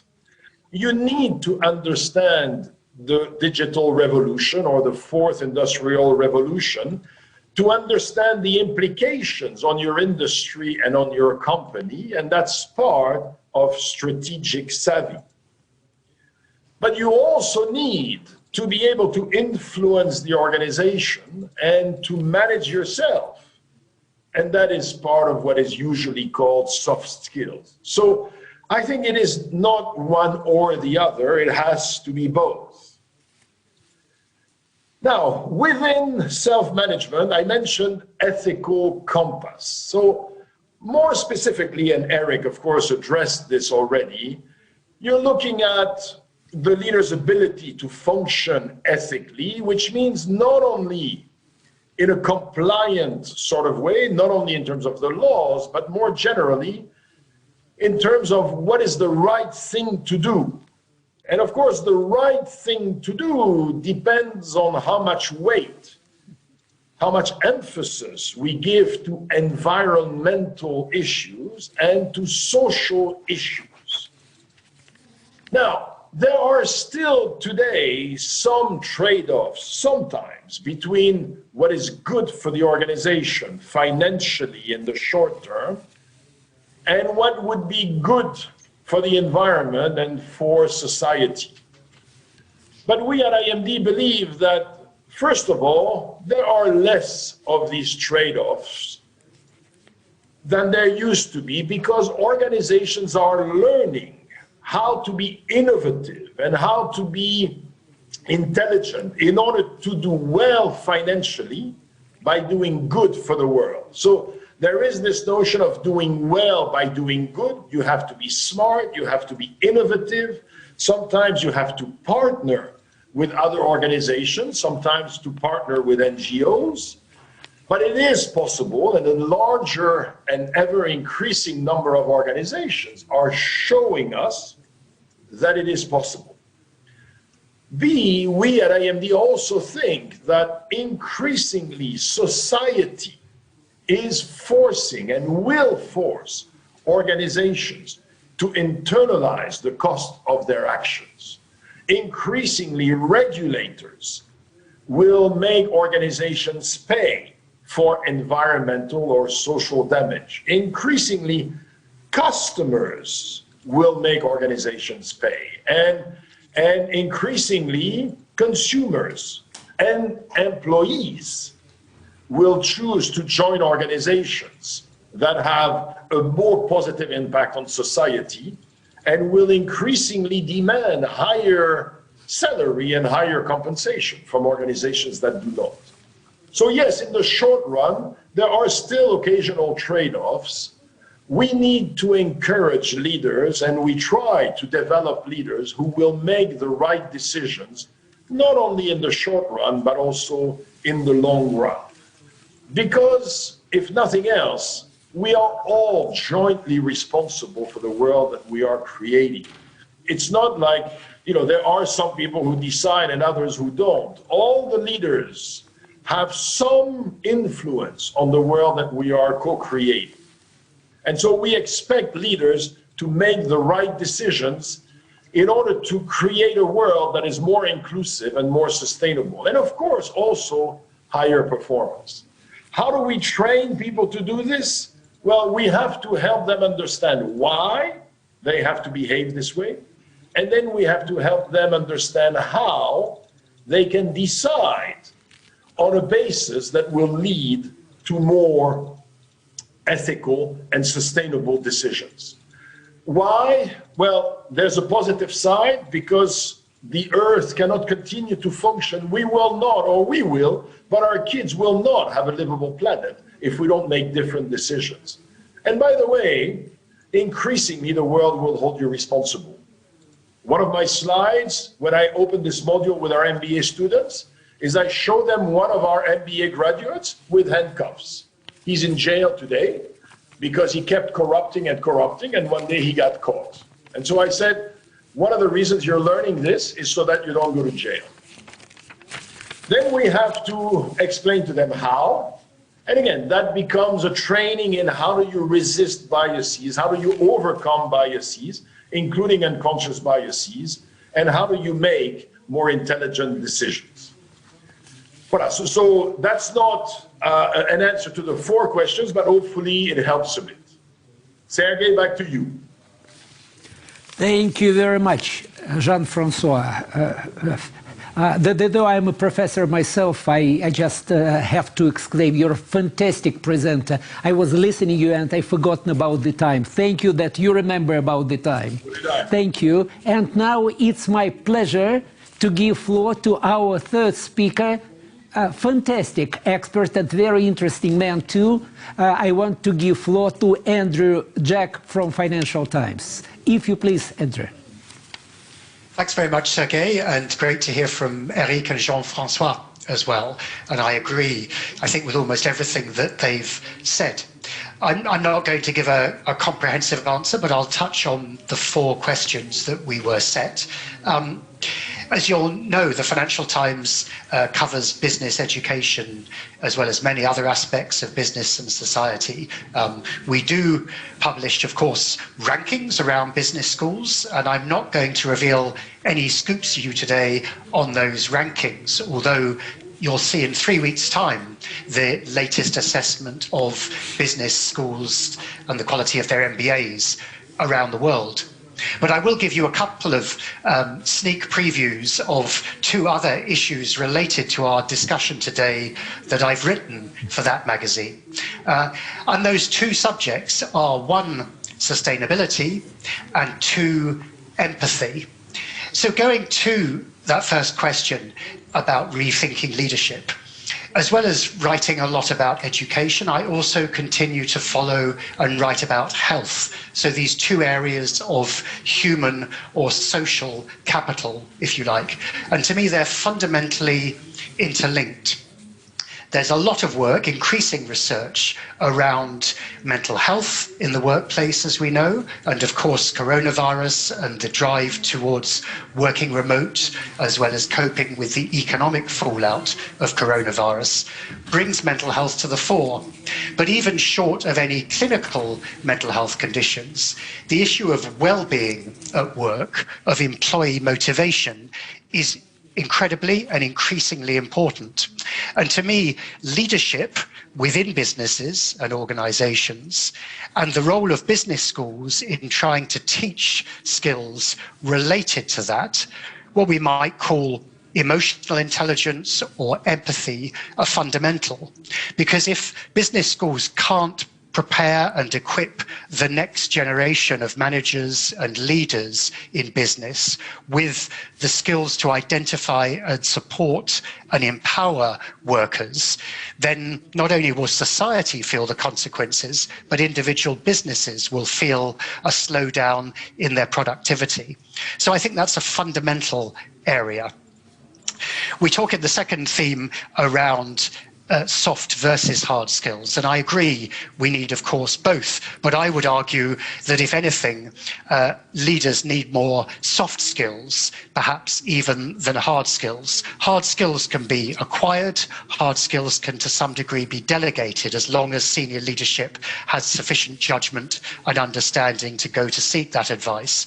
But if leadership isn't fundamentally empathetic, used to leading from below, from motivating others to, precisely as Eric said, from Drucker, to actually get others to want to follow, then it will fail. The third area is talking about sustainability and societal impact. And I think it's true that there are risks of trade-offs, particularly post-coronavirus. Whenever there's a crisis, there's a temptation to refocus on recovery for profit maximization at the expense of wider factors. But I think all of us are increasingly aware of issues not only around mental well-being, as I've discussed, but also around climate change, which are fundamentally, existentially changing our society. And we do need to respond to them much more effectively. Is there a trade-off, though? Do we risk falling backwards after progress in recent years? I think there's a very big danger of that. I think the reality is that we can't do this simply from the bottom up, spontaneously. We need clear national and international political leadership. We need tougher regulation, whether it's around the operation of big tech or around, for example, carbon pricing and other ways to incentivize, structure and require improvements to reduce the world's carbon footprint. And I'm not sure in this era of deglobalization and self-interest, we're quite there. A second challenge around it, though, I think, is that while there's a lot of talk about what might be called ESG and the Sustainable Development Goals at the moment, there's a huge amount of marketing and greenwash around it as well. And even organizations that are significantly or primarily claiming to be investing for good or acting in a way for society's wider benefit are often, on the other hand, doing all sorts of activities and practices that are moving in the other direction. So I think there's, alongside regulation and political leadership internationally, there's a huge need for more consistent, comprehensive benchmarks and metrics to understand the true social costs and benefits of organizations. And that brings me to my final point, which is back to the role of the business school and, for example, of the UN Prime, the Principles for Responsible Management Education, because if companies in the private sector are still in the very early stages of trying to define metrics around sustainability and ESG more generally, then that's even more a challenge and more early stage for business schools. I think Prime and a number of other initiatives in business education are making some good efforts to push in the right direction. But I'm sorry to say, I think still we have a huge amount of progress yet required. And while many students, faculty, employers at the high level talk about the need for embedding these skills and preparing for a future generation and society focused on people and purpose and planet alongside profit, I think business schools, in combination with students, with academics, more widely with employers of all sorts, need to fundamentally rethink and embed those factors in their teaching, in their research, and also in the operations of their own business schools. And you'll see in our forthcoming publication, I talk about that, the role of moving towards carbon neutrality, of setting targets for measuring and reporting around schools' operations themselves, to track diversity, and to focus on the wider range of relevant teaching that has, and teaching and research that has societal impact. So I've tried to be involved in engaging with that debate, in trying to encourage the sector to set consistent standards for benchmarking, for comparison, and above all to incentivize greater progress for society's benefits and individuals and corporate benefits around the world. And that's a challenge that we certainly intend to continue to play a leading role in, with cooperation from business schools around the world. So thank you. Thank you very much, Andrew. Thank you. So now we get around 360 degrees perception of the new vision of leadership. And with your permission, I want to use quotation of Jean-François Manzoni. He mentioned, "I have doubt whether we need new leaders, but I have no doubts that we need the leaders." Before I shall ask several small questions to you, gentlemen, I wanted to provide you with the results of voting. The question was whether we need the new leaders. And those who are following our discussion voted in this way. 73% voted yes, we need the new leaders. 7% voted I do not know, and 20% voted we do not need new leaders. This is just to create awareness about how our potential customers and those people who are following our discussion feels. Now my first small question. Thanks to Western taxpayers, very many years ago, in the year of 1993, I spent 2 months at Harvard Business School in the retraining on strategy and organizational behavior. And there, we especially studied and read the book of the first Associate Dean of Harvard of this time, Professor Thomas Piper. The title of the book was Whether the Ethics Can Be Taught. And I want to ask this question to you. If we want to bring up the new ability of leaderships to look for the interests of the stakeholders, is it possible for us really to make a high-quality education or training that will bring up, pull up the ethics of those people who are coming to business schools and corporate universities? Any of you? Yes, please, Eric. You need a victim, yes. Otherwise I'm very happy to leave the floor to my colleagues. No, I have an anecdote about Harvard Business School. I think when the first shareholder in ethics at Harvard Business School retired, he made a big speech saying you have to go for ethics because ethics pays. Well, I don't think he has really understood the meaning of ethics, so I'm not 100% certain that it's there that we have to get lessons from. But I mean, that's just in passing, just a digression. When I see what some European schools are doing, I'm very proud of that. Mm-hmm. No, I think it's a continuum, but business schools are coming later in the educational cycle. And for me, primary education, and in a certain extent secondary, but primary education is such an important thing. I mean, at the age of 5 or 6, this is the moment where you should be taught a certain number of things. And when you see that in many countries, those people, school teachers are paid a misery, it's a catastrophe for the future of the country and the future of responsibility. So here, it's a very big call for the primary education. That's all what I wanted to say. Thank you. Yes, yes, please.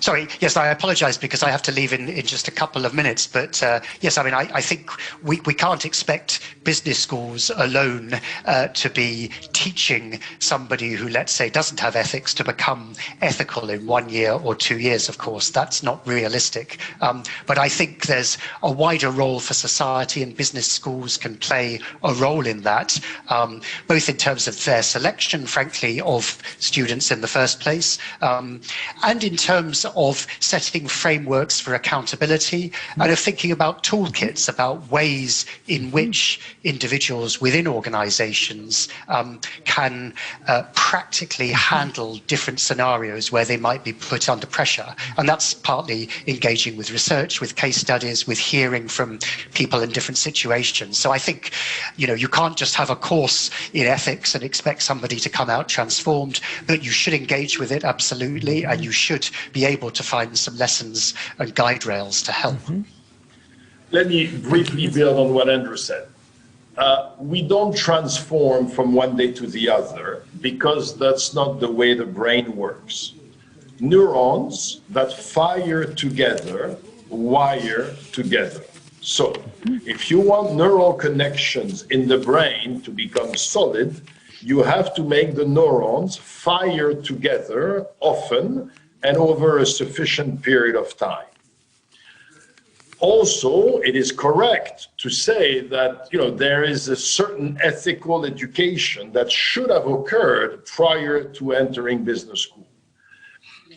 And it's difficult to override 25 or 30 years, or in some cases 32 or 33 years of behavior. But number one, as Andrew said, we can select students. Number two, we can also observe their behavior and decide to graduate them or not. Right now in the US, a number of schools have temporarily suspended students who lied blatantly about where they went during COVID confinement. I would not have suspended them temporarily. I would have sacked them from the program.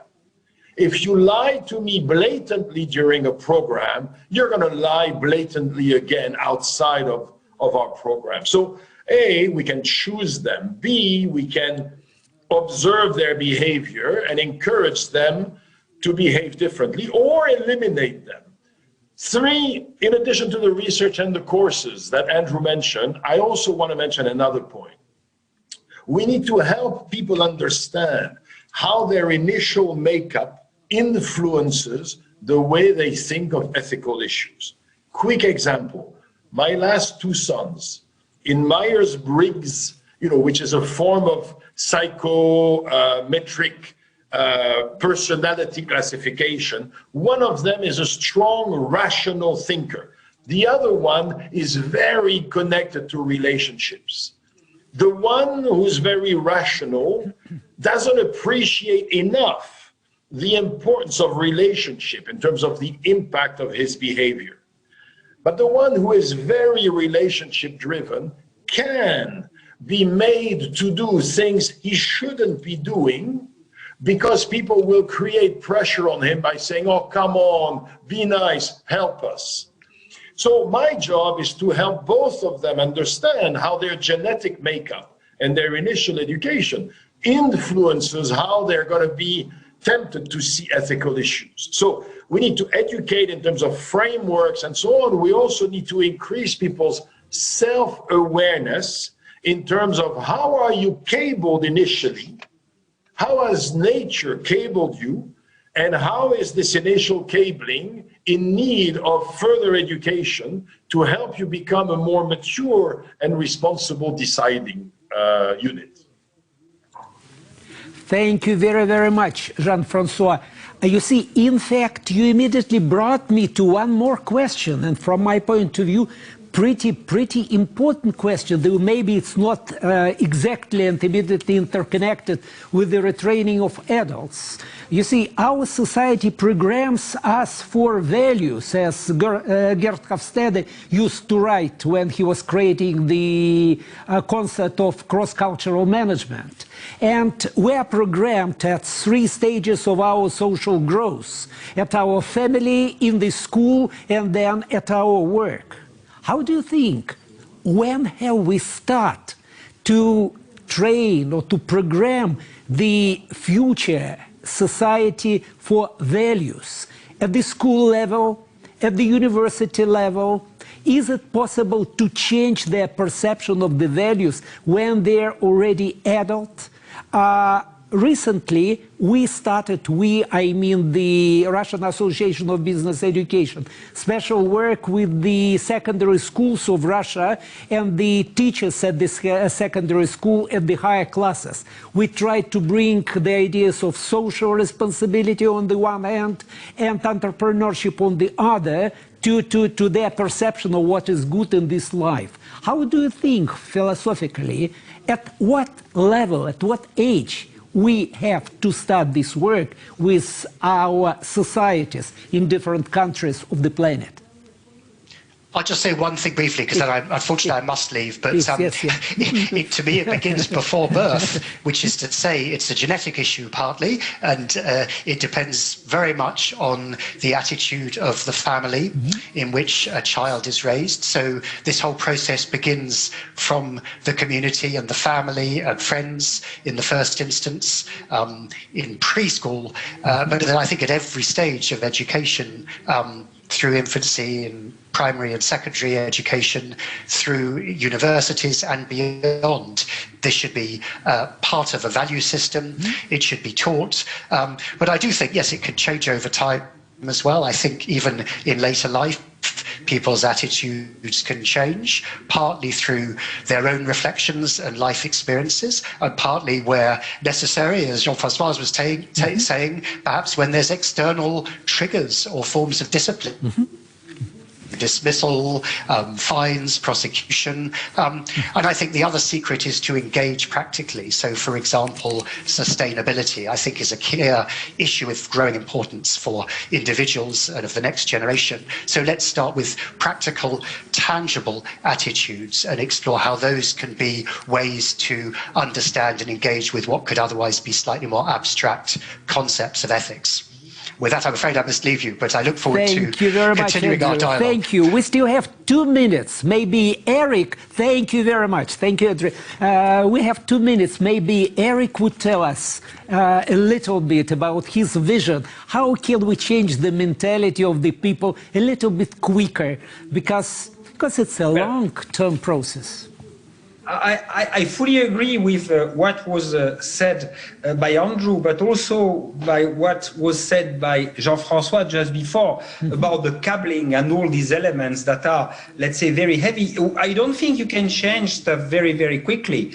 But what matters is that education is a continuum. I mean, you have, first of all, the internal element, intrinsically you, and you go through a process of education, a continuum from very early in age to, let's say, lifelong learning. But at the same time, you may consider that there are some environmental elements that can potentially affect the way you're going to behave in terms of ethics or responsibility. I mean, not only your relations, if you want, but in a certain extent, the direction, the societal direction. And when we see, I mean, some movements that have taken place in the past years regarding ethics, regarding taking care of the planet, etc., I believe this kind of external sources can also influence positively. So it's in a way an emergent strategy. It's a convergence of flows, internal and external ones. Thank you very, very much. It seems to me that we are next to be out of time. Gentlemen, thank you very, very much. And please take care. Please try to be healthy. And I do hope to meet you for the new discussion next year at Gaidar Forum Live in Moscow, and to show you a little bit of the new things of our capital. Thank you very much and see you soon. Take care, please. Thank you. Thank you. Salut Jean-François.